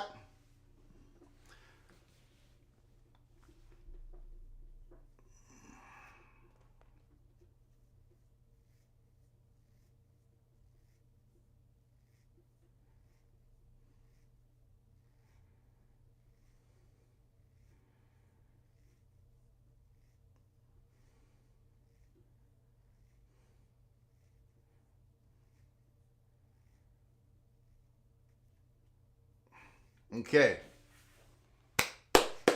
Everybody settle down. Jordan McLeod is going to win this game. It's not going to be Marty. It's not going to be Marty. It's going to be Jordan McLeod. Okay, there we go. There we go.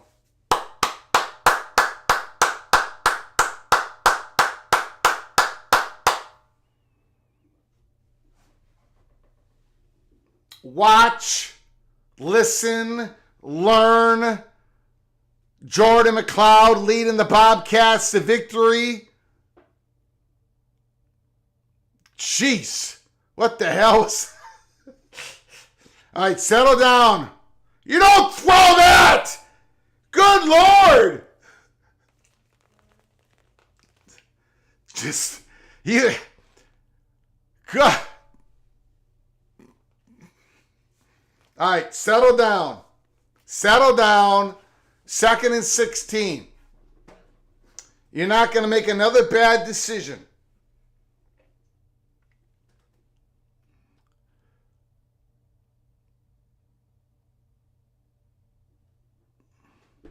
Third and long. Third and long. Third and long.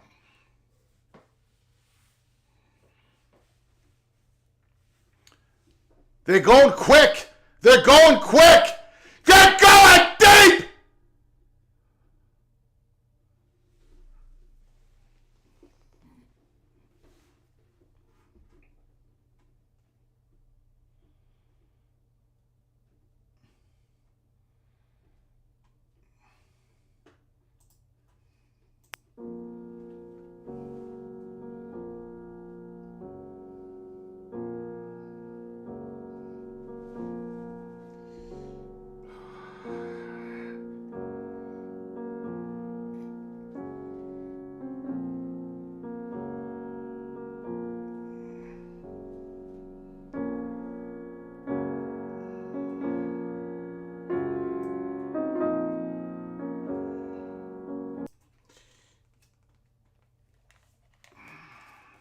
You know what happens?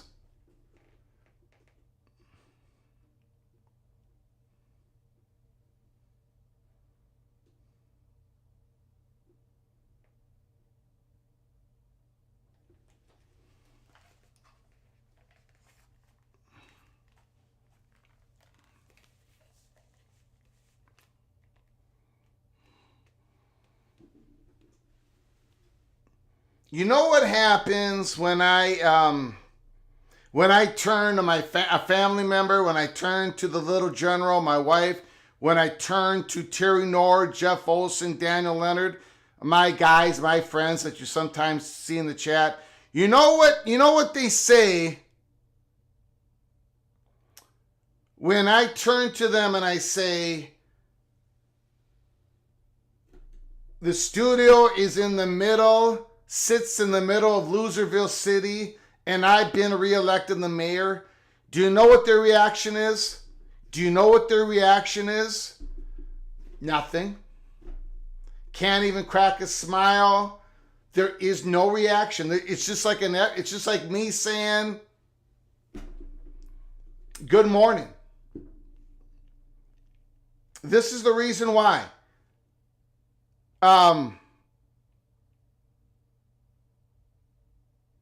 Incomplete. Ooh. I'm feeling a little bit optimistic here. I'm starting to feel something, guys.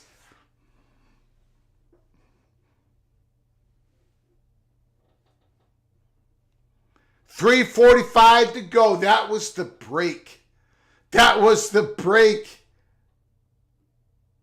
That was it. Here we go. Catch the ball on this. Just catch the ball. All right, get away from it. Get away from it. Okay, that was a great punt. Okay.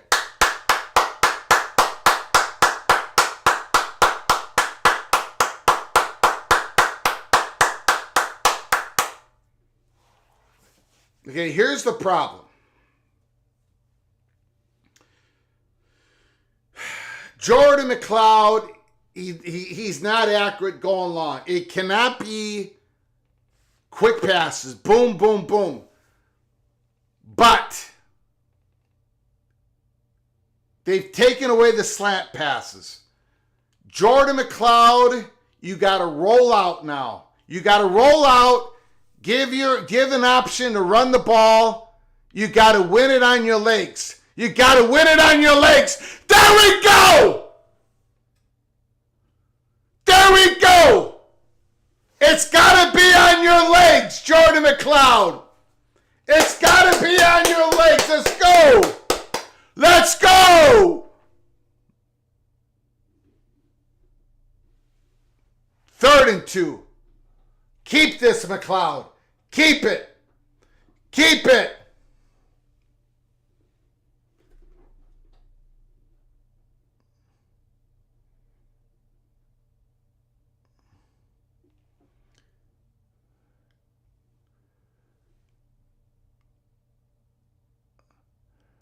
They're going jumbo.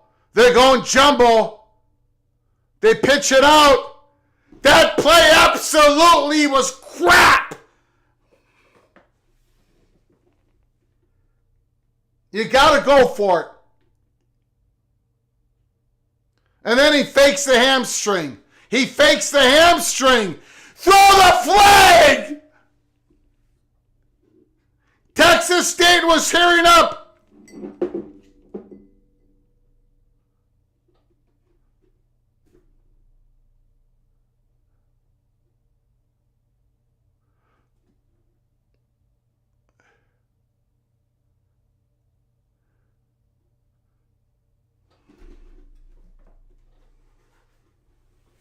Oh, I got a cramp. I got a cramp.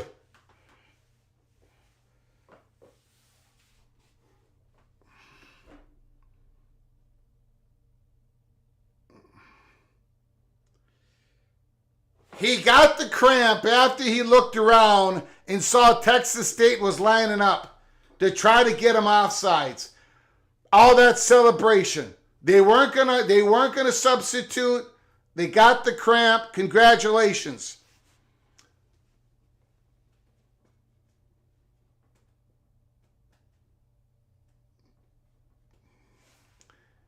You know, Okay, let's go. Let's make him pay. Let's make him pay for that. Let's make him pay. Let's make him pay. Big play here. Big play.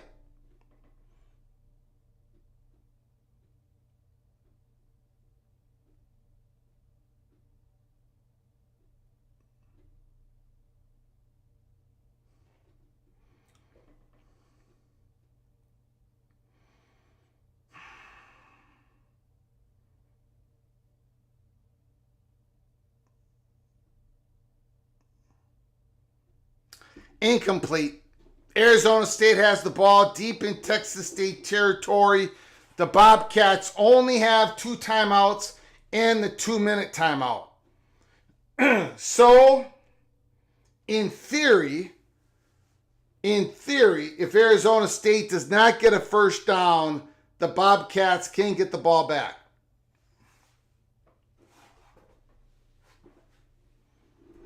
Arizona State -2. 1st and 10. You got to stop him here, Bobcats.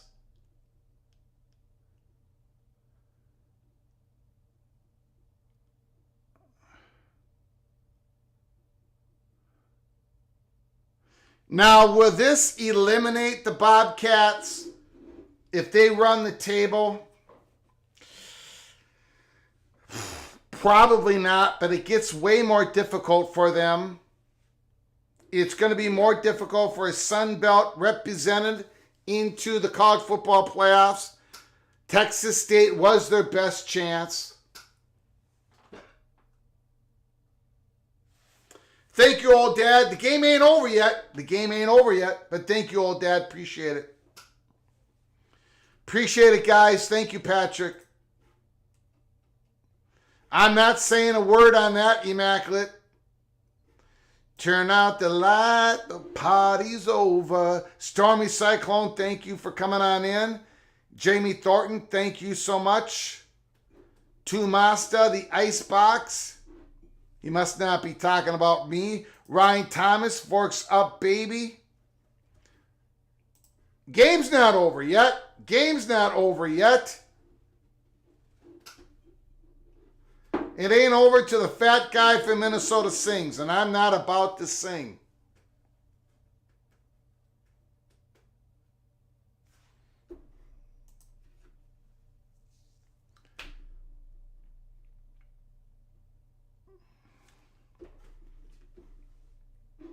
Again, if you're new to the channel, please subscribe, smash the like button. If you want to donate to the work we've done tonight, to the channel, hit the $, make a comment, and we'll get to your super chat as quick as we can.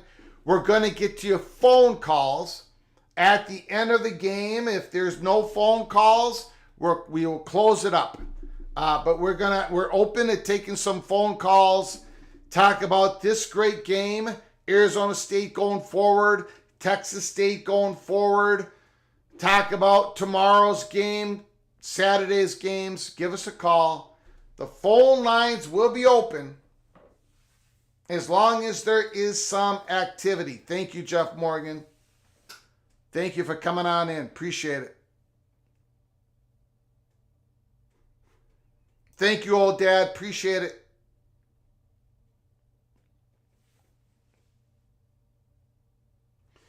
Kenneth Evans, the safety who made the NIT for Arizona State, is a transfer from Texas.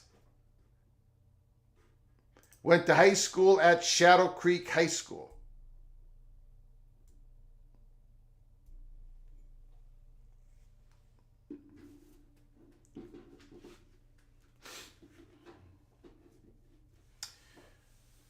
Ryan Thomas, Greg the Reaper, playoff picks are all wounded. Holy smokes.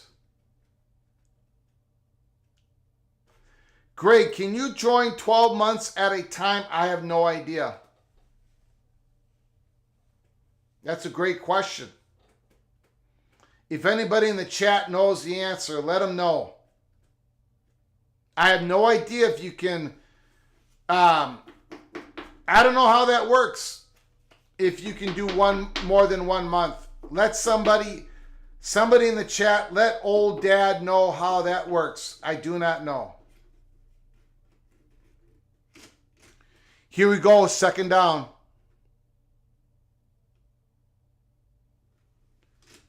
Call timeout. Call timeout. Third down.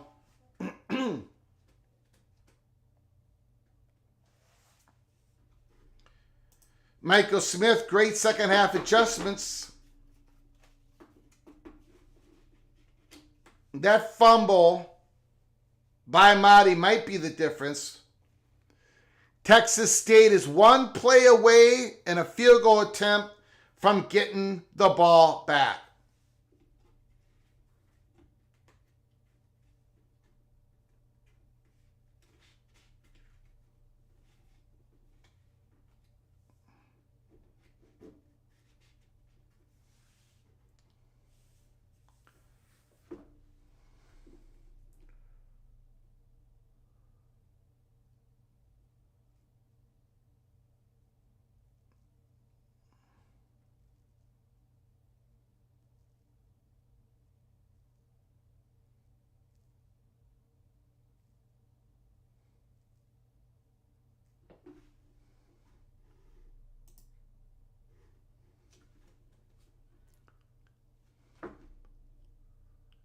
Ah! Game over. Great run. Great run by Cam Scattaboo. Beautiful. Beautiful run by Cam Scattaboo. Arizona State defeats the Texas Bobcats. They're just going to run out the clock. We are going to open up the phone lines. The phone lines are open. 763-260-1333. Give us a call, please. If you want to talk about this football game or any other.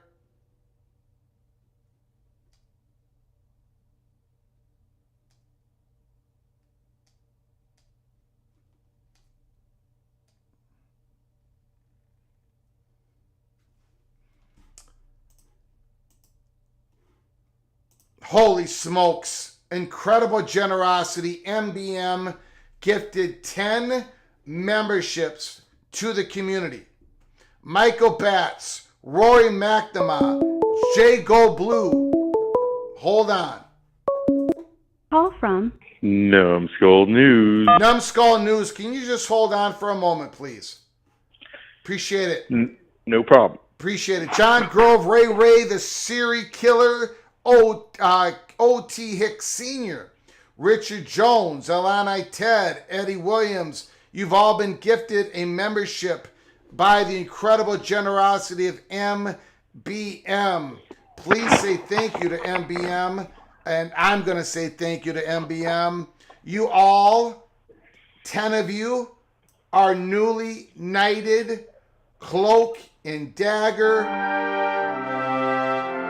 That means you can go to our membership-only episodes, Early Peak Cloak and Dagger, watch those episodes. And again, a couple days ago, we started talking about what was going on in the Pac-2 and Friends. We focused on it this week because we knew there was going to be a big announcement being made. We didn't know it was going to be this announcement. We thought there was going to be an announcement saying that this is going to happen in the near future, but not that it was going to happen officially on Thursday. But anyways, I'm getting out the beaten path. Become a member. Get your Early Peak Cloak and Dagger. Little bit of nugget of information from our YouTube channel. So check it out. Thank you, MBM. Appreciate it. Numbskull News. The floor is yours. Well, the words of the great Celine Dion come to mind, Greg. Mm-hmm. Your heart will go on, Greg. You're going to be fine. Ah! No. I don't like it because Numbskull News. I watched this team play last year. I know when I knew that Marty was coming back, when the transfer became official, that Jordan McLeod was going from James Madison to Texas State, and Joey Hobart's a great wide receiver. When it all came together, Numbskull, it all came together. This was the team that was going to represent all G5 in the playoffs, and I think I ruined it for them. I think I single-handedly drove the stake into the hearts of the Bobcats. I cannot believe that Marty, the second best running back in G5, but I think there's something wrong with him. He fumbled the bleeping ball when I said, gotta give him the ball. It's unbelievable. Go ahead, sir. The floor is yours. That's just all coincidence there, Greg. But I'm speaking for all Big 12 fans here. Our checks do not bounce. That ref, just leaving a little tip on there for you. Yeah. A little tip. I wish I knew you guys' plan on that, because then I would have made adjustment. But, well, it's an early October surprise. You know, it is election season. Yeah. Well, it's September, though. I said it's early. Yeah. September surprise. Yeah. So what games are you looking forward to this weekend, sir? Oh, you know what I'm looking forward to. There ain't no game but TCU versus UCF. Yes. That's it. Yep. That's the big one. Yeah, that is a big one. That's a big one. Harvey, you're going to have to stop the big running back for UCF, and they're going to have to slow down Mr. Hoover. Well, the Horned Frogs come to play this year, Greg. Okay. That defense is looking better. Yeah. I know they got a big old jumbo running the ball, but that's why God invented shins. You hit him in the shin, and that should do it. Yeah. You got a helmet. Don't be afraid. Don't be afraid. But thank you so much for the very entertaining, Greg. This is great. Yeah, I appreciate it. I appreciate you coming on in on a Thursday and, watching the game on TV, watching with us. I appreciate it. We're going to do it again tomorrow night. So if you have any time, please come on Numbskull News. I do appreciate it, my man. I will try my best. I got it. We'll see we'll see if my work tries to kill me first. Yeah, yeah, yeah. I understand that. All right, thank you, sir. Appreciate it. No Thanks problem. for the phone call. All right, take it easy. Beautiful. Numbskull News.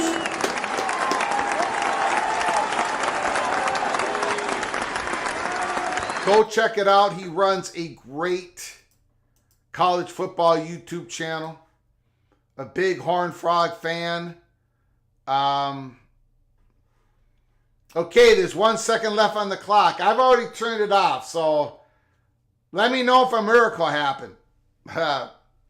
Appreciate the info. 1 second left. Wow. Did the Bobcats, how much respect did they earn? Probably some. Probably some.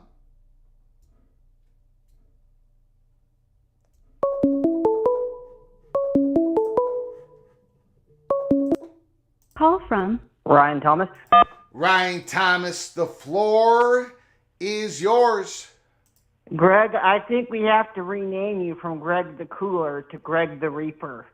Last year, your playoff picks, you killed those. You're killing them again this year. You killed FSU. I think Notre Dame's mortally wounded. Texas State's mortally wounded. And Oregon might be in trouble this weekend, Greg. I think you know what? Your connection is not coming through.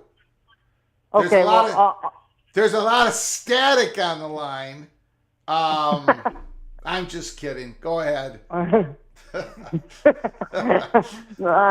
if there was, I'd get off. But I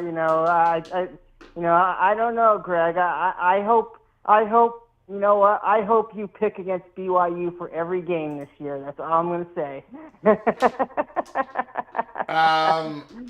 Yeah, we did not have him as part of the selections this week.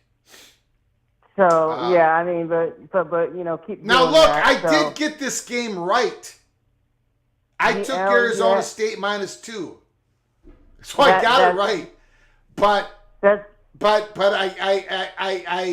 I took the bigger defeat because that's my team that I had going to playoffs. As you have clearly stated, Ryan Thomas.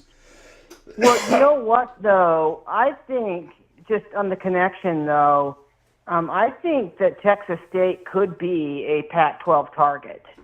It's a pretty big school. It's growing. It's in the Austin area. If it's tough because the American has some high fees too, and that won't be cheap or easy to get, a North Texas or a or UTSA out of there. I mean, Texas State coupled with one of those schools, maybe UTSA, might actually be a good combo for the Pac. So I'd keep an eye on them. I wouldn't be surprised. Certainly, I think. Go ahead. We did a live show a couple of days ago. We talked about the Texas two-step. And I got to be honest, we have UTSA ahead of, obviously, Texas State. And we have North Texas ahead of Texas State. Oh, yeah. But if those two schools can't be, it's not going to be I don't think it's going to be an easy decision for those two Texas schools, either way. And if there's an opening, Texas State, they might have an opportunity. I think you are correct, sir. Yeah, I agree with you. I agree with you that UTSA and North Texas are 1 and 2. Yeah. But I mean, I certainly see. I can certainly see an opportunity presenting itself for Texas State, and so they might be the easiest one to get to, and if talks kind of drag on too long with the two in the American, there might be UNLV and Texas State to get to the 8 for where they need to be, and then work on the rest. So it'll be very interesting. The fact that people need to understand the exit fees and penalties that are being paid, the $111 million that the Mountain West is getting, is essentially supposed to indemnify them for any damages caused by the loss of media contracts and things like that. So, if Fox or TNT or others walk away, the PAC doesn't really have any legal exposure as long as it's paying that money and as long as Mountain West gets that money. Yeah. So, And I see for the Mountain West Conference, they're getting over $100 million in exit fees unless it's, negotiated downward. And I don't know if that's going to happen or not. But, and I would think that the Mountain West Conference would probably, if they're going to retrench themselves, as they're going to rebuild themselves, I can see them using 10 to 20 million of that and, rebuild with your South Dakota State, North Dakota State, the Montana school, agree. and give them that $5 million, right? So they agree, absolutely. Yeah. Absolutely. And I think UTEP might be another ad for the Mountain West because there's a rivalry there with New Mexico that's always been there. And they do, UTEP does have some connections with, because it used to be in the old WAC, and it has some connections with some of those surviving Mountain West schools like Wyoming and others. So I think that might be another one to look at. If the American holds on and stays intact, and I see maybe Air Force going or defecting there. Maybe if the American loses one or two teams to the Pac-12. But I think it's a hard sell. I agree with you on Tulane and Memphis. I think it's a really hard sell for them because, first of all, they too are waiting for a Pac implosion, an ACC implosion, and depending on what happens with the ACC, there could be some opportunities to open up for Tulane and Memphis, and that would obviously be a better situation for them. Yeah. So I think there's a lot of volatility there, and I don't know how they're going to get them. It'll be interesting to see what happens with UTSA and North Texas, because, like you said, I don't think the choice is clear for them. And it'll be very fascinating if it drags on. The PAC might have to actually just grab a UNLV in North Texas just to get to the membership number they need and work on getting another Texas team later.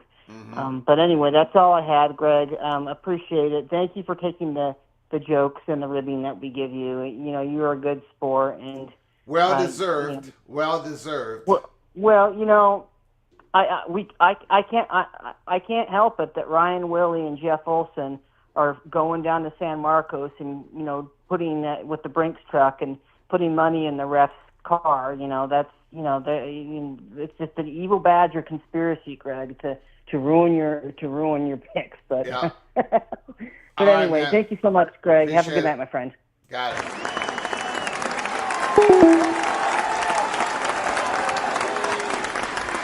Great call by Ryan Thomas. AMAC, UTSA, and Texas State are too close together.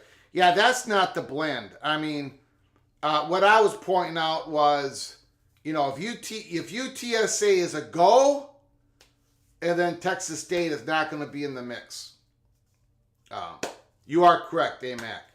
I absolutely agree. It's just that UTSA is going to be the high target. So, and again,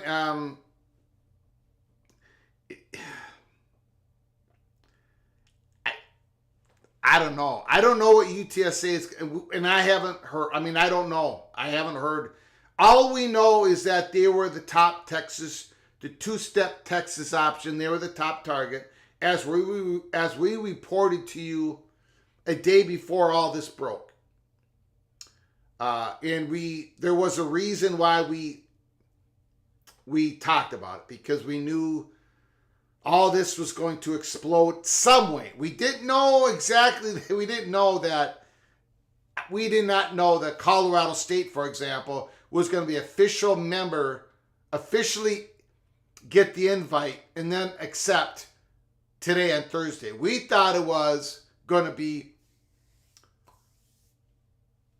schools are going to get the invite. They're like, it wasn't going to happen now, but obviously it happened even a lot quicker than we thought. But we knew that we said the chatter was extremely heavy, and I guess it was even a little bit more heavier than what we were led to believe. But anyway, that's how things work, though. You work. That's how expansion works. Exactly how it works. So, but yeah, I would agree, AMAC. UTSA and Texas State, that's not going to be the blend. We don't believe.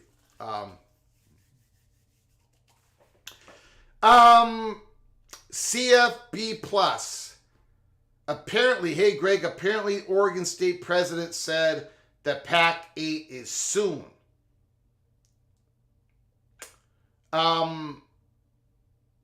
I don't have anything. I don't know.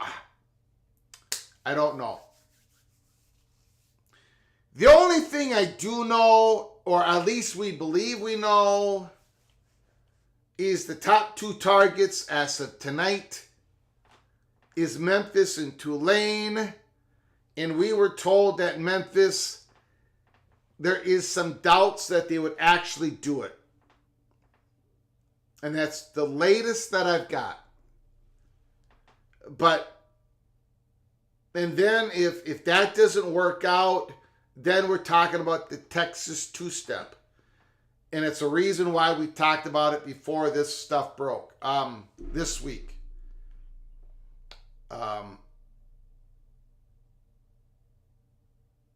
So, anyways, I do want to thank you all for joining us. We're going to close it down. My voice is gone. I'm going to need it for tomorrow night. We are going to do a live show tomorrow morning, either noon Eastern, 11 Eastern, or 10 Eastern. We're going to talk about this week's games. There's something I need to talk about. I need to give you a second peek around the corner this week. It has to do with North Carolina. So we talked about it before. At the start of the show, we did an hour-long pregame. So if you missed it, go back and watch the beginning of the show. I talked about a little bit about North Carolina, and I'm going to hit it head on tomorrow, sometime tomorrow morning. So please, if you haven't done so, subscribe to our channel and turn on the notifications. Because we can come on live at any time. I'm letting you know we're coming on tomorrow morning. And I think you're going to be interested. And then we're going to be coming on tomorrow night doing a watch party, Arizona versus Kansas State, which is my pick to win the Big 12. So,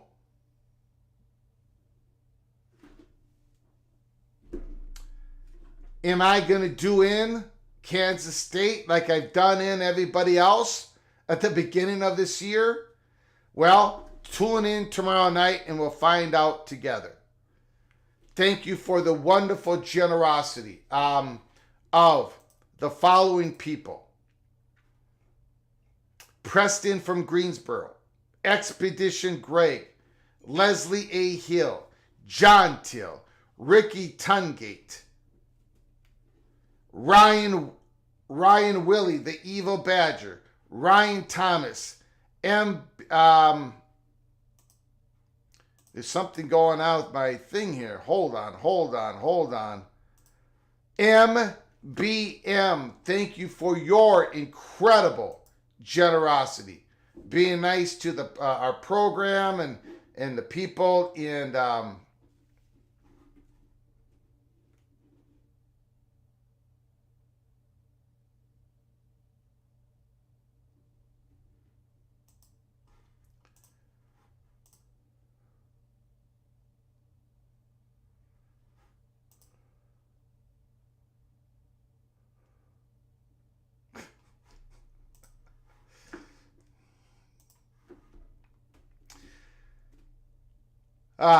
Texas State was given the ball at their own 30-yard line after it was reviewed and confirmed that 1 second was still remaining on the clock. when they went into lateral play formation, and after the wide receiver caught it, he tried throwing it to a lineman who immediately fumbled. What an ending.